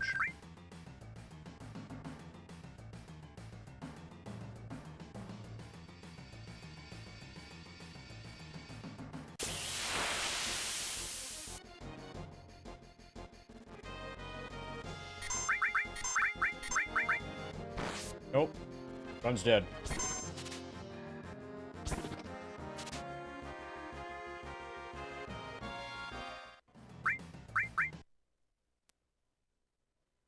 We've been really unlucky in terms of what the Behemoth has done first turn. In 4 tries, he's attacked Cloud first 3 times.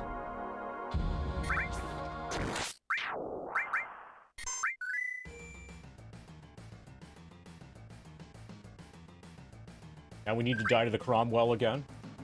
This is gonna take a while. Good thing that we're not wasting any time here, because we get to grind in Final Fantasy VII at the same time.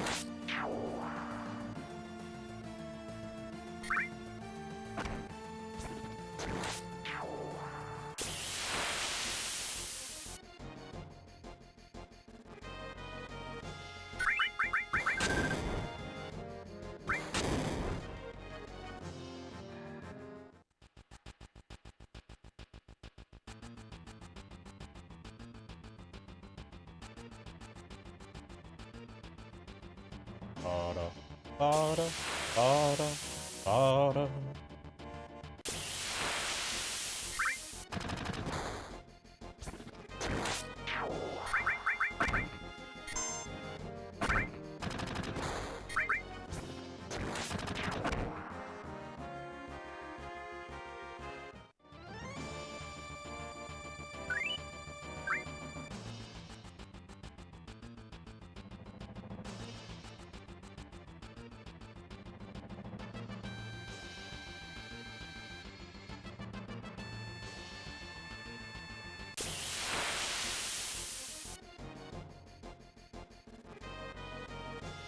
Now we die. And keyboard grind a little bit here. Pa pa pa pa pa pa da, pa.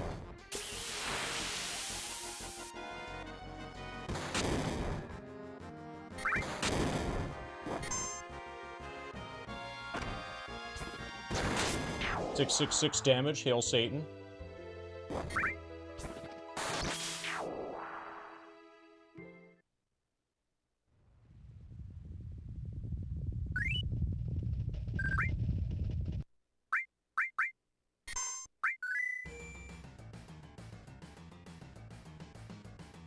In theory, 2/3 of the time we get a Phoenix down here. In practice, it's 25% of the time so far.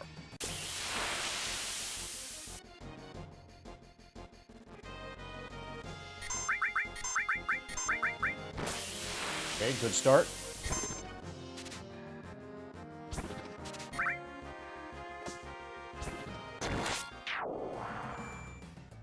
That's 2 of them.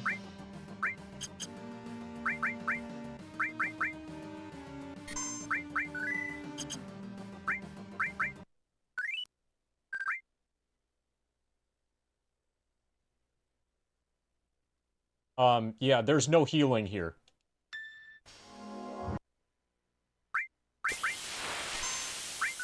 Basically.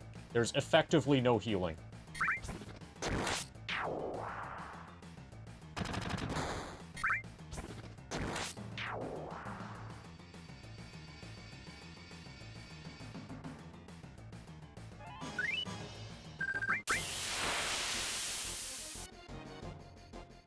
Not having healing forces you to get creative.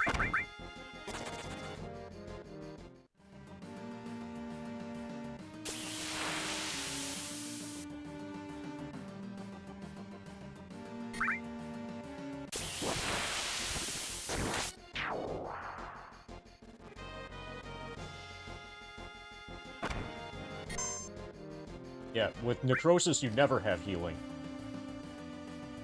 Necrosis seems to be about rationing your hit points out over the course of the game.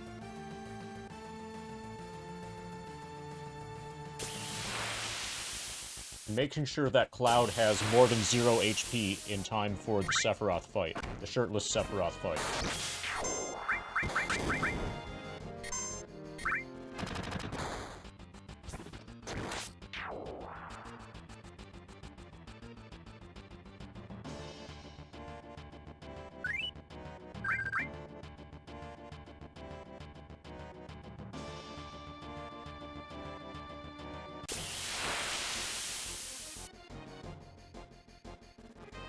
Well, I'm sure that Necrosis by itself is hard enough for most casual players.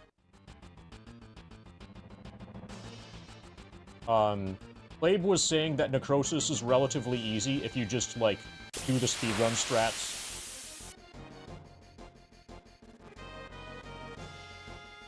Hey, Sertamir. So also, Sertamir, if you haven't seen it, check out the grind document. So you might notice that there's two FF7s at the same time. That's those. Scavenger's about this one. The grind document is about that one.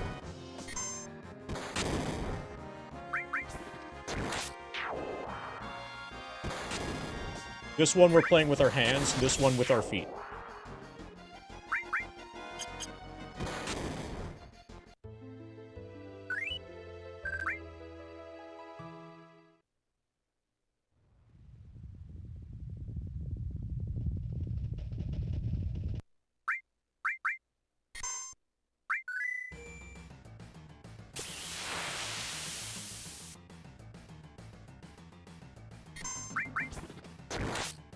We're trying to get Phoenix down number 3.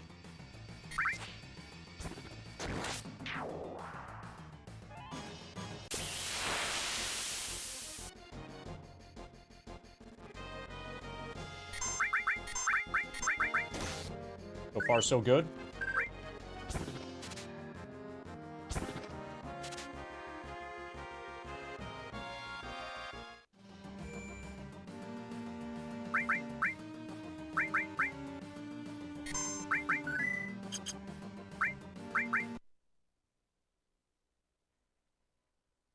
Once we have 6, then we're going to try the Turks fight.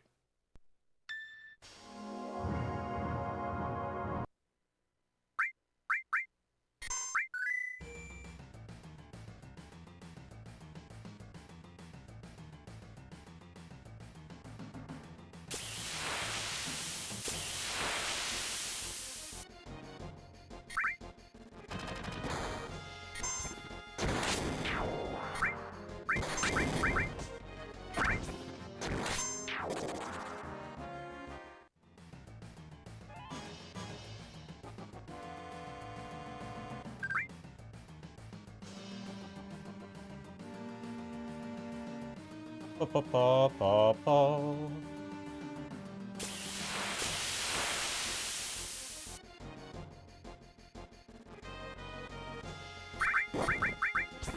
Oh, they're in Leet speak, Midland.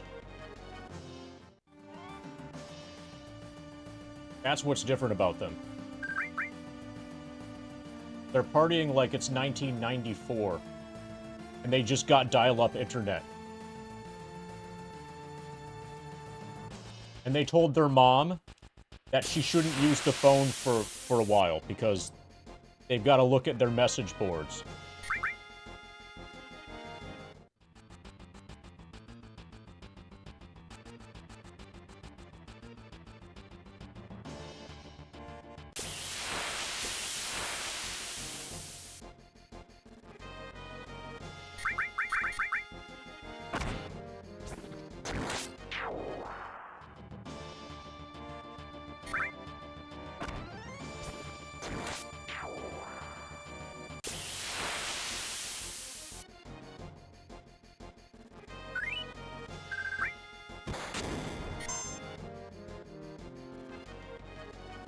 Pa-pa-pa-pa-pa-pa.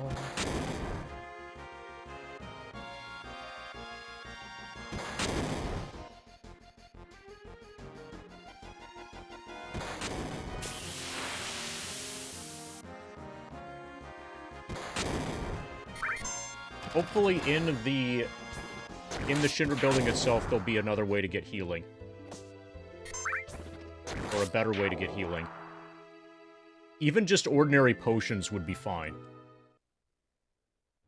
I know we can get tranquilizers. I think we can probably get hypers, too. I think so, Hope. I think so. But I mean items that we can take with us, like, on the way, like, healing that we can use during, Proudclad and Hojo sections.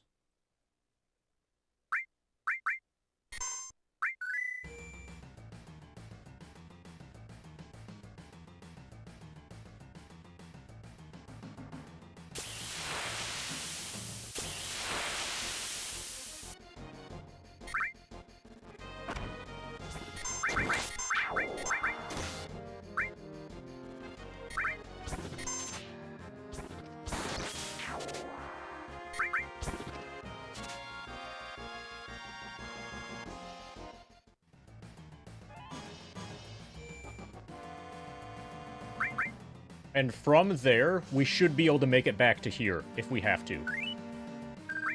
Definitely from the Shinra building, we can make it to the hall with the Gravaballs. Yeah, I think once we kill the Turks, we're home free.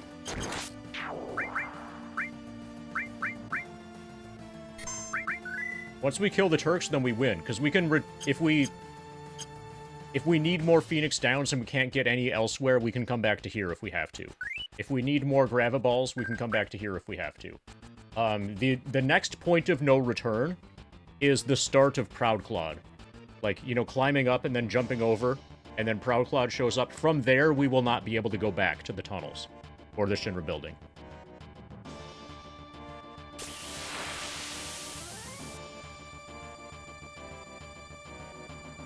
And that section probably has no healing available at all.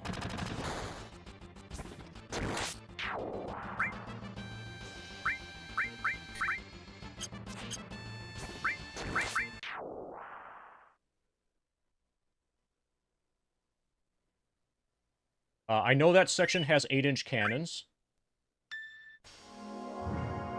But the way that I'm planning to get through the rest of the bosses in this section is with question mark, question mark, question mark, question mark. And that means healing doesn't really matter as long as you can revive with Phoenix Downs. And if we can sleep at the cot next to the gym in the Shinra building and use that as a way to heal, then the process of getting these Phoenix Downs will be a bit faster.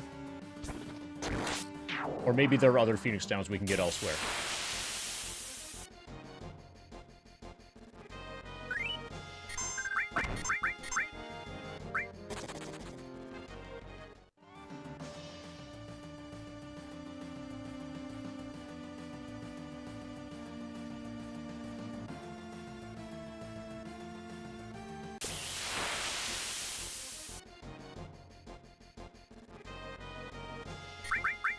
We put money in the vending machine, so we should be able to get the speed drink, I think. There's an item that you get out of the vending machine if you put money into it earlier. We'll be able to get that.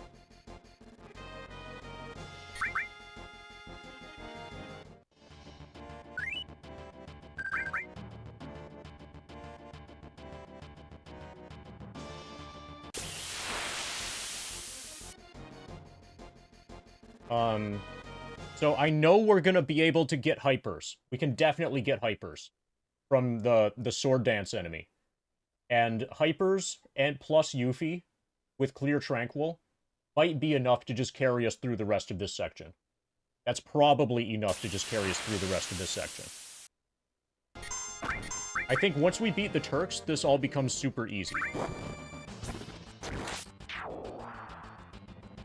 So I should probably just fight the Turks ASAP. And then do everything else that we have to do post-Turks.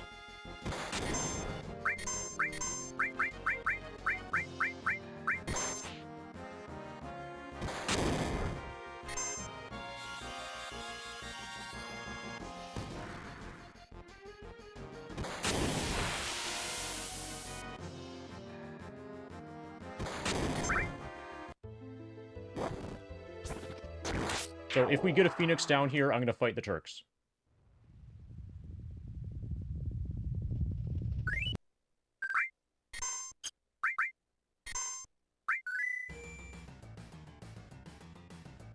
We'll try Turks with 5 PhDs. That might be enough.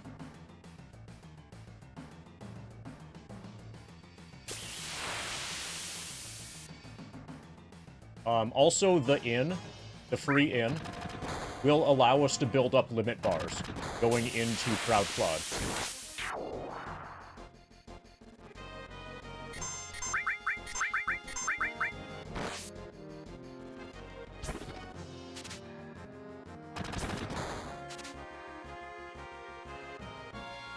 Good fight.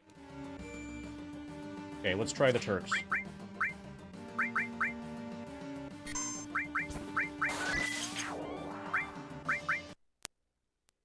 We have 5 PhDs. We know we can farm them indefinitely.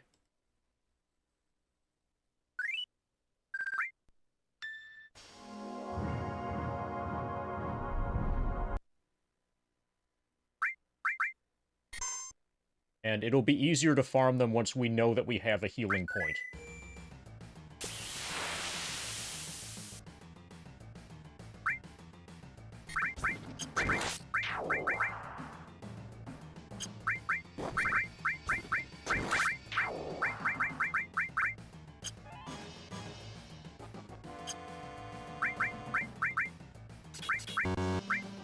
Fucking double input glitch.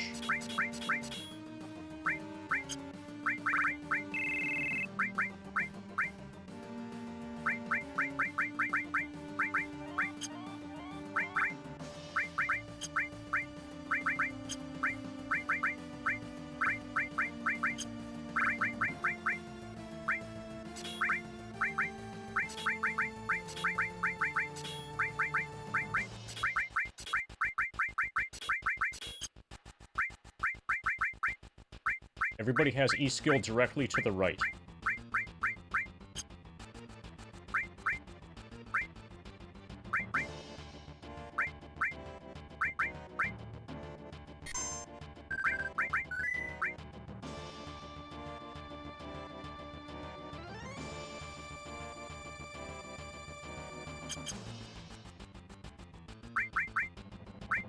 So Cloud's gonna start out doing 1200.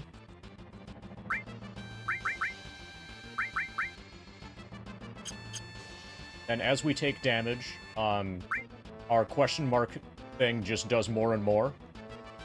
And then when we die, we Phoenix down.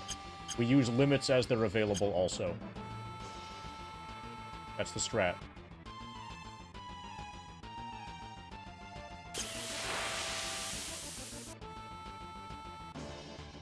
We could also farm a Klim Hazard before Proud Cloud, once we have access to the healing point.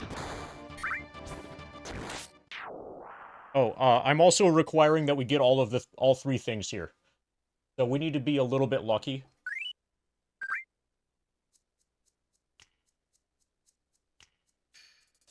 I will not proceed without getting all 3 of their items.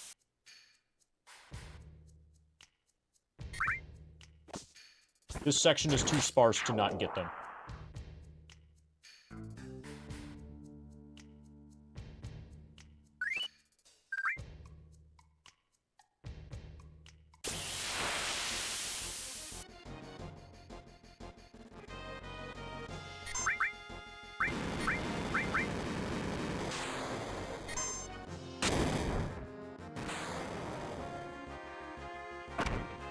Ouch.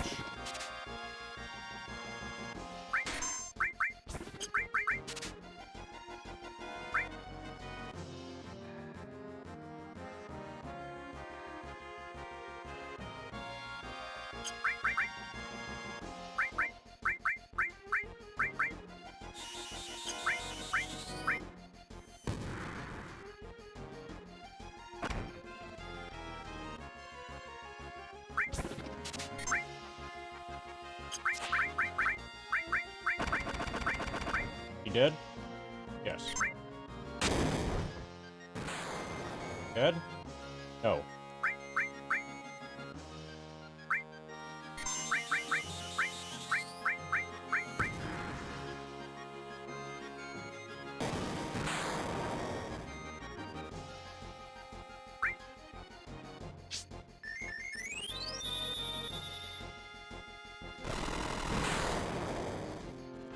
Not dead. Not dead. He has a 50% magic defense rate. Turn is over. Is dead.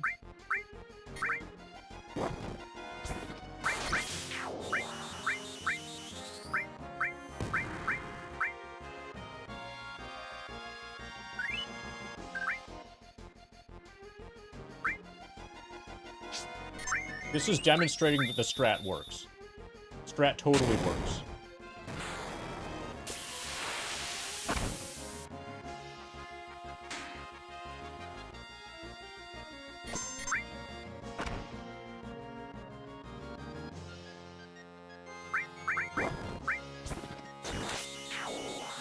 It's not going to work this time. It absolutely can work, though. We did a lot of damage.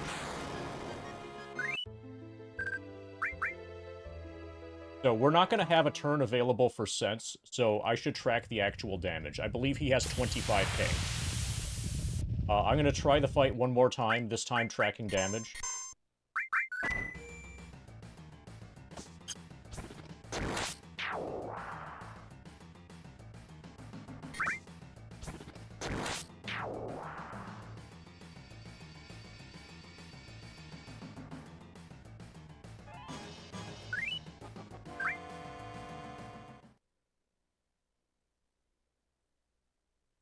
Alright, Tim is laughing his FAO.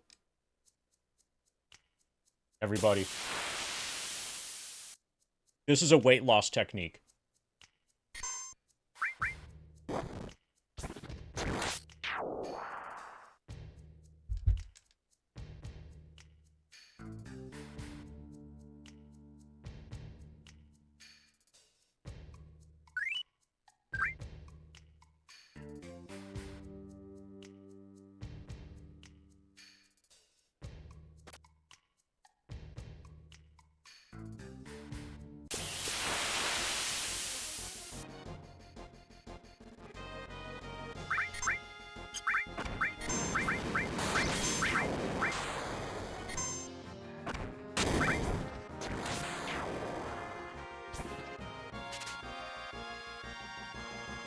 This would be substantially easier if we still had...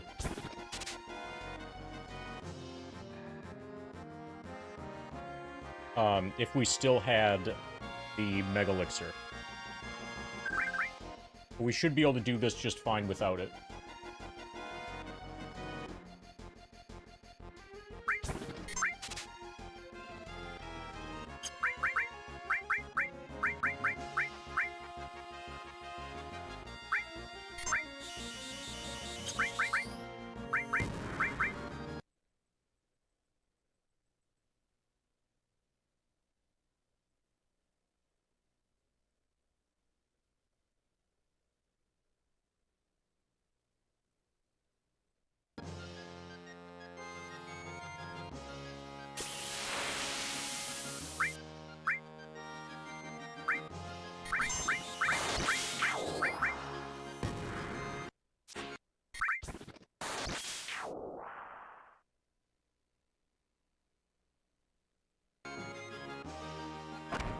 Ouch.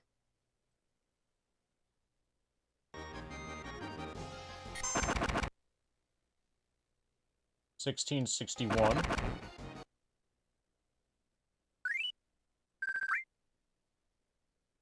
Oh, she's still alive. Holy shit. This is really good. Okay, now he's dead. He's dead for sure.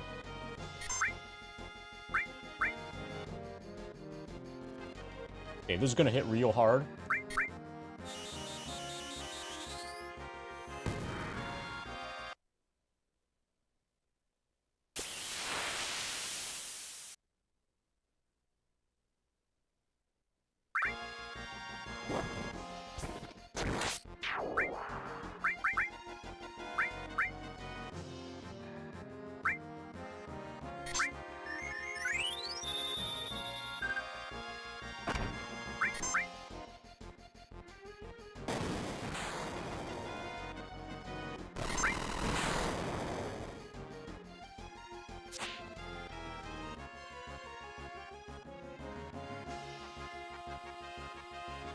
I think I need a PhD. The value of having extra targets is too great.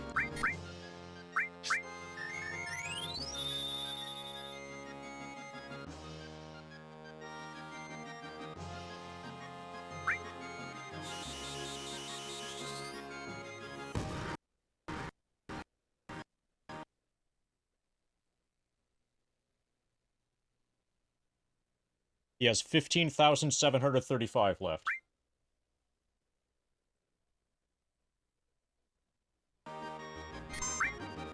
We are in her E-skill menu.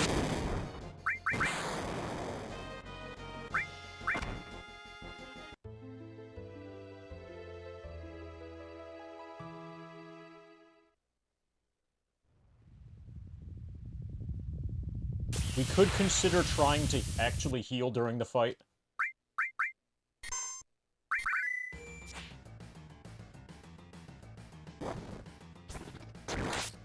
Good thing the save point is really close to the fight.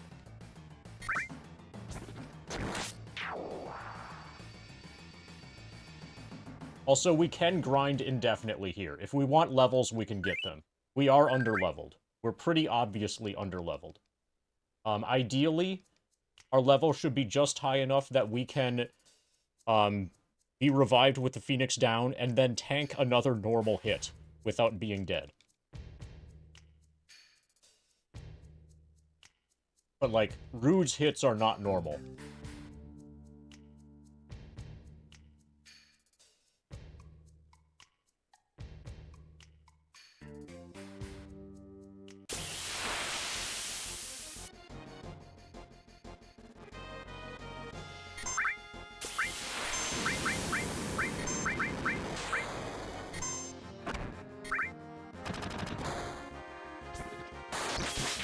Oh, I have an idea. Oh, what? That was a morph? Fucking double input glitch. Yeah, Run's dead. Double input glitch.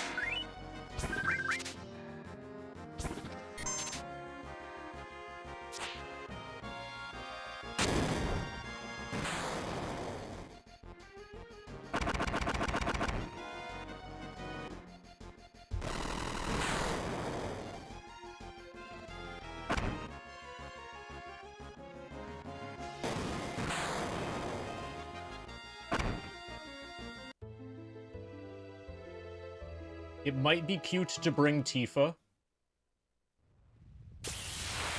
And then have Tifa with... So I think he will attack Tifa. So his... We might be able to use some combination of bringing Tifa and the Aegis armlet to mess with his AI. Hold on, guys. Kind of like something might be burning downstairs.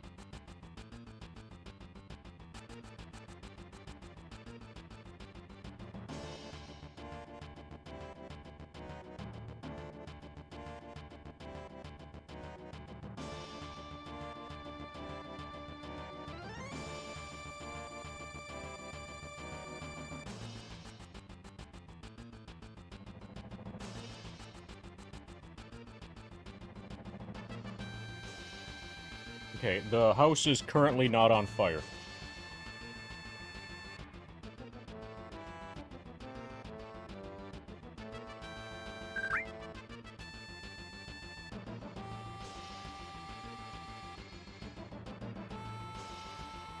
So it looks like we don't really need that many Phoenix Downs.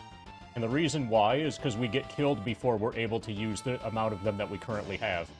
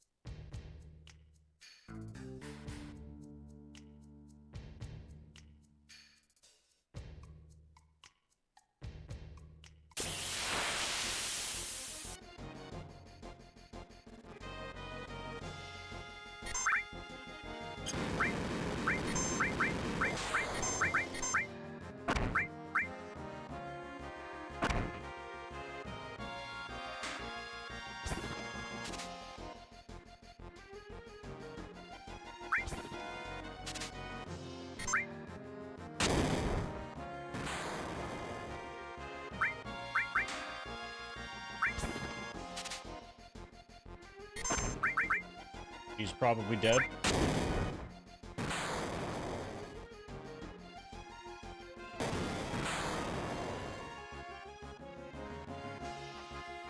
I think I need E skill below steel.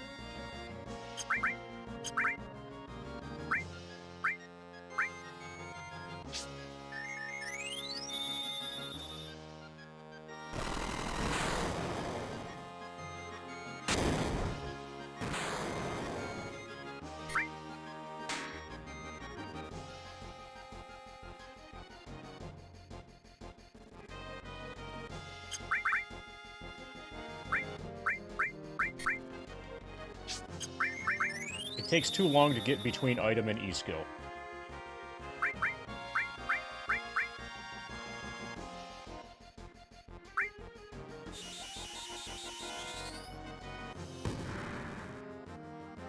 $22.87.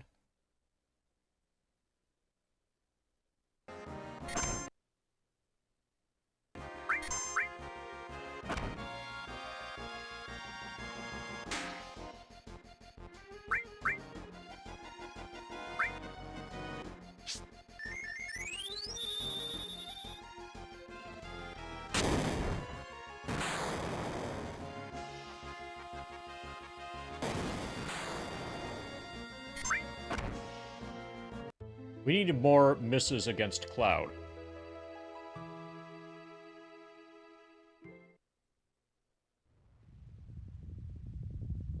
It would also be nice...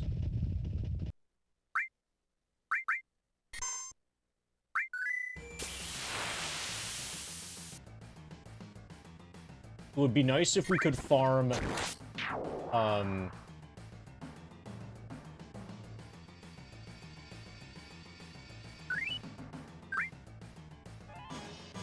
It would be nice if we could farm, a limit. If we could go in with a Clear Tranquil, do the steals, and then get a Clear Tranquil off before anybody dies, that would be great. That would be really nice. It's going to be relatively hard to farm a Clear Tranquil, though. I know that I could if I sacrificed an Elixir. We might need to just gain some levels.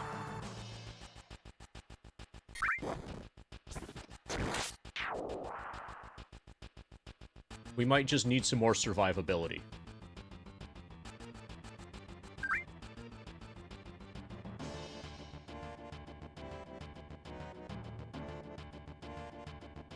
Also, it feels like 5 is not enough for this strat.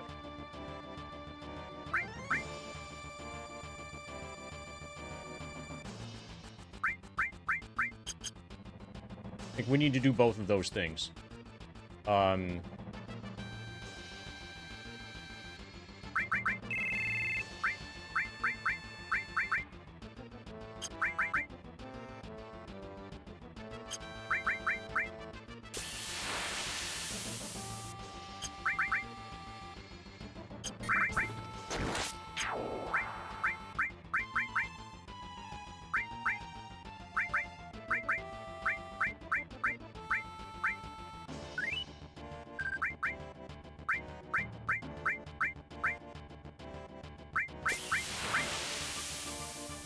Okay, I'm gonna farm... I'm gonna keep farming Phoenix Downs for a little bit, and then we'll gain at least one Cloud level.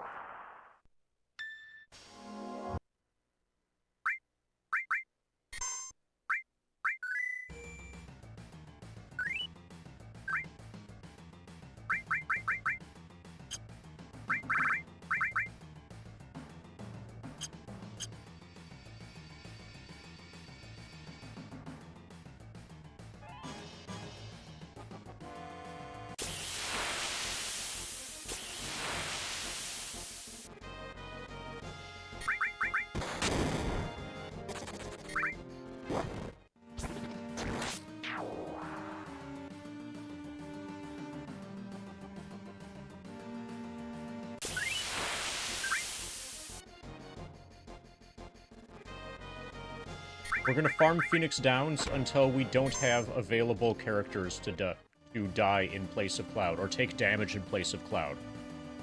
And then we'll probably grind levels until we revive those characters, and then decide if we want to do another cycle of that.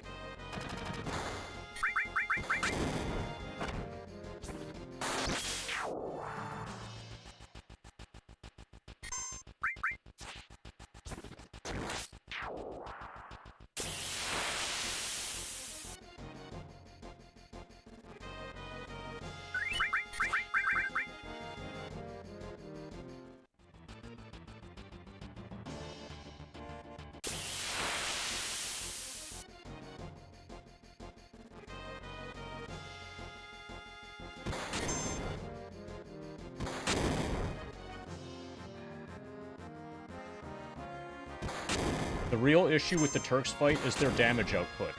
It's just completely insane.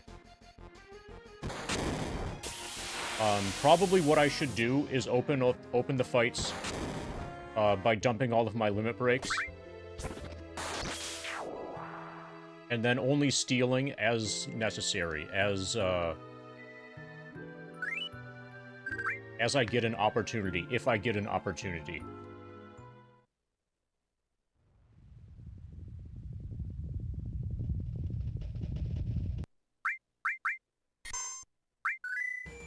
Okay, wrong file.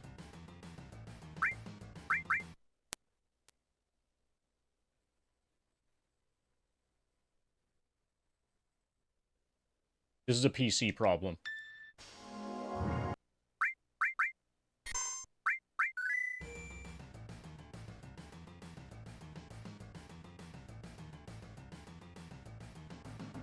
The game made the wrong assumptions about what to have pre-selected.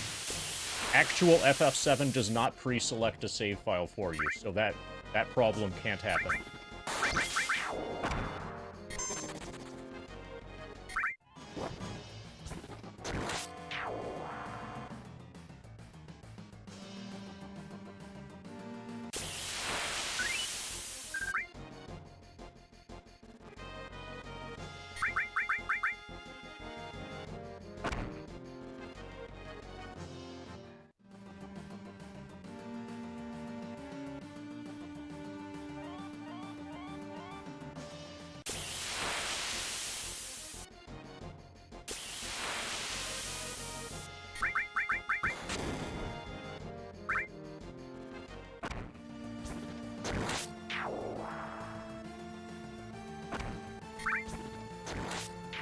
Yeah, this would be way better if it were not on PC.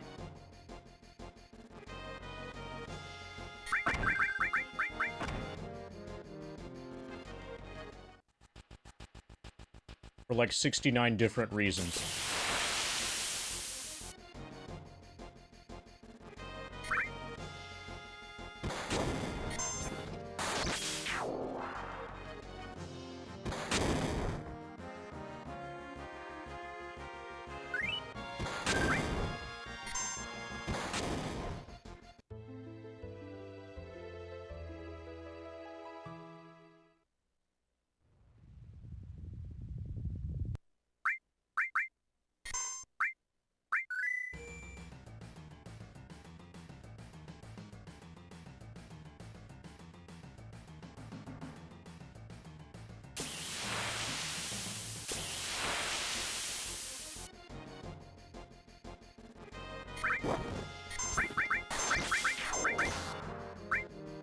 Okay.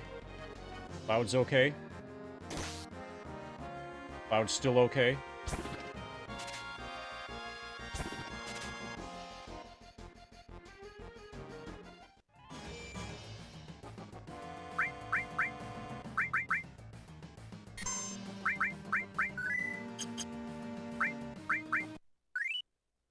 And we can still use this party.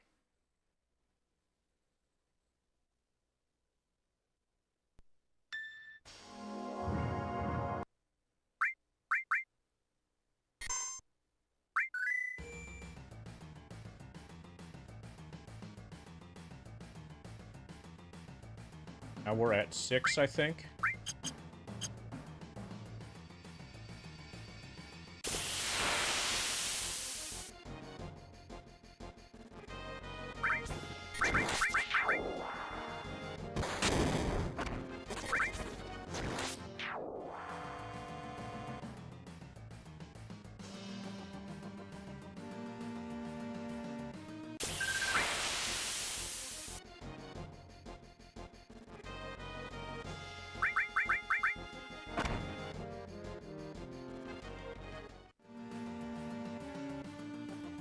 So another thing that I haven't done, which we could do now that we have question mark E-skill, is kill a bunch of these enemies. Like, kill a ton of them.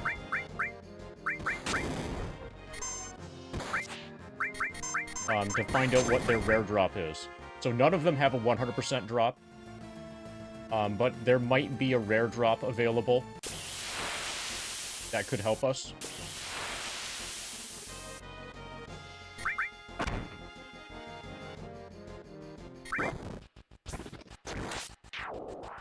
If you know the answer to that, don't tell me, of course.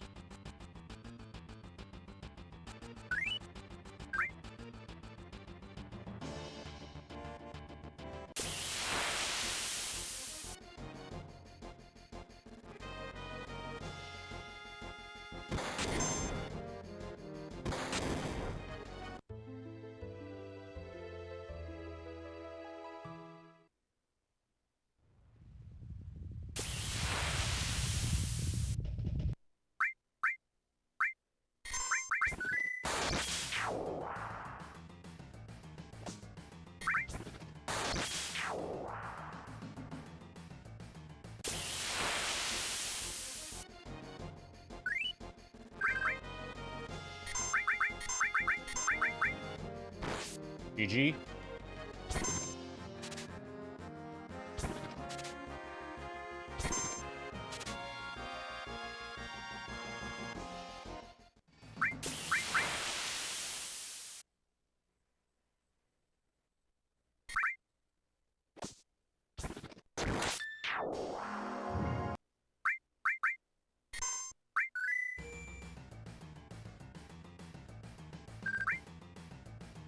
So I'm gonna kill enemies on the way to the fight that we're going to kill ourselves in. Just to see if there's any drops that are... Well, to attempt to see if there are any drops that are meaningful and available.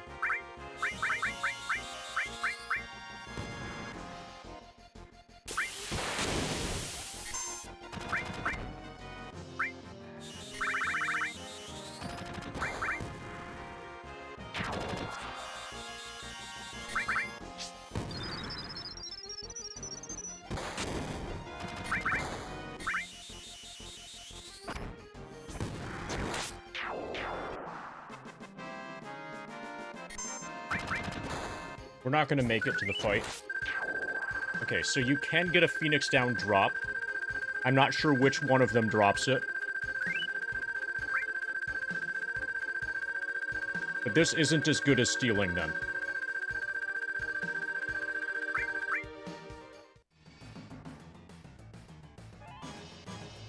A high potion drop would be great.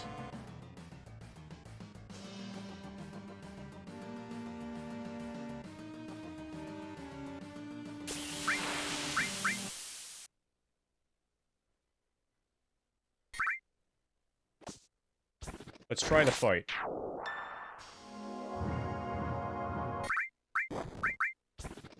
Now, let's gain one more level and then try the fight.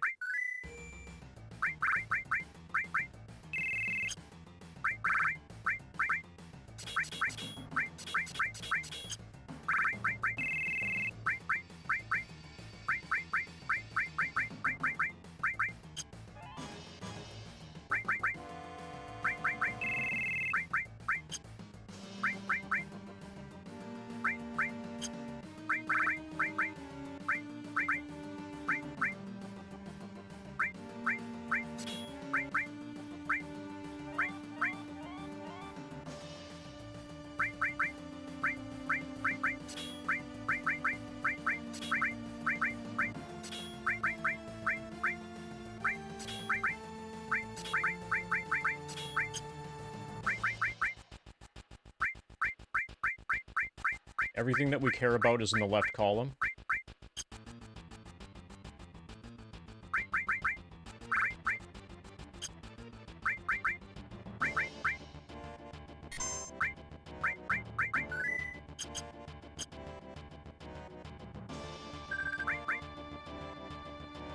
Okay, we're gonna gain a level.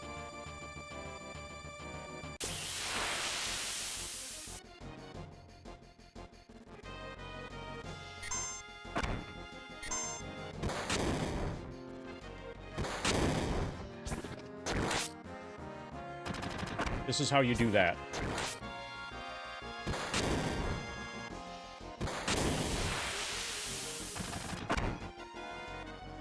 I'm gonna gain a level, then I'm gonna try the Turks fight probably 3 or 4 times. Then gain a level, then try the fight 3 or 4 times.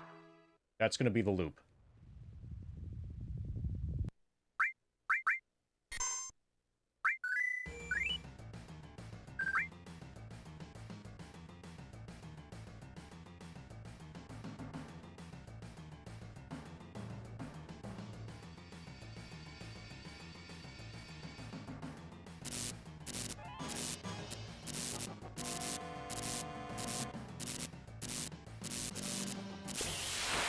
The fact that I die in way too few hits is a really big problem.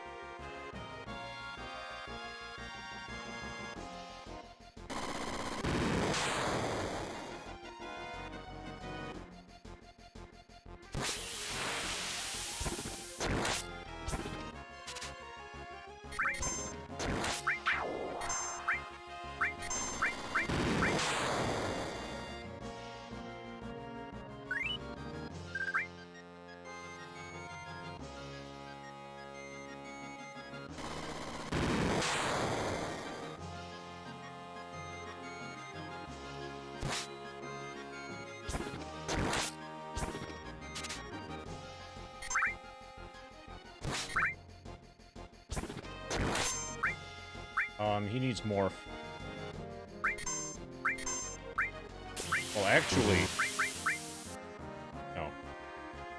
Skill's not that great. No, we can E-skill our way through these. Relatively quickly.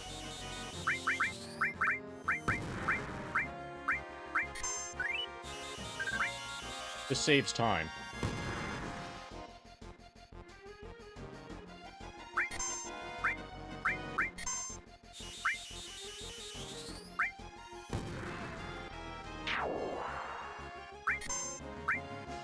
And we have access to turbo ethers. We have access to free turbo ethers.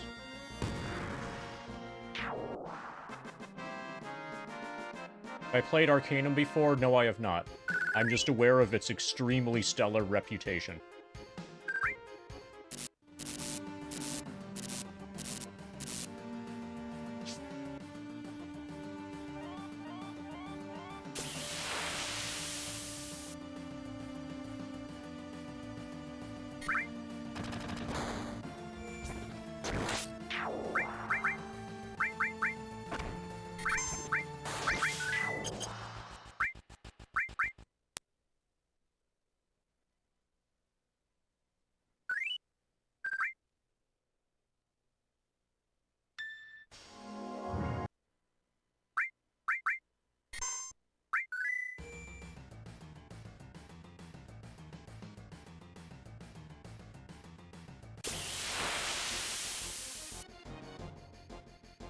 Ba ba ba ba.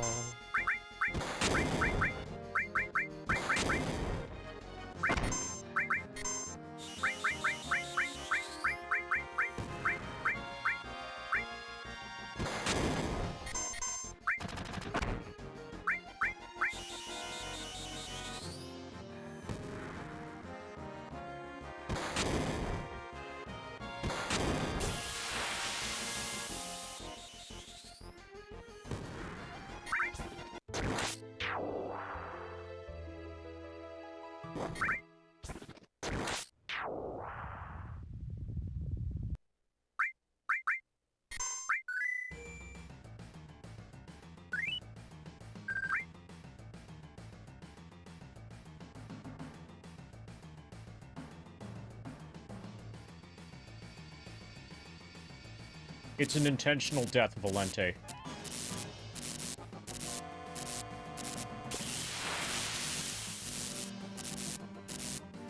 And it's only because we're playing on PC, and PC doesn't have soft reset.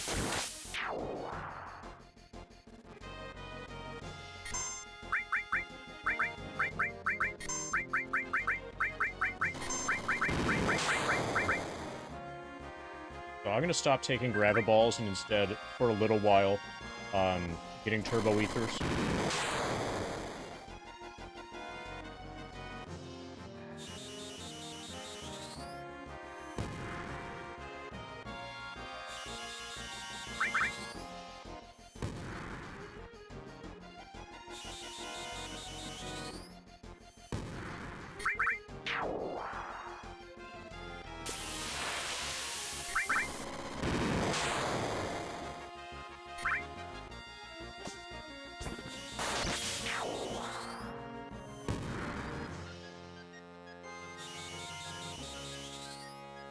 Per fight, we get 1,000 experience points. And we take no damage. So we can do this forever.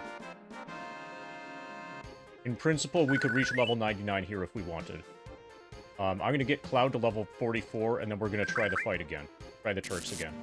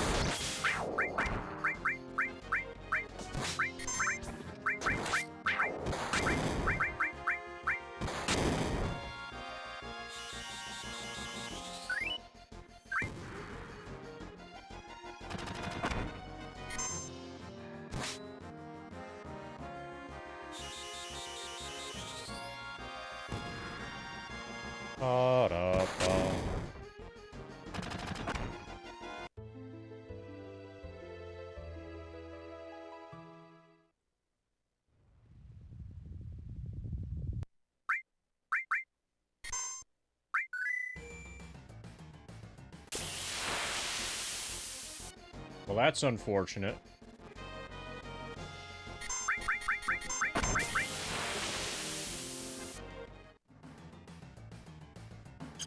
Okay, so we're at a really bad part of the encounter table.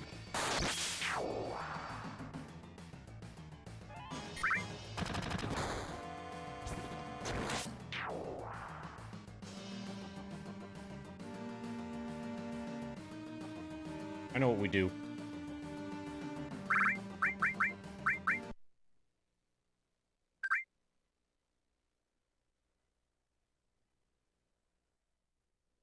We get the first fight, we game over.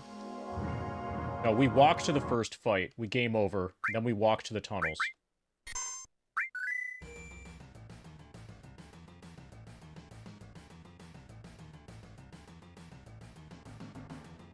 Actually, just walking to the first fight should be plenty. Yeah, we're already past it. We're past the troubled area. This is probably the step ID for Fight 2 before.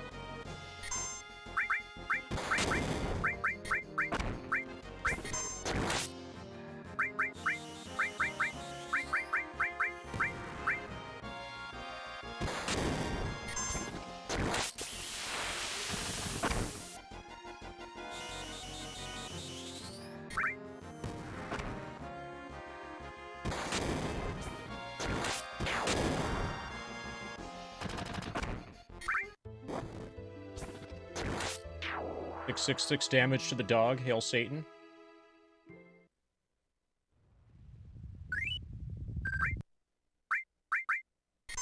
Okay, this should work now. Nope.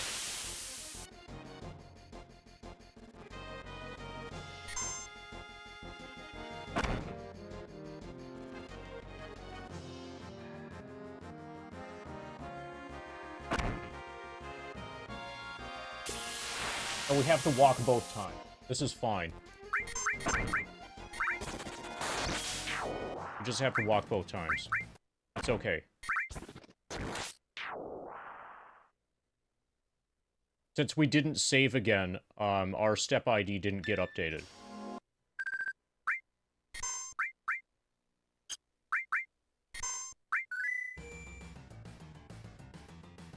Actually, the first time it doesn't matter if we walk or not.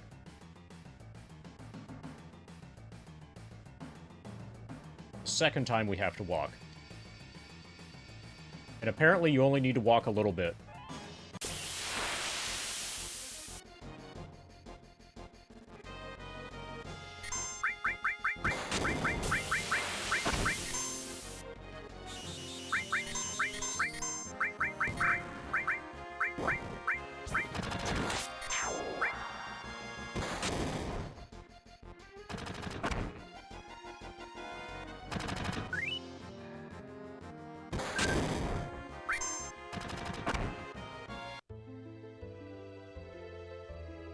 Okay, now we walk to the tunnels.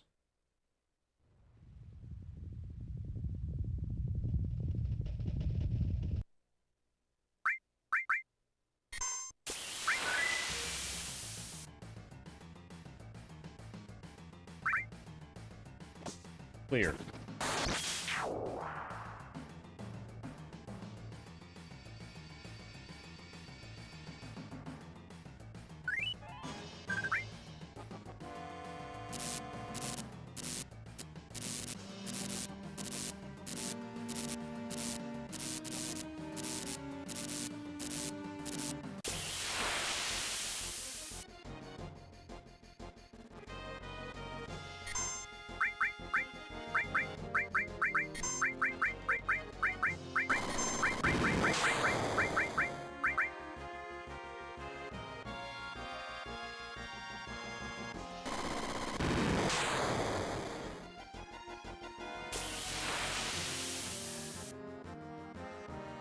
Pa, pa, pa, pa, pa.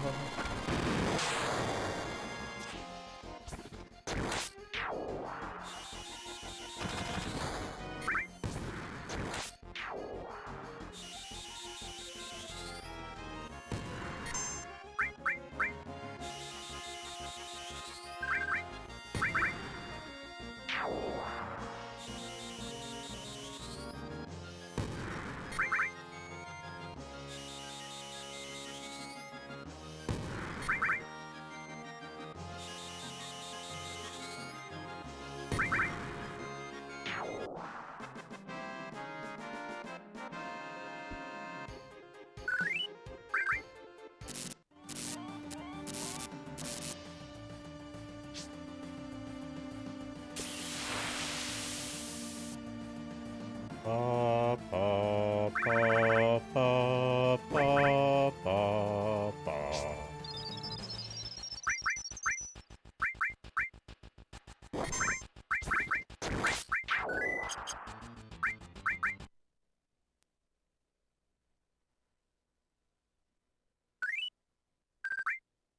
I doubt that we're gonna kill the Turks in this stream.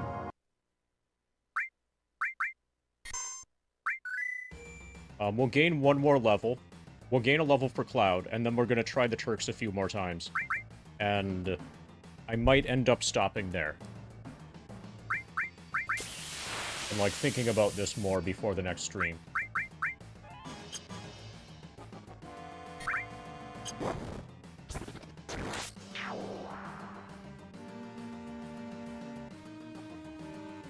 As I've said many, many times,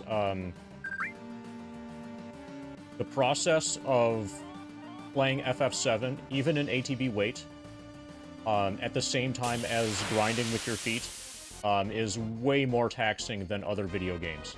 Way more taxing than, like, playing Dragon Warrior, or Shining Force, or whatever.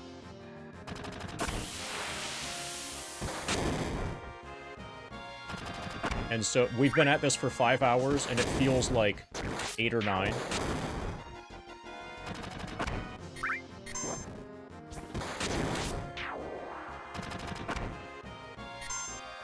So during FF7, It's not just my grind efficiency going down in terms of, like, fights in here, like, per hour. But also I just can't do it for as long.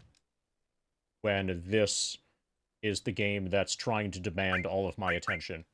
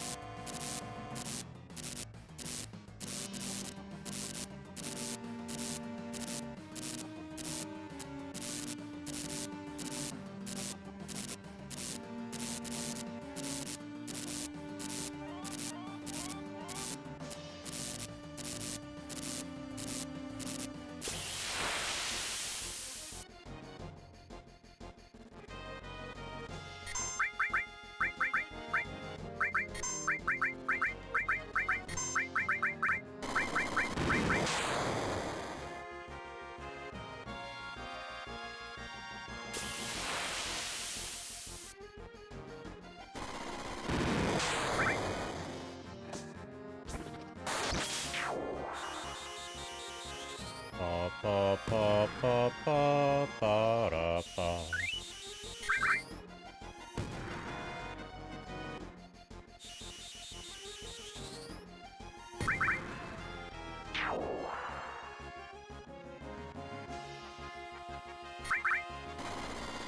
Scavenger? Yes, this is Scavenger Mod.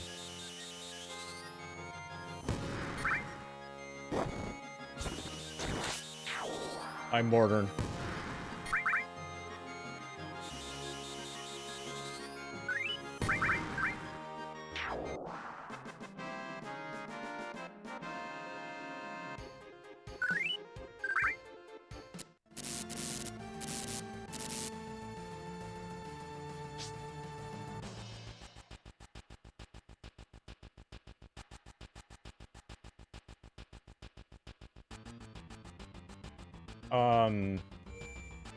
What do you mean by easy mode?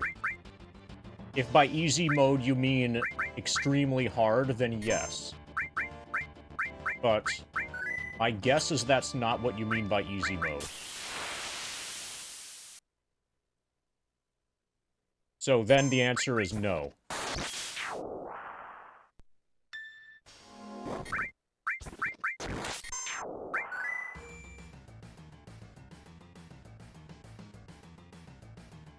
You get 4 free skills. So, it took us probably about 3 hours to manage to farm that question mark enemy skill off of a behemoth here without dying. And we had to use our one available Mega Elixir to do it.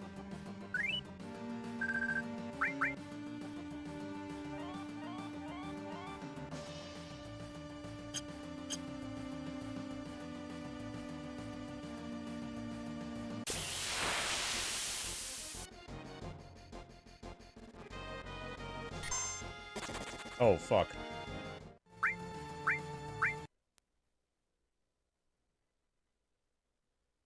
Okay, this works. So I don't know why people would think that something that's obviously a challenge, obviously a very unique challenge, would include an instant win button. The enemy skill materia is available for you to use to learn enemy skills from the section of the game that you are in right now. Like how we just learned the question mark enemy skill from a behemoth. After several tries.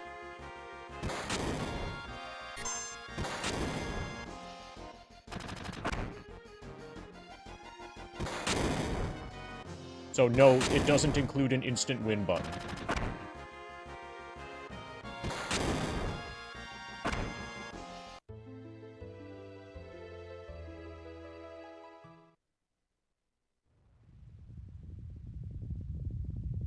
Yep, totally easy mode. Absolutely.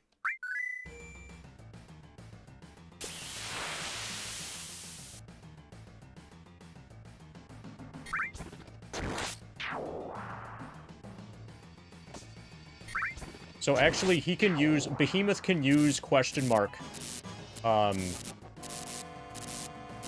So in the fight where we got it, he used it before we damaged him whatsoever.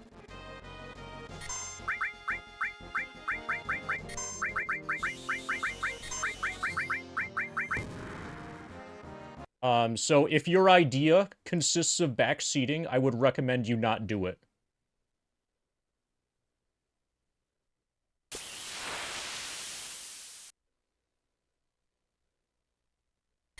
So I'm gonna copy paste. So as a precaution, just so you know what's gonna happen. So I just copy pasted that out of the stream title.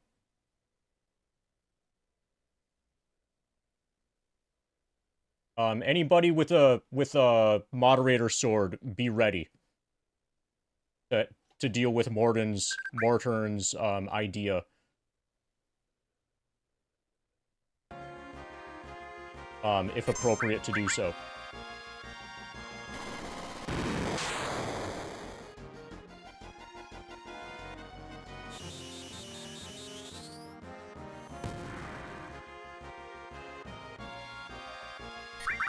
Oh yeah, I'm trying that. That's going on already.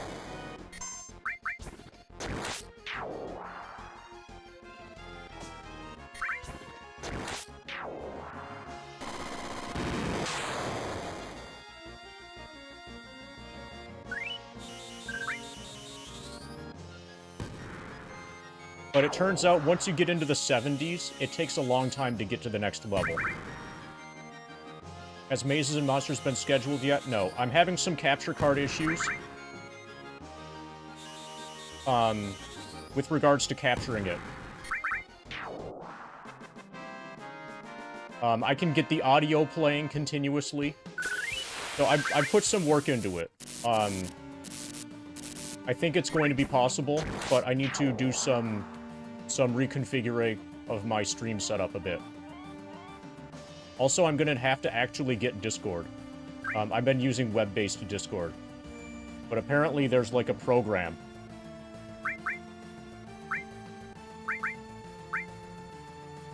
Like an actual application that you need in order to stream. I don't have that yet. But, it hasn't been scheduled yet. I don't want to say that it's probably going to be this weekend, because I have no idea.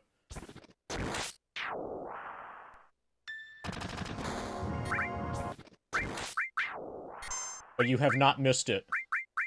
I can say that with confidence.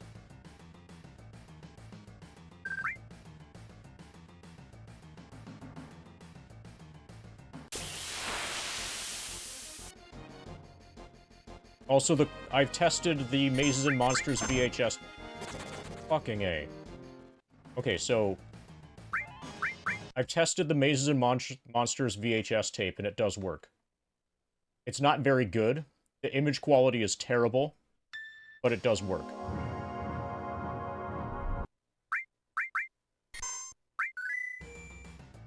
So we need to not accidentally run away here. So when you're doing two different grind things, one of them is you start out and then you run away. And the other is you start out and you die. Currently, we need to die. And if we run away, we need to reset.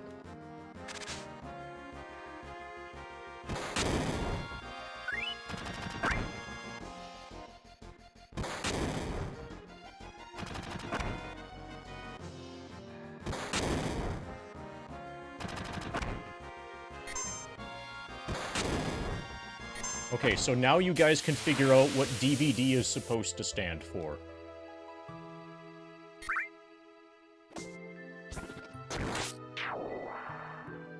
No, Frank.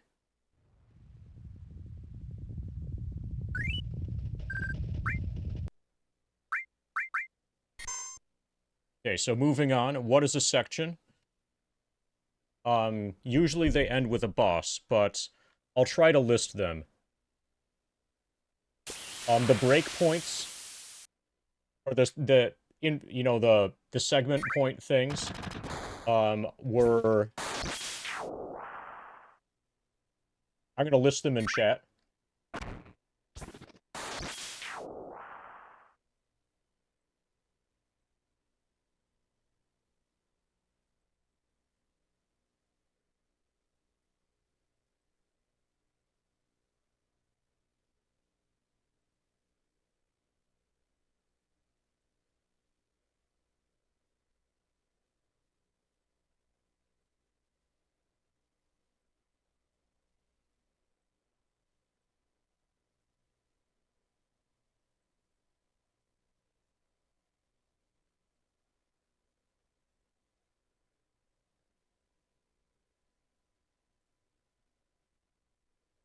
Those are the section breaks so far.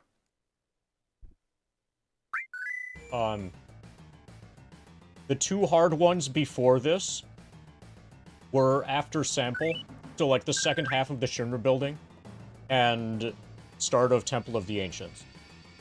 This one is by far the hardest. Way harder than those other two. The other ones besides those were relatively easy.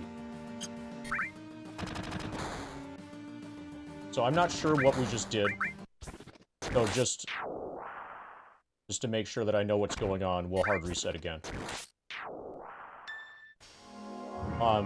It's pretty obvious what I'm expected to do here. I'm expected to use W item duplication to duplicate megalixirs.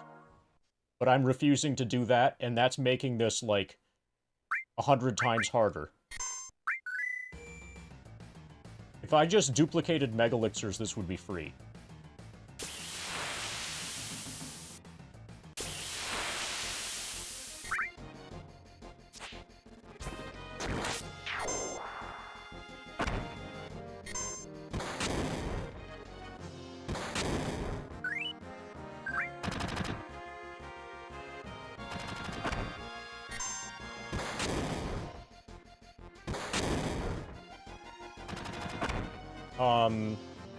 Yes, of course.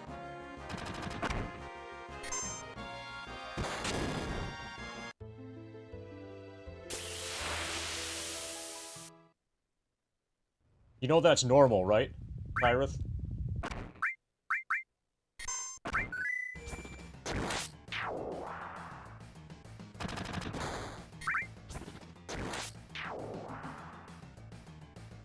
That also means I didn't do, guard skip.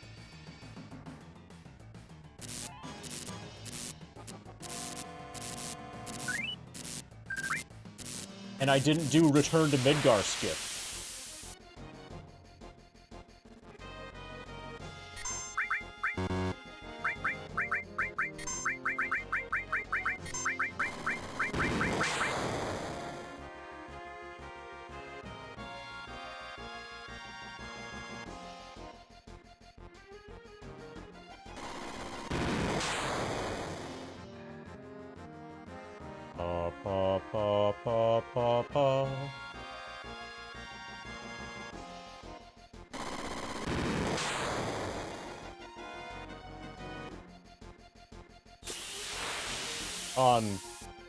Were you listening when I specifically stated that I did not do guard skip?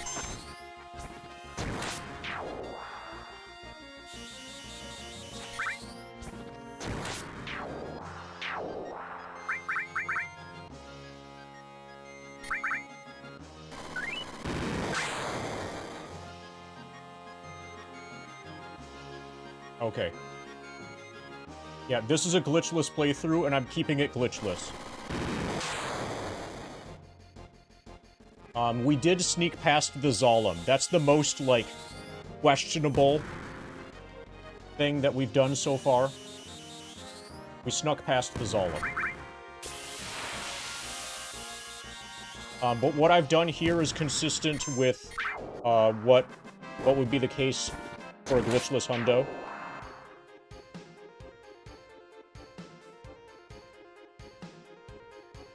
That's a link to the rule set that I use for glitchless 100%, if you're interested.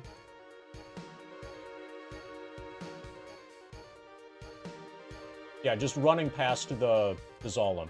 So if you want, you can get more detail as to what I do and do not consider to be a glitch by looking at the glitchless rule set thing for 100%. That'll give you a reasonable starting point and answer some number of the obvious questions that you might have. That should answer most of the really obvious questions.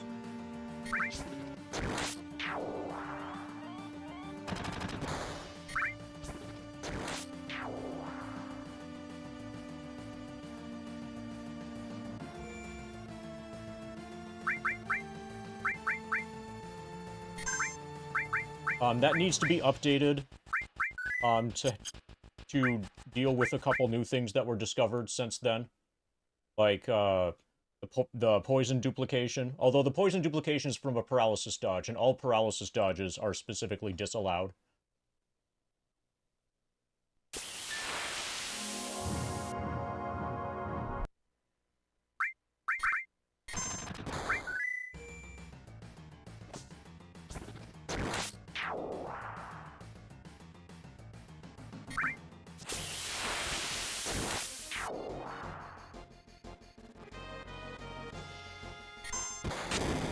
Yeah, Yuffie dupe needs to be included in that, but also the way it's phrased, duplication is not allowed. And Yuffie duping is very obviously a duplication method. So updating it to specifically state that Yuffie duping is not allowed, you know, shouldn't be necessary.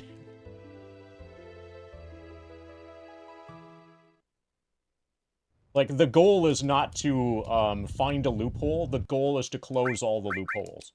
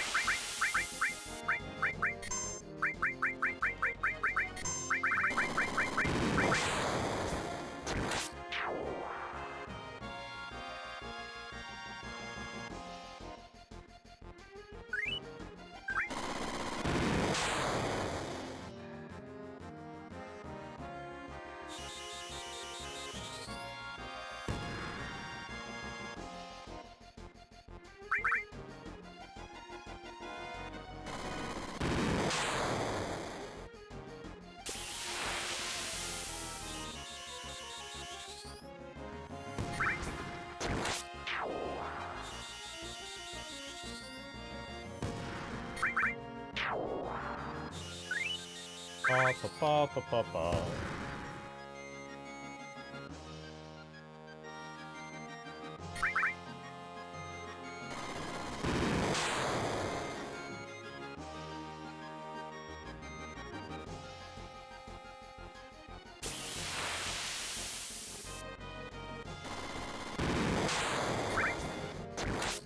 This grinding would be way more efficient if I had known what was coming. I could have ground against different enemies, where I had access to healing.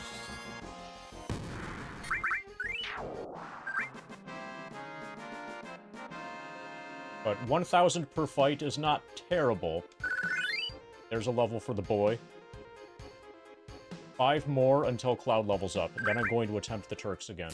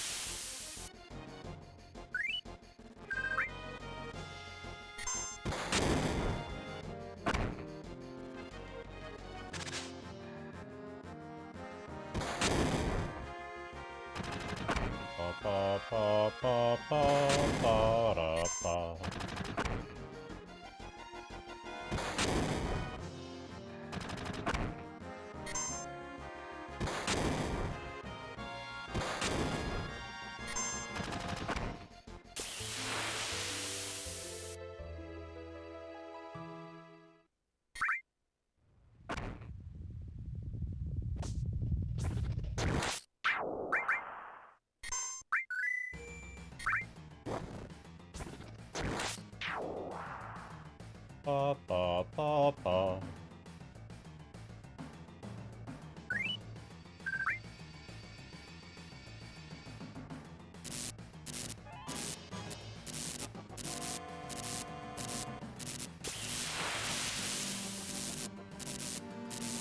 Acknowledged, Agwin.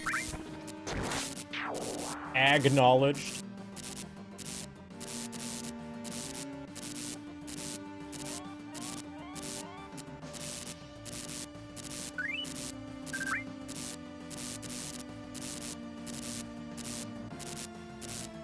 What do I recommend? Final Fantasy VII. Unless you're talking about beverages, then I would recommend Mountain Lightning.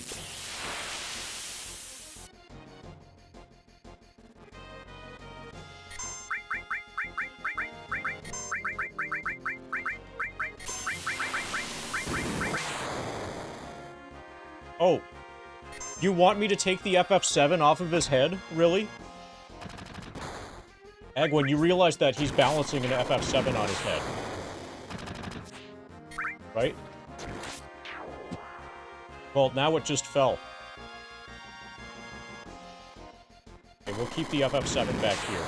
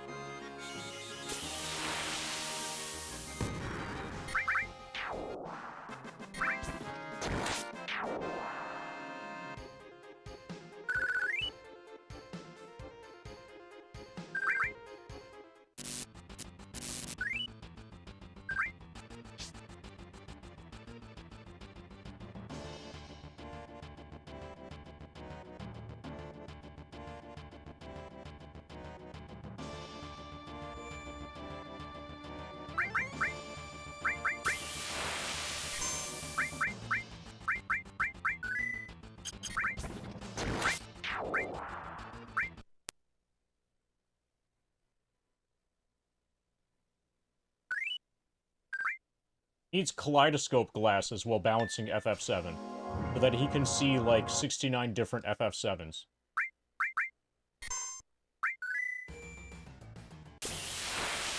Okay, so this time we're gonna have to walk. After we die to this fight.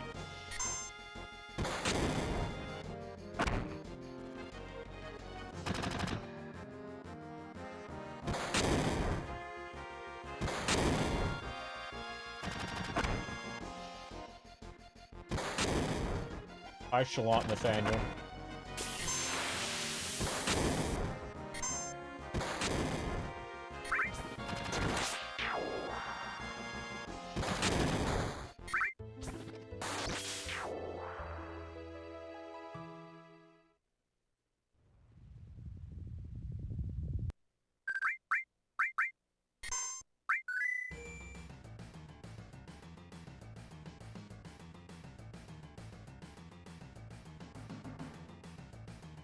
Pa, pa, pa, pa.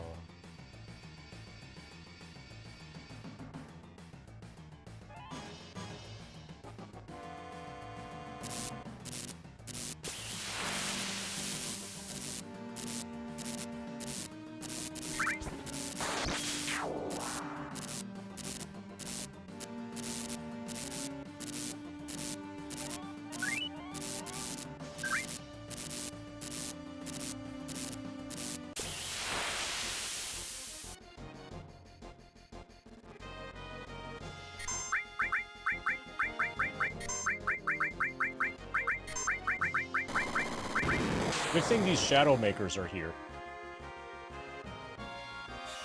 Or else we actually would have to go back to the before this section. Another way that I'm making this hard is by not loading a save from before the parachuting. Because I could very easily grind levels outside of here, but doing the levels within the section feels far more in the spirit of the challenge.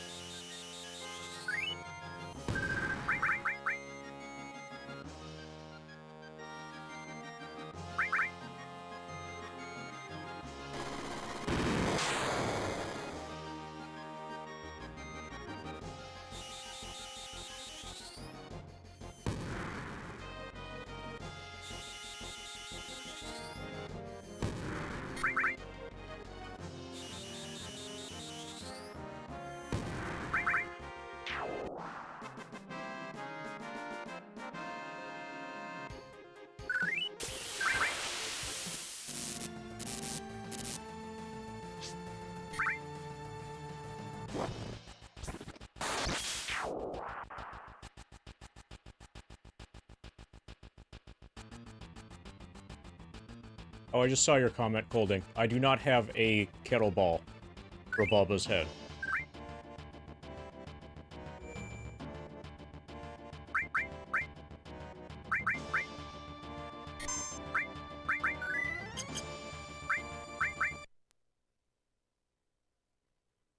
That is a completely normal question to ask around here, apparently.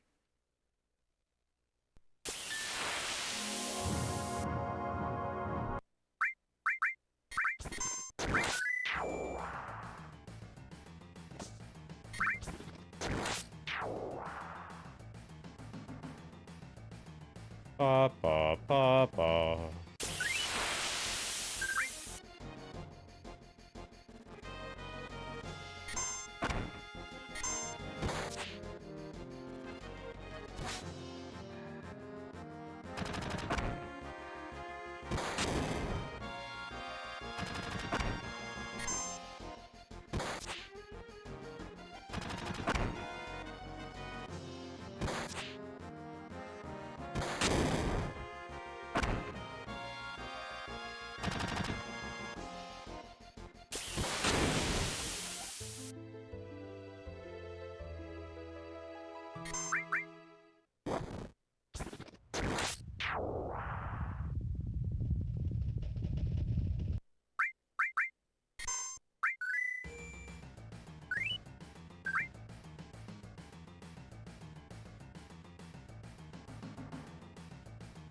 Ba ba ba ba ba ba.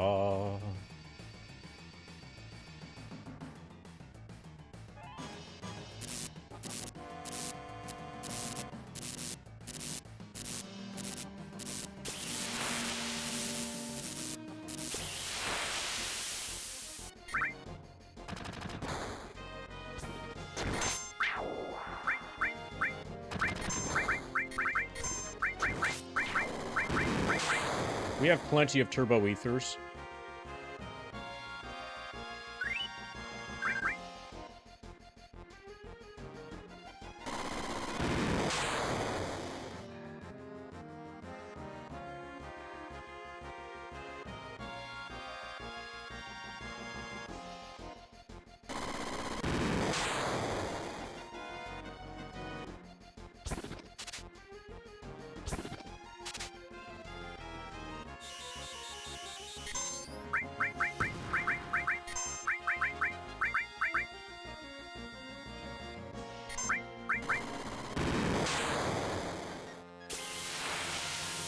Ba ba ba ba ba ba ba ba.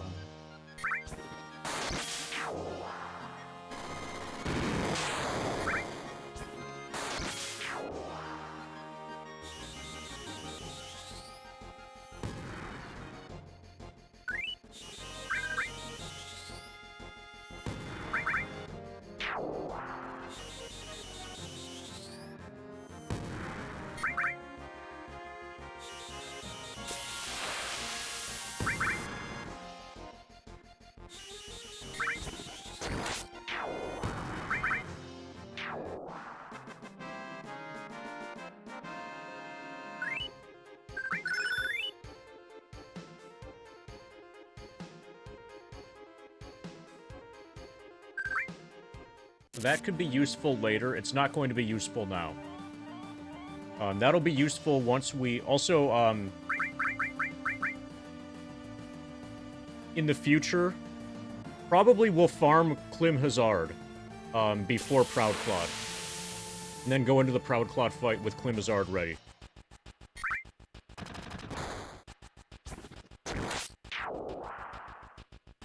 Alternatively, I could try to focus kills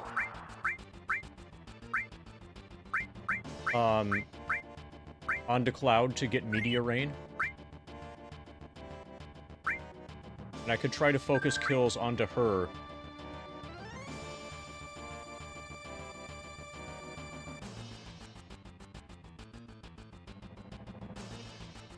to get Gauntlet.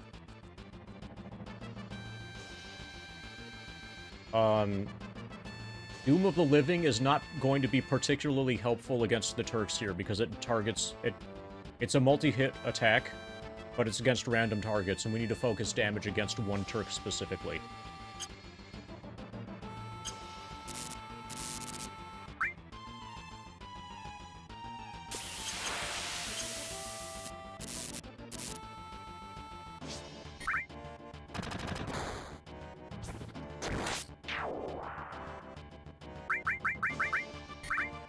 Two more fights. Yes. That was for PSX, right? That was the first Gauntlet game that I actually enjoyed. The only Gauntlet game that I actually enjoyed. If I'm remembering it correctly, if it's for PSX.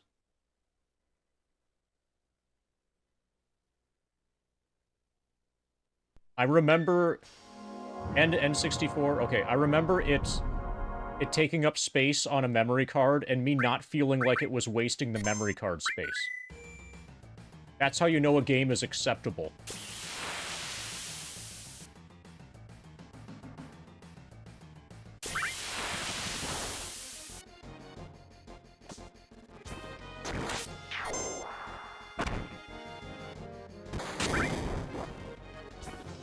You put a lot of quarters into Gauntlet Legends. Yeah, it was at the arcade, too.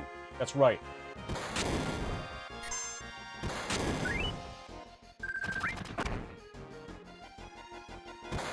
Yeah, so back then, you probably only had one memory card. If you were really privileged, you had two of them.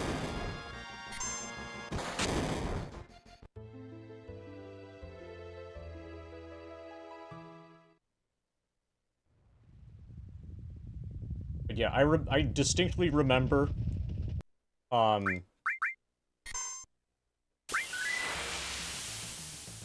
not feeling like I was wasting memory card space with my Gauntlet Legends, PSX memory card save file.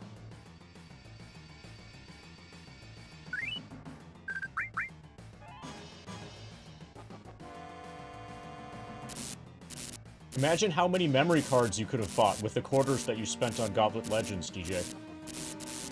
Probably like 2.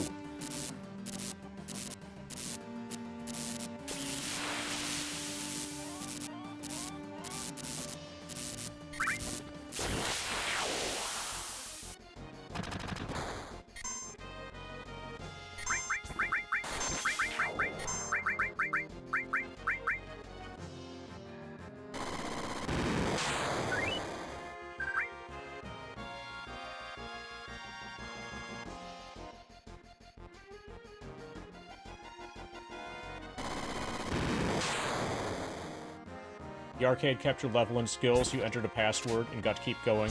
Pretty revolutionary. Yeah. As long as they didn't, like, turn the machine off. Or, like, go into the settings and, clear the game's, you know, memory stuff. There's some places that would do that. You know, just to be dicks. Or because they didn't know any better.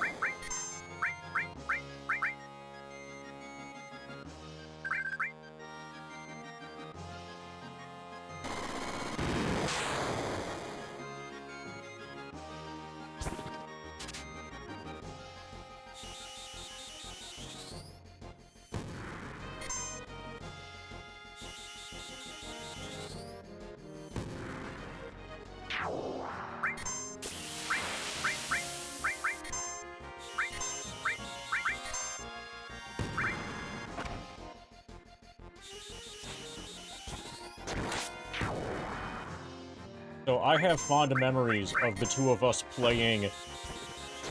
having gotten really good at Star Wars Arcade and beating that on a single quarter.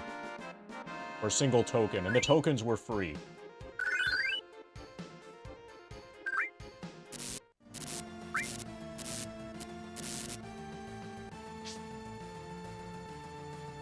Take out Vader blindfolded, yeah. Or you could.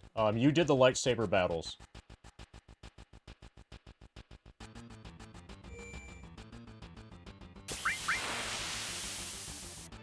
And I think you did the space battles?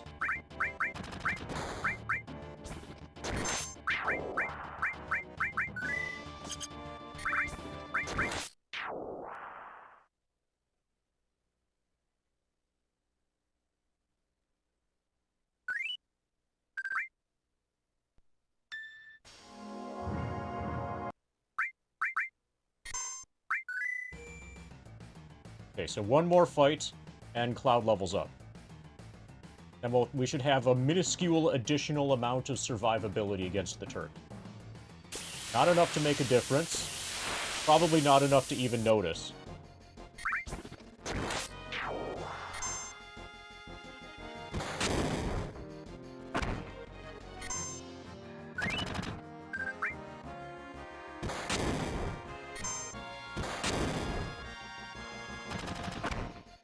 The plan is to not steal from them right away.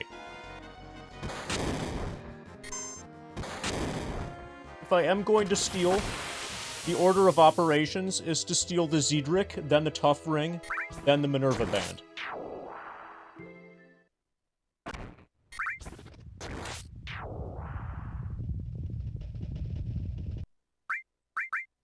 But I would be fine getting through without having stolen anything.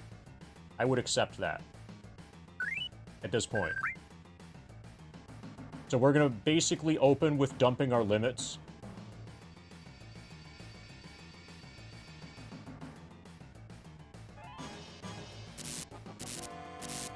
Barrett has a limit right now.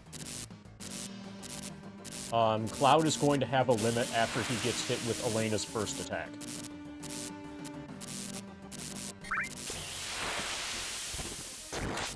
If I'm willing to use an ether, or no, an elixir,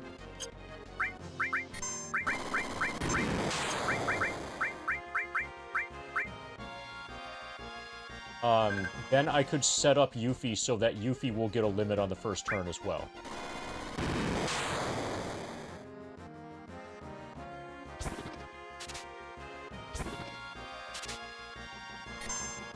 Yeah, so it's actually extremely good. It has a ton of elements, including, elements like non-elemental. The amount of damage that you take while equipped with the Zedric is extremely low. Kind of broken.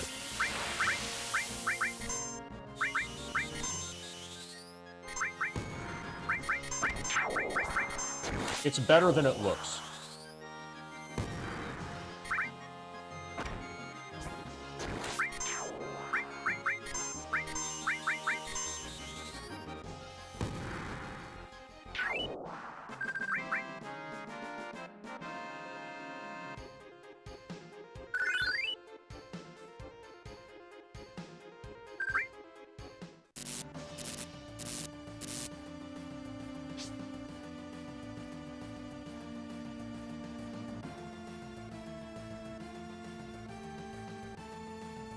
Yeah, the Zedric's advantages are not immediately obvious. But they're there. They're real.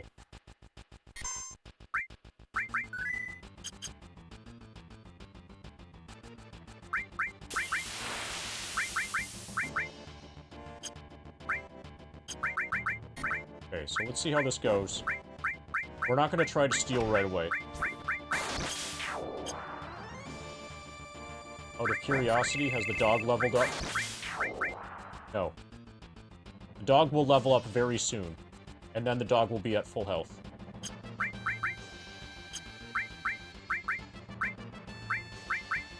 That's our healing method, actually. Probably what I should do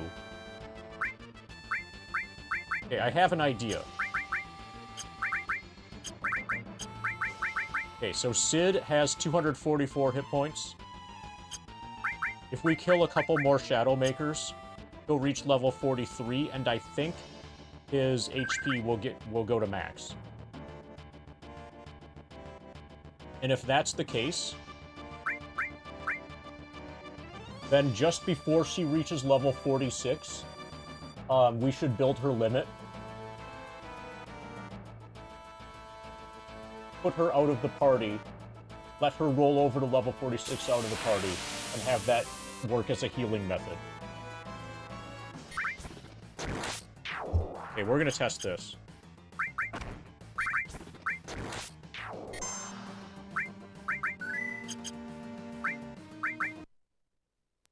This should work, and if it does, it will help us a lot. This won't work on Cloud, because you need to keep Cloud in the party. But this means that we're going to be able to start the fight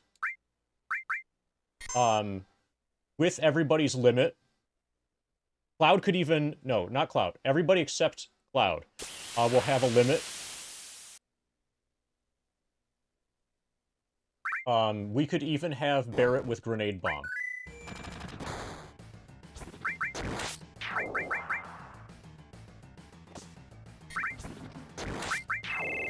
So currently, Kate Sith, who is the dog, is level 36 and dead. He's level 42 and alive.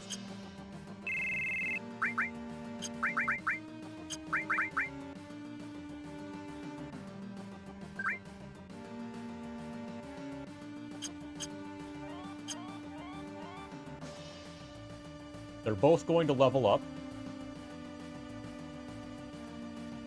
Let's see what happens to their hit point.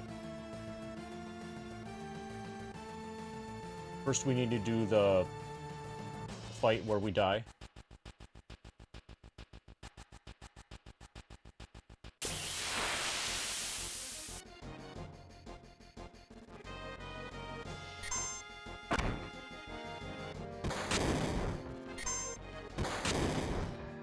So if you need to be dead to get your hit points back from a level up out of party, then we won't be able to use it as a method to bring limits in.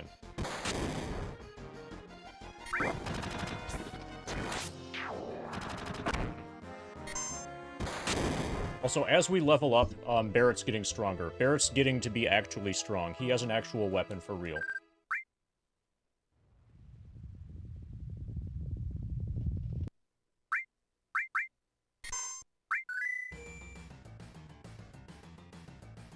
He has the Max Ray current.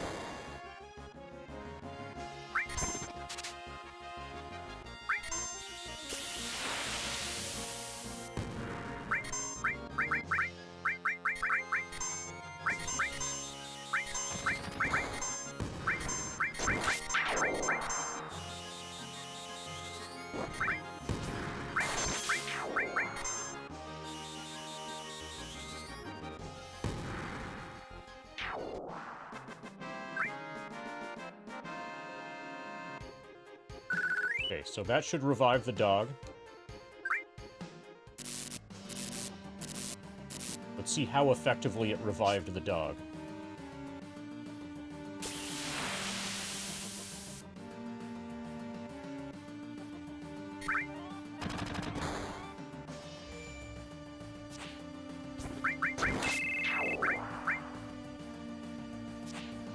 Come on, dog. You're still dead. WTF, dog. He even leveled up without... Okay, so...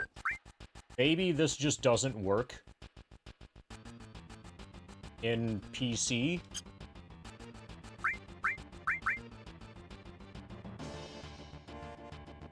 I doubt that this is a change that was made specifically for Scavenger Mod. In actual FF7, the dog would be alive right now.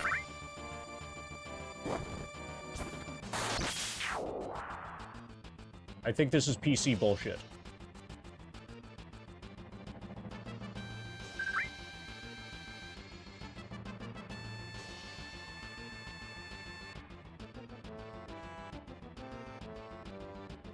So, Dino, you know how party members that are not in your party, or, like,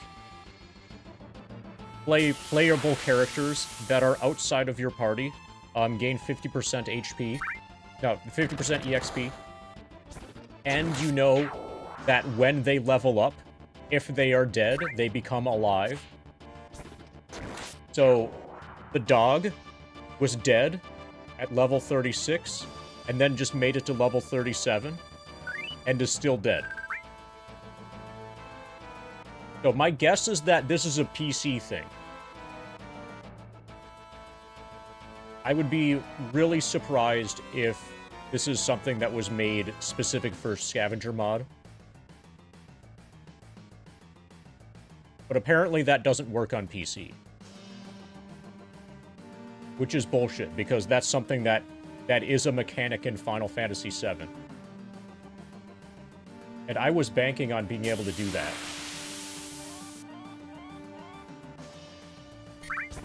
Like, that was a planned healing method.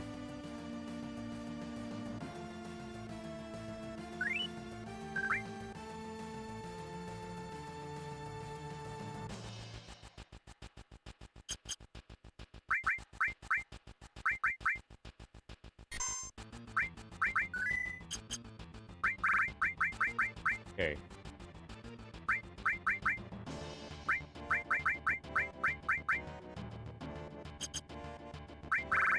Guess we just try to fight.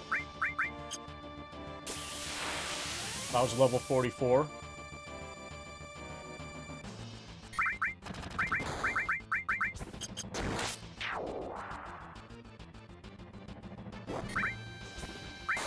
I'm willing to use one elixir. The right person to use the elixir on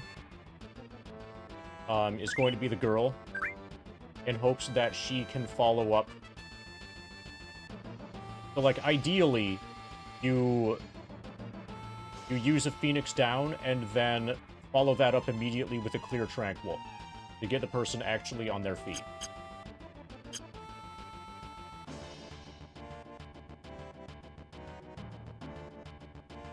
So there are a lot of those enemies that I didn't get Gravaballs from, because I have plenty of Gravaballs already.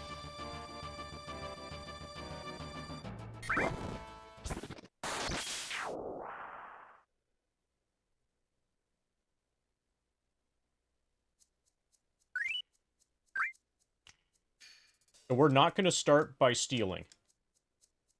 I'm willing to accept any win. I don't need the armor. If I'm able to get a steal in, first priority is Zedric, second is Tough Ring.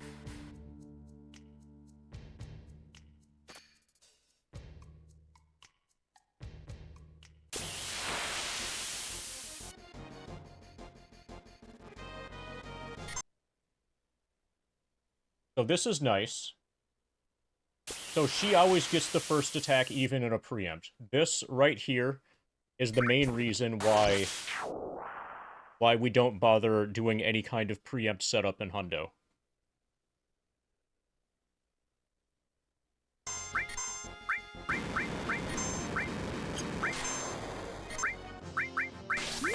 The wrong fucking enemy. Okay, Run's dead. 6187. Okay, so all we need to do is get him more levels, and then he'll be able to eventually just one-shot it. So he does have the max raid. The reason I have him and not, like, Sid is because one of his weapons is available in this section. You know, the one that's, you take the tube up on the right and then climb a ladder and then weapon for Barrett.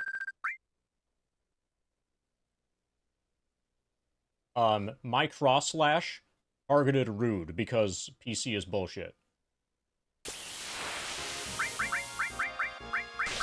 We might still win.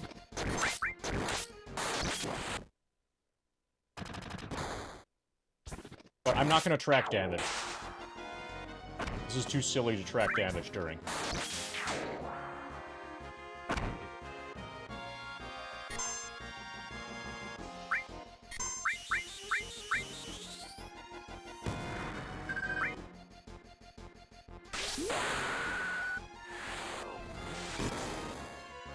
Oh, it was a crit. Okay, so we just need to crit. Got it. That makes more sense.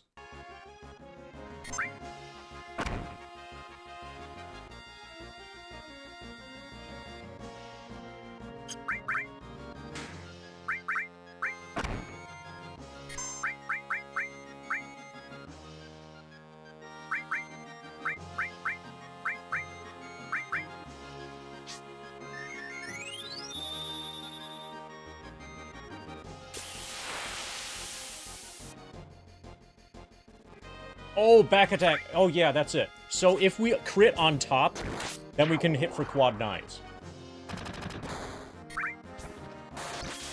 So we need to get a crit. Yeah, that's nice. That's really good.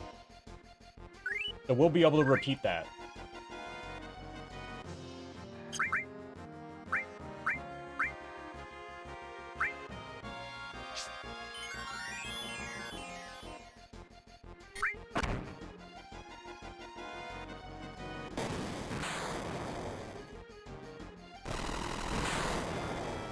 Nice miss. Okay, they all got their turns.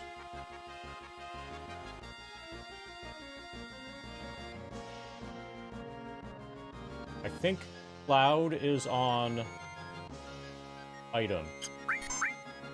No, he's on E-skill.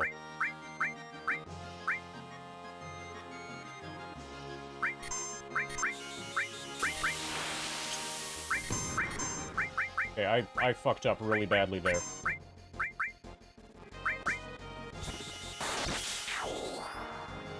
We might still win this.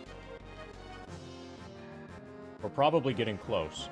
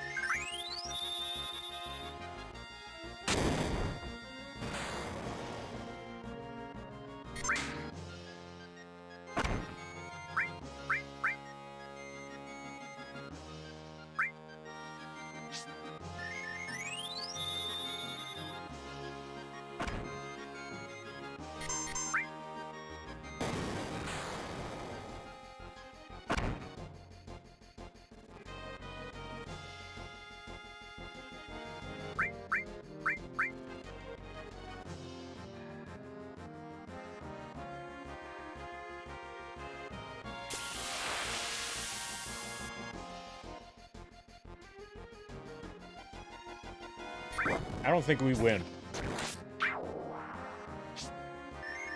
What we need is for them to target Cloud, and then have them miss because of the Aegis armlet. They need to target Cloud and miss. Like that.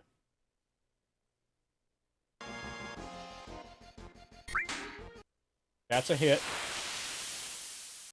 Whoever Rude hits, though, he kills.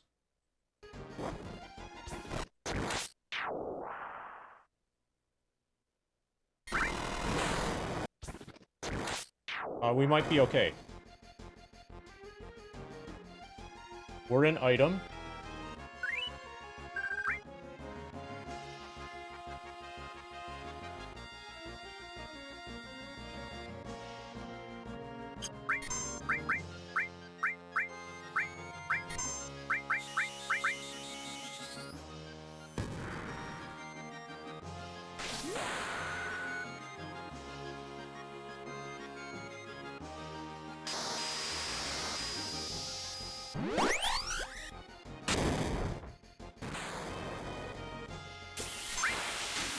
I'm in attack right now.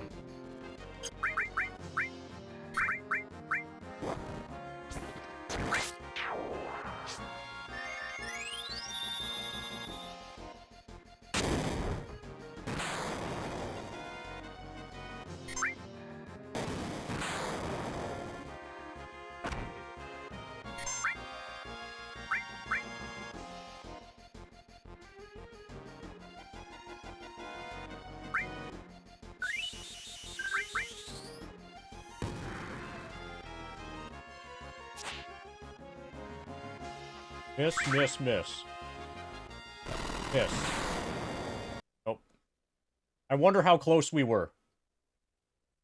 I suspect that we would have won if that Grand Spark had missed.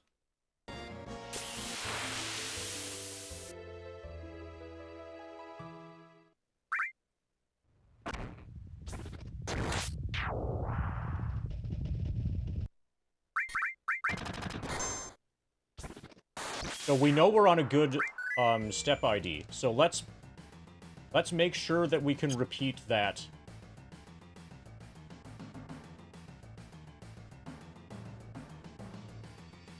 I'm using buffered movement to get there.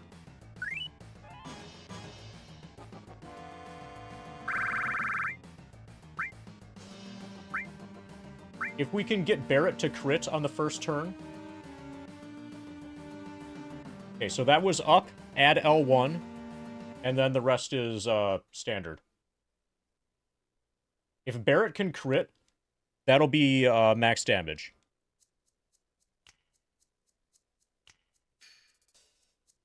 We only need to do 25,000, which really isn't impossible.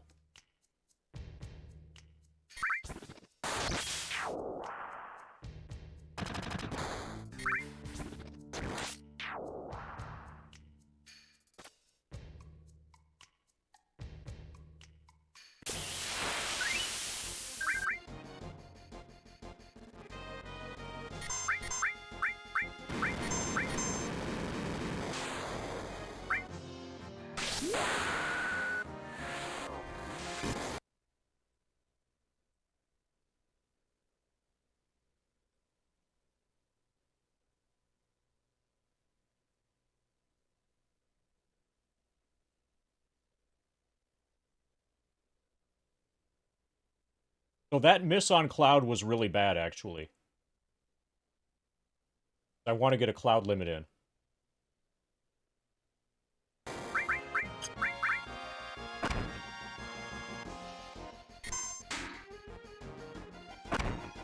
Yeah. GG.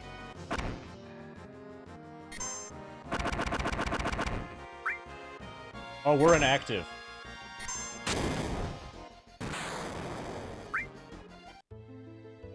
Yeah, ATB active makes it harder.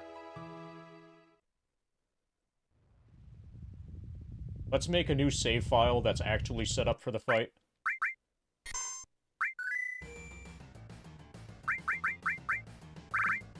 Like that.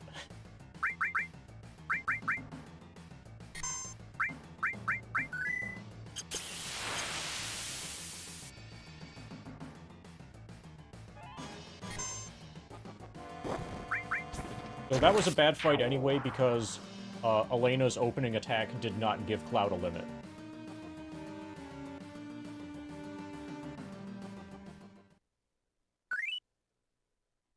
I'm not going to stay at this for a long time. I'll give this a few more tries and, like, learn... see if we can learn anything more. Probably we're going to have to grind another level or so. The only reason I'm staying at this is because we happen to currently have a preempt.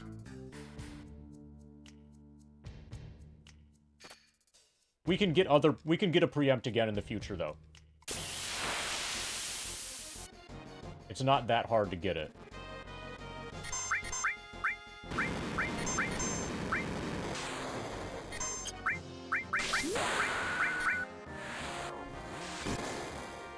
$62.04.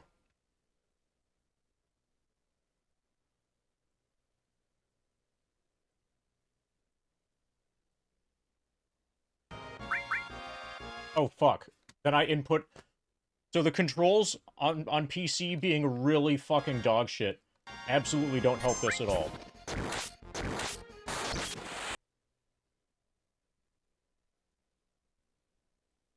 If this could be ported to FF7, that would be fantastic.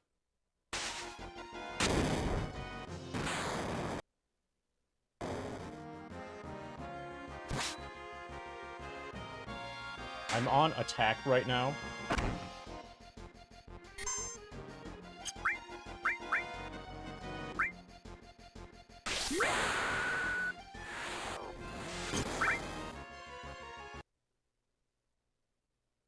$61 something. I think we just crit him again.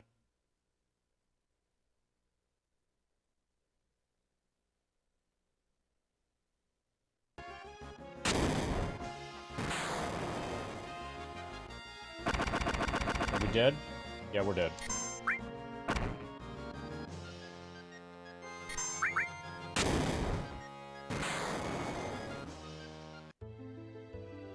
Okay, we had him down to 11,000.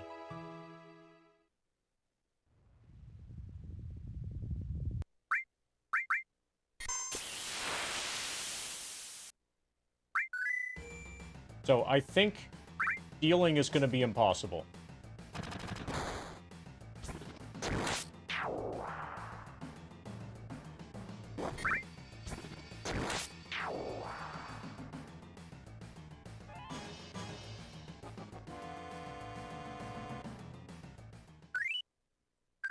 So, do you know how Scavenger Mod works, Solid Snake?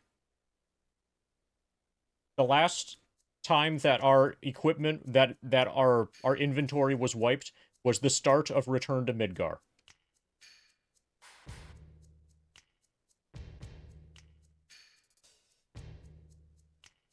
So we have to do this fight with basically no resources.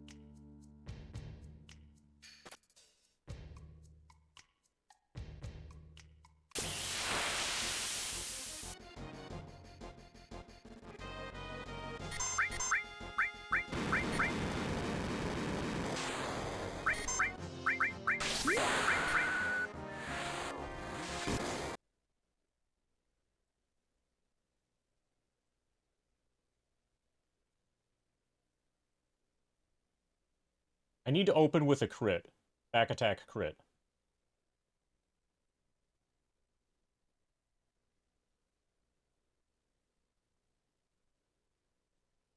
Oh, actually...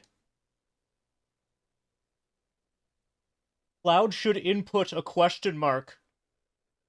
So the last time that we did... So Cloud did a cross slash, and it hit for 1347. But right now, if he were to do a question mark, it would be 1986. And then he should get ultra fast ATB fill. I think that's the correct start. We don't wait to get the limit and input the limit. The limit's not strong enough to be valuable. Then the question is, what do we do with Yuffie? Oh yeah, definitely don't do that. And you set the controller down.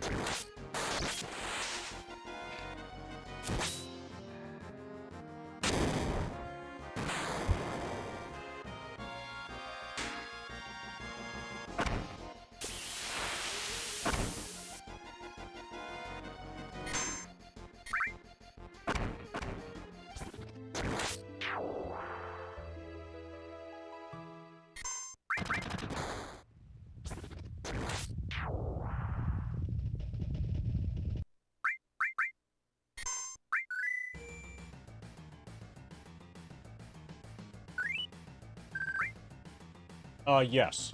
She always attacks first, even in preemptive. That's among the reasons why 100% does not try to make this be a preemptive fight.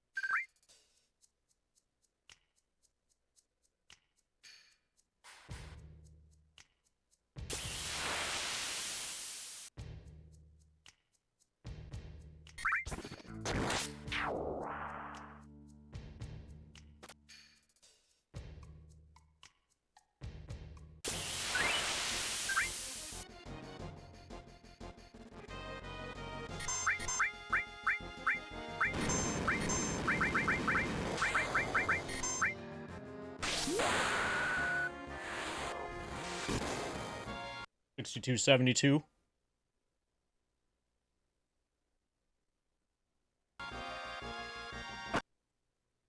Well, that's bad.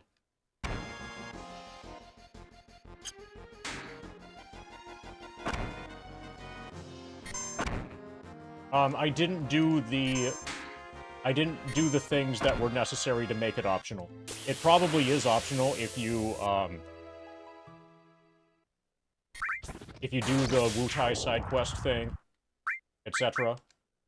But I didn't do that.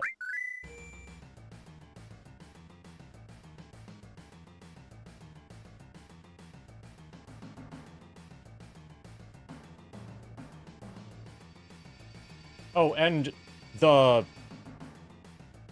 navigating around the trigger, so that they don't show up in the first place is something I refuse to do, also. This is I'm doing a glitchless playthrough. Also, we have access to W item materia. What's really obvious of what we're supposed to do is pick up the W item and then duplicate the 1 megalixir that was available. That's like what you're really, really obviously intended to do. But we are refusing to do that.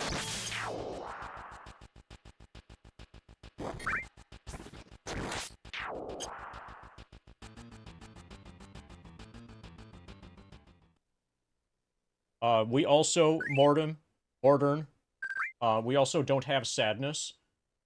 We're relatively underleveled. We don't have big guard. Our only defensive capability is that we are in the back row.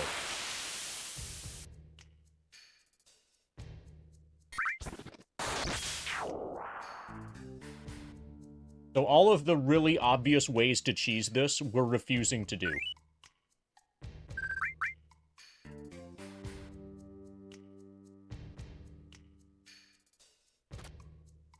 Making this an actually hard fight. This is almost certainly going to be the hardest fight in the entire run, including against Emerald and Ruby.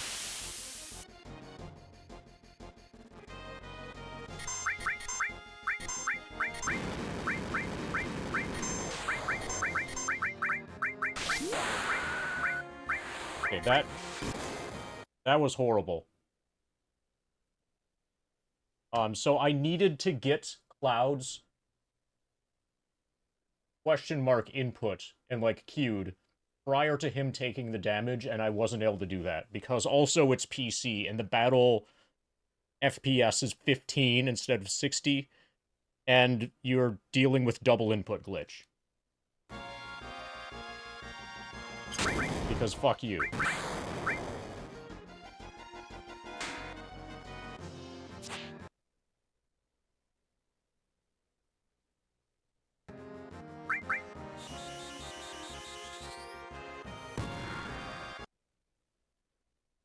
Okay, so this is better than Cloud's Limit Break. By a large margin.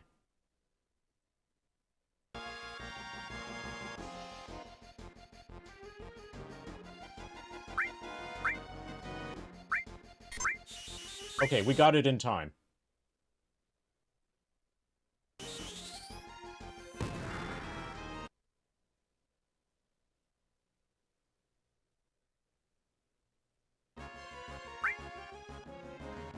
So my options here are to heal Yuffie, or to put in another question mark.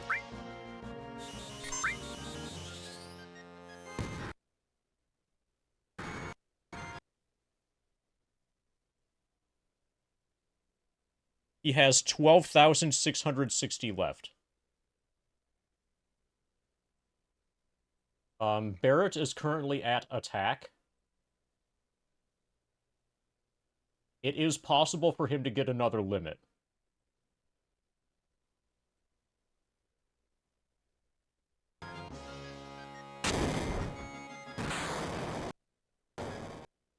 Or die.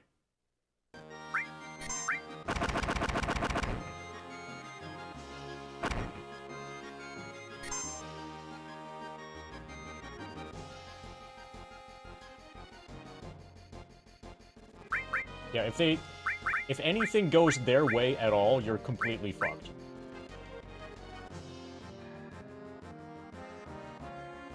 Yeah, I think that's because I'm underleveled.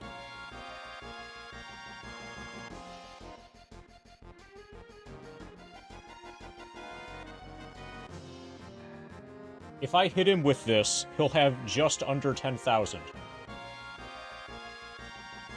Yeah, we can't farm healing items. The only healing item that we can farm, if you consider it a healing item, is Phoenix Down.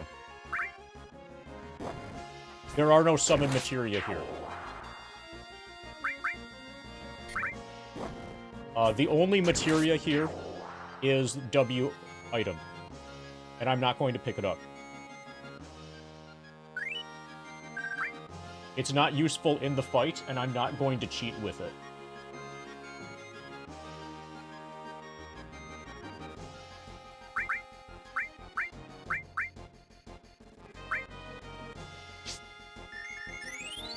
We need all of them to attack Cloud, and for Cloud to still be alive.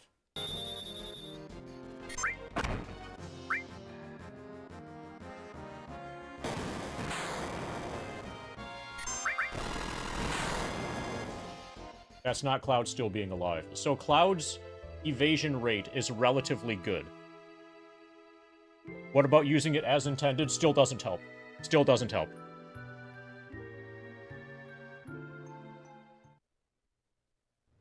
Defend would just waste a turn. We're still gonna die in one hit, and every turn that we have, so since everybody has the question mark, question mark, question mark, question mark, since everybody has this E skill, everybody's capable of dealing damage. So, wasting a turn basically guarantees failure, and defend is a way of wasting a turn.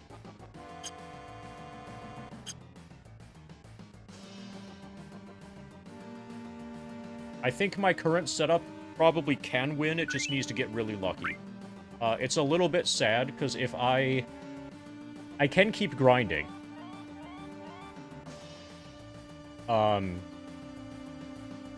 But if I do any more grinding, then I lose the preempt. I lose the current preempt. I could farm another preempt, but it's going to be annoying to do so. Well, actually, it wouldn't be that annoying to do so. What I would do is, starting from any random unknown step ID, use buffered movement to test to see if it's preemptive or not. And then if it isn't, take a few steps and then save. Hard reset, repeat. Keep doing that until it becomes preemptive.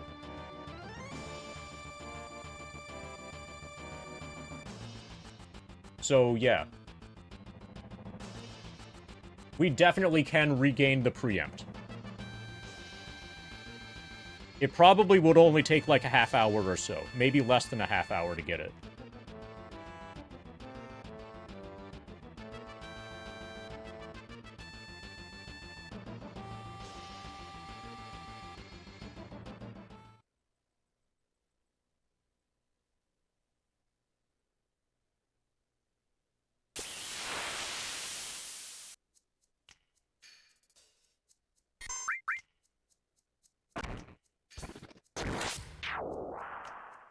Oh, and Mr. Taps, the main reason I'm not picking up, besides the not cheating thing, the main reason I'm not picking up W item now is because I'm intending to use it as intended, against Ruby Weapon later. And if I get it now, then you won't be able to, like, if I pick it up from the hallway, then I will not be able to dig it up from Bone Village on Disc 3. And I need to be able to dig it up on Disc 3. Before Ruby Weapon. For the strat that I have in mind, against Ruby Weapon has a legit use of W item.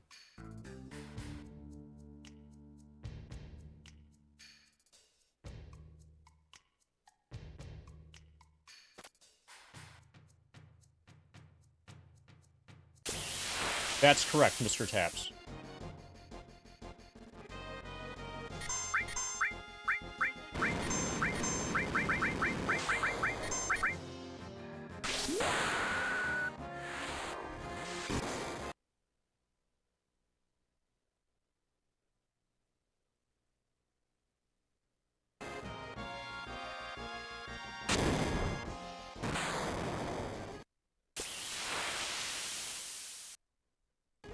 I expect disc 3 to just be one segment.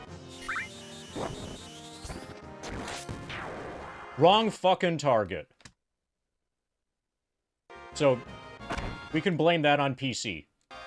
Any targeting error is always PC's fault.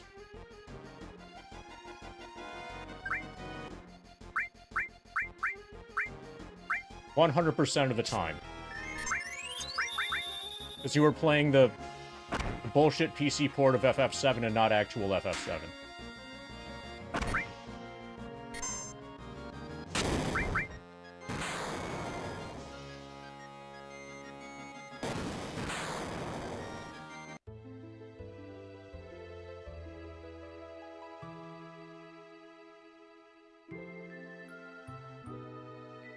If you've played both FF7 and FF7 PC, you know what I'm talking about. If you haven't, then you probably think that I'm insane.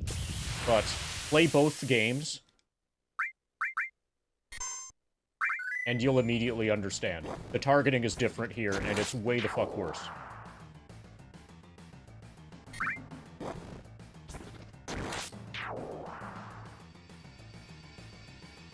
And that in combination with the battles being at 15 FPS and being forced to do everything slowly because of the double input glitch. You're forced to bleed like way the fuck more time than you actually should in FF7.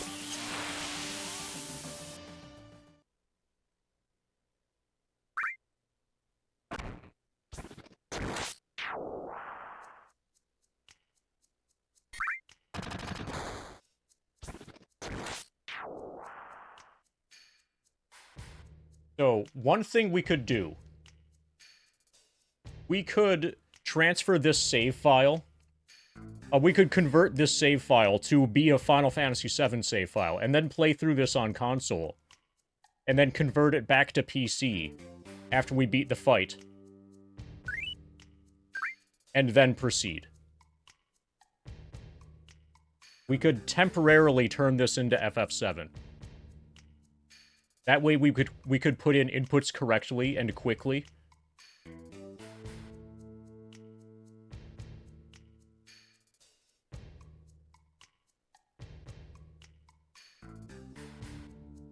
We would be giving up our MDEF. So, we would be subjecting ourselves to... The only disadvantage is that we would be subjecting ourselves to the magic defense bug, which currently we are not. But that only really applies for Cloud, and Cloud is getting killed immediately anyway.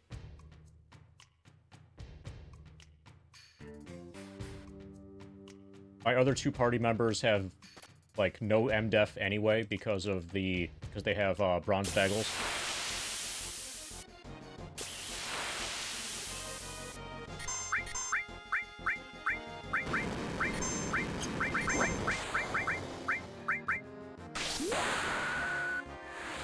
Okay, I am on attack.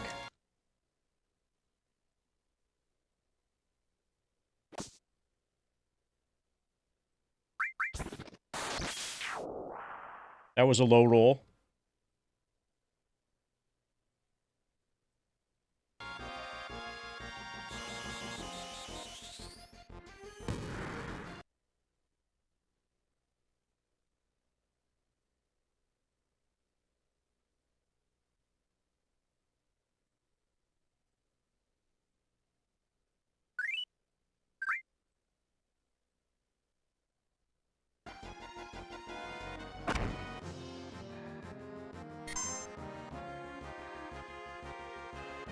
I'm gonna heal. Fuck you.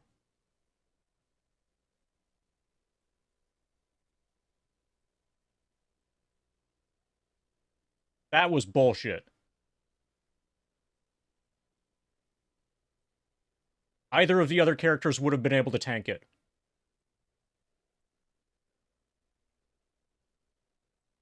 So either of the other characters would have been able to tank it, and I would have been able to do that quickly enough in FF7 where he wouldn't have gotten the turn anyway. So from here, a clear tranquil. then Cloud would be able... Cloud can still do some damage with his limit break.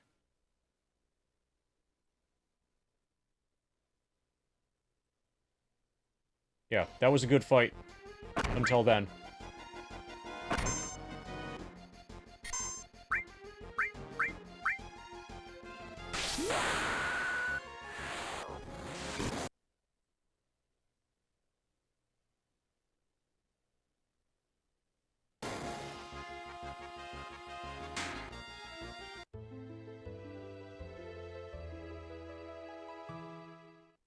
We're gonna need at least one more level. I think one more try, and then I'm probably done for today.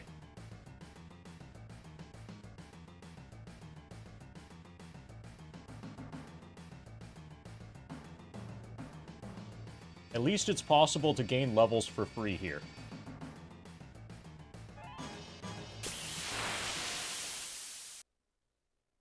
Dina, it's a gas mask bomb. God, he was so smart. Anybody know what default colors are? Default colors for the grind. Oh, we can look them up. We can look them up after we get killed by the Turks. Acknowledge, Turtle.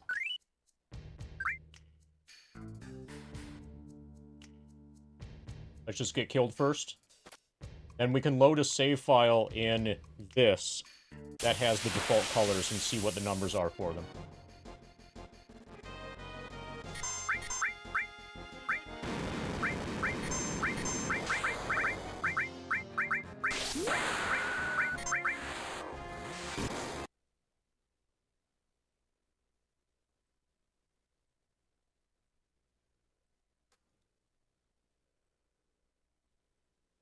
No, I do not believe that there is, like, a thing that you can do to set them to default. You have to know what the numbers are for them. But we can find those numbers.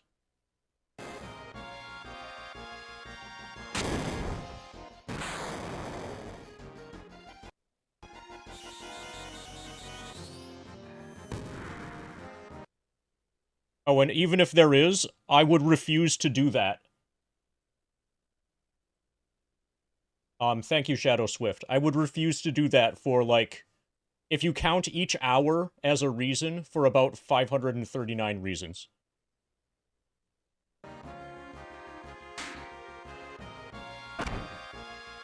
Okay, she's dead.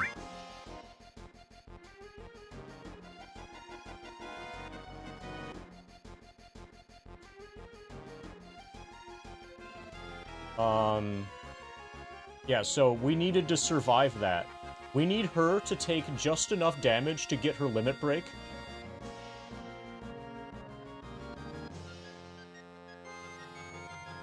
But not enough damage to die. Everybody needs to survive the first turn.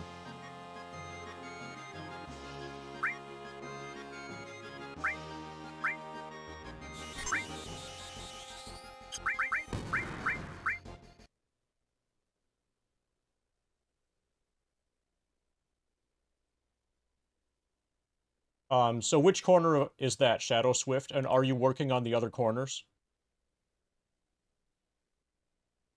So that's 4, which doesn't sound possible. That sounds like it's not the correct information. We can still look it up.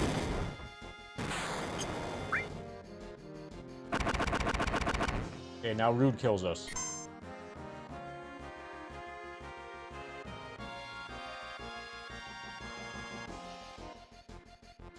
He's in item.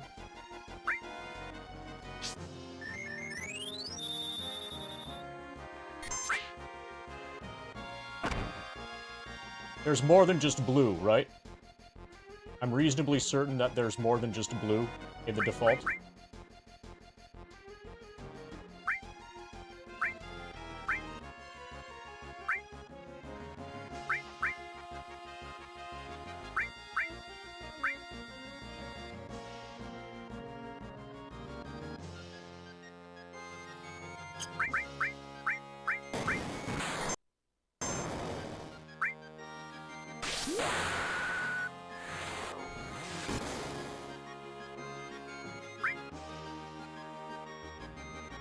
Oh, I have no idea how much damage I did. I'm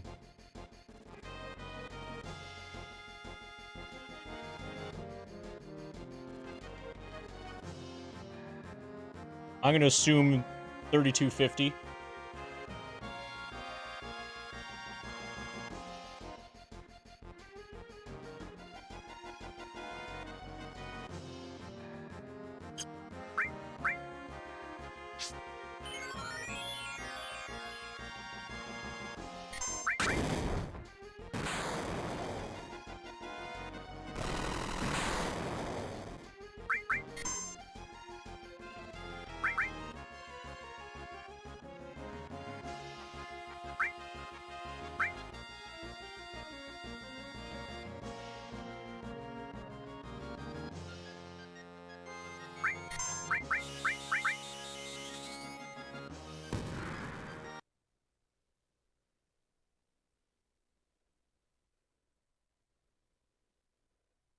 He has less than 9,000 left.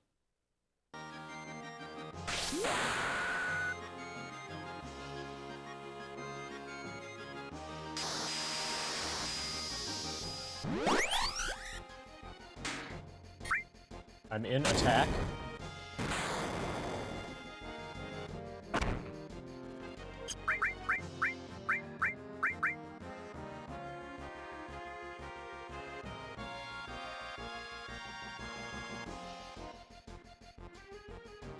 Okay, that sounds like it's enough information then, Shadow Swift.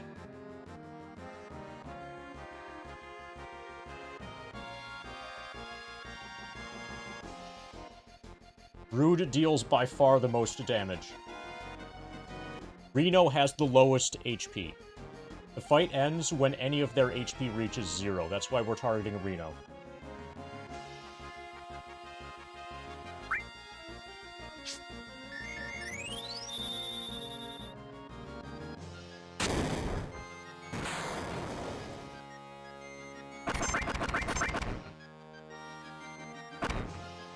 He's dead.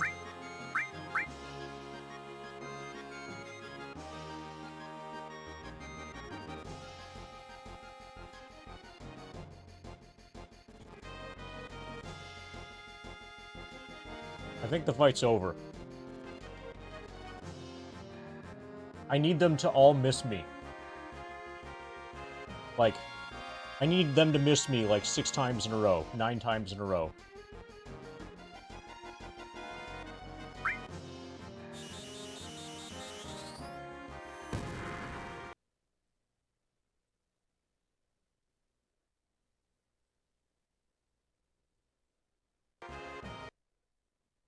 Okay, I need to hit him. I need to do that amount of damage 3 more times. If I do it 2 more times, then he's got like 100 hit points left.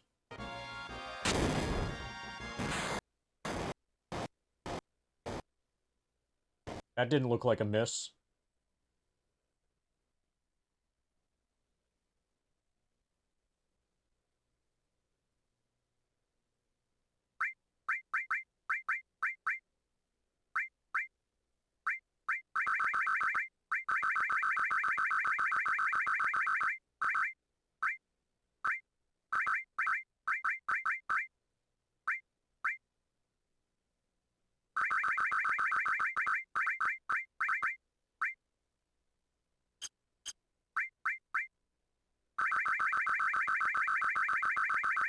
Yes, you only need to reduce one of their hit points, one of them, to HP 0.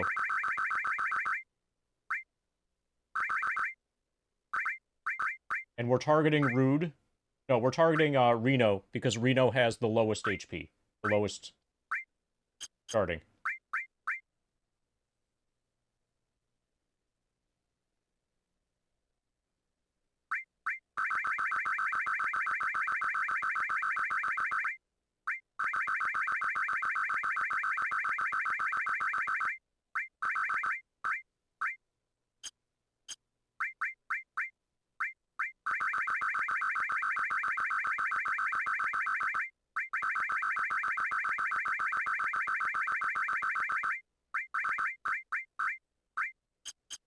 Okay, according to Shadow Swift, this is default colors. It looks reasonably default.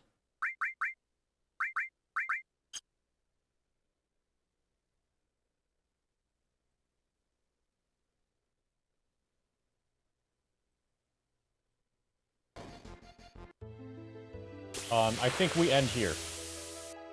We're gonna need more levels. We can farm additional crits. Or we can farm additional back attack, you know, preemptive setups. It's not that hard to get a preempt. I think with probably 2 more levels, and we got it. 1 more level, and 1 more level probably isn't going to be enough, I don't think. But 2 more levels, we're probably going to be able to win.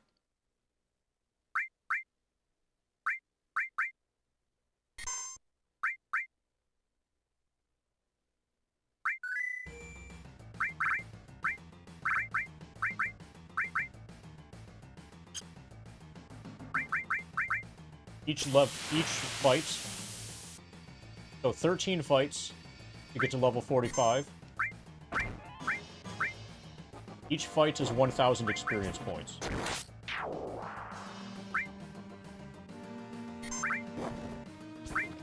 "13 fights to 45, and then probably like 14 or 15 more fights.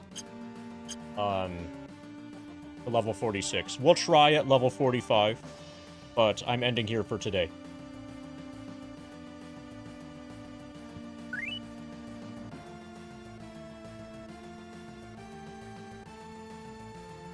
Okay. So, Ex-Soldier. So we made it to the actual challenge. I am no longer complaining about this being too easy.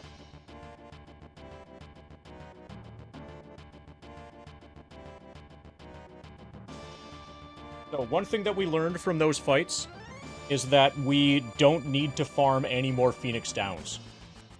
There's no value in continuing to farm Phoenix Downs. Because we die before we can use them anyway.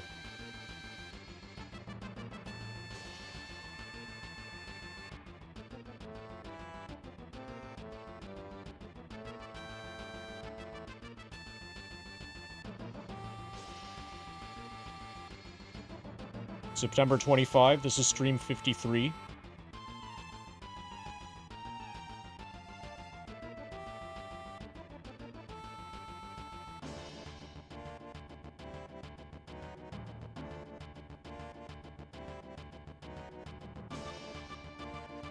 We're at Turk's Midgar.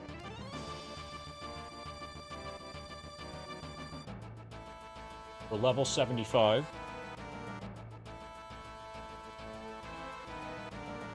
We have 1,055,000.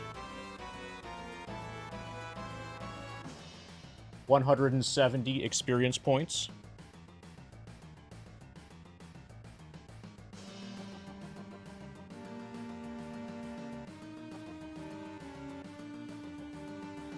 So what's funny is that this section is equally hard with and without shops, because there are no shops here. Okay, we're at 43%.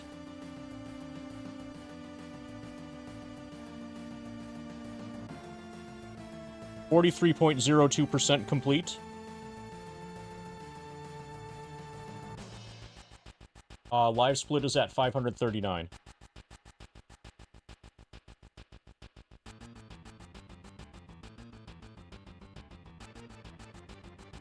.02.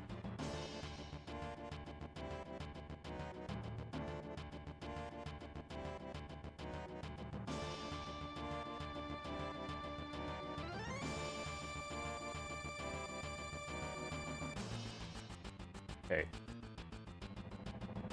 So we are going to we need to heal Ex-Soldier. We're going to get into a fight. We're going to pause. We're going to tab out. Yeah. It's a gas mask bomb. God, he was so smart. You got me, Turtle. We're going to tab out from 2.0 viewers. FF7, and then put the laptop to sleep. And then we'll give Turtle a spin for the gas mask bong. Thanks for the gas mask bong.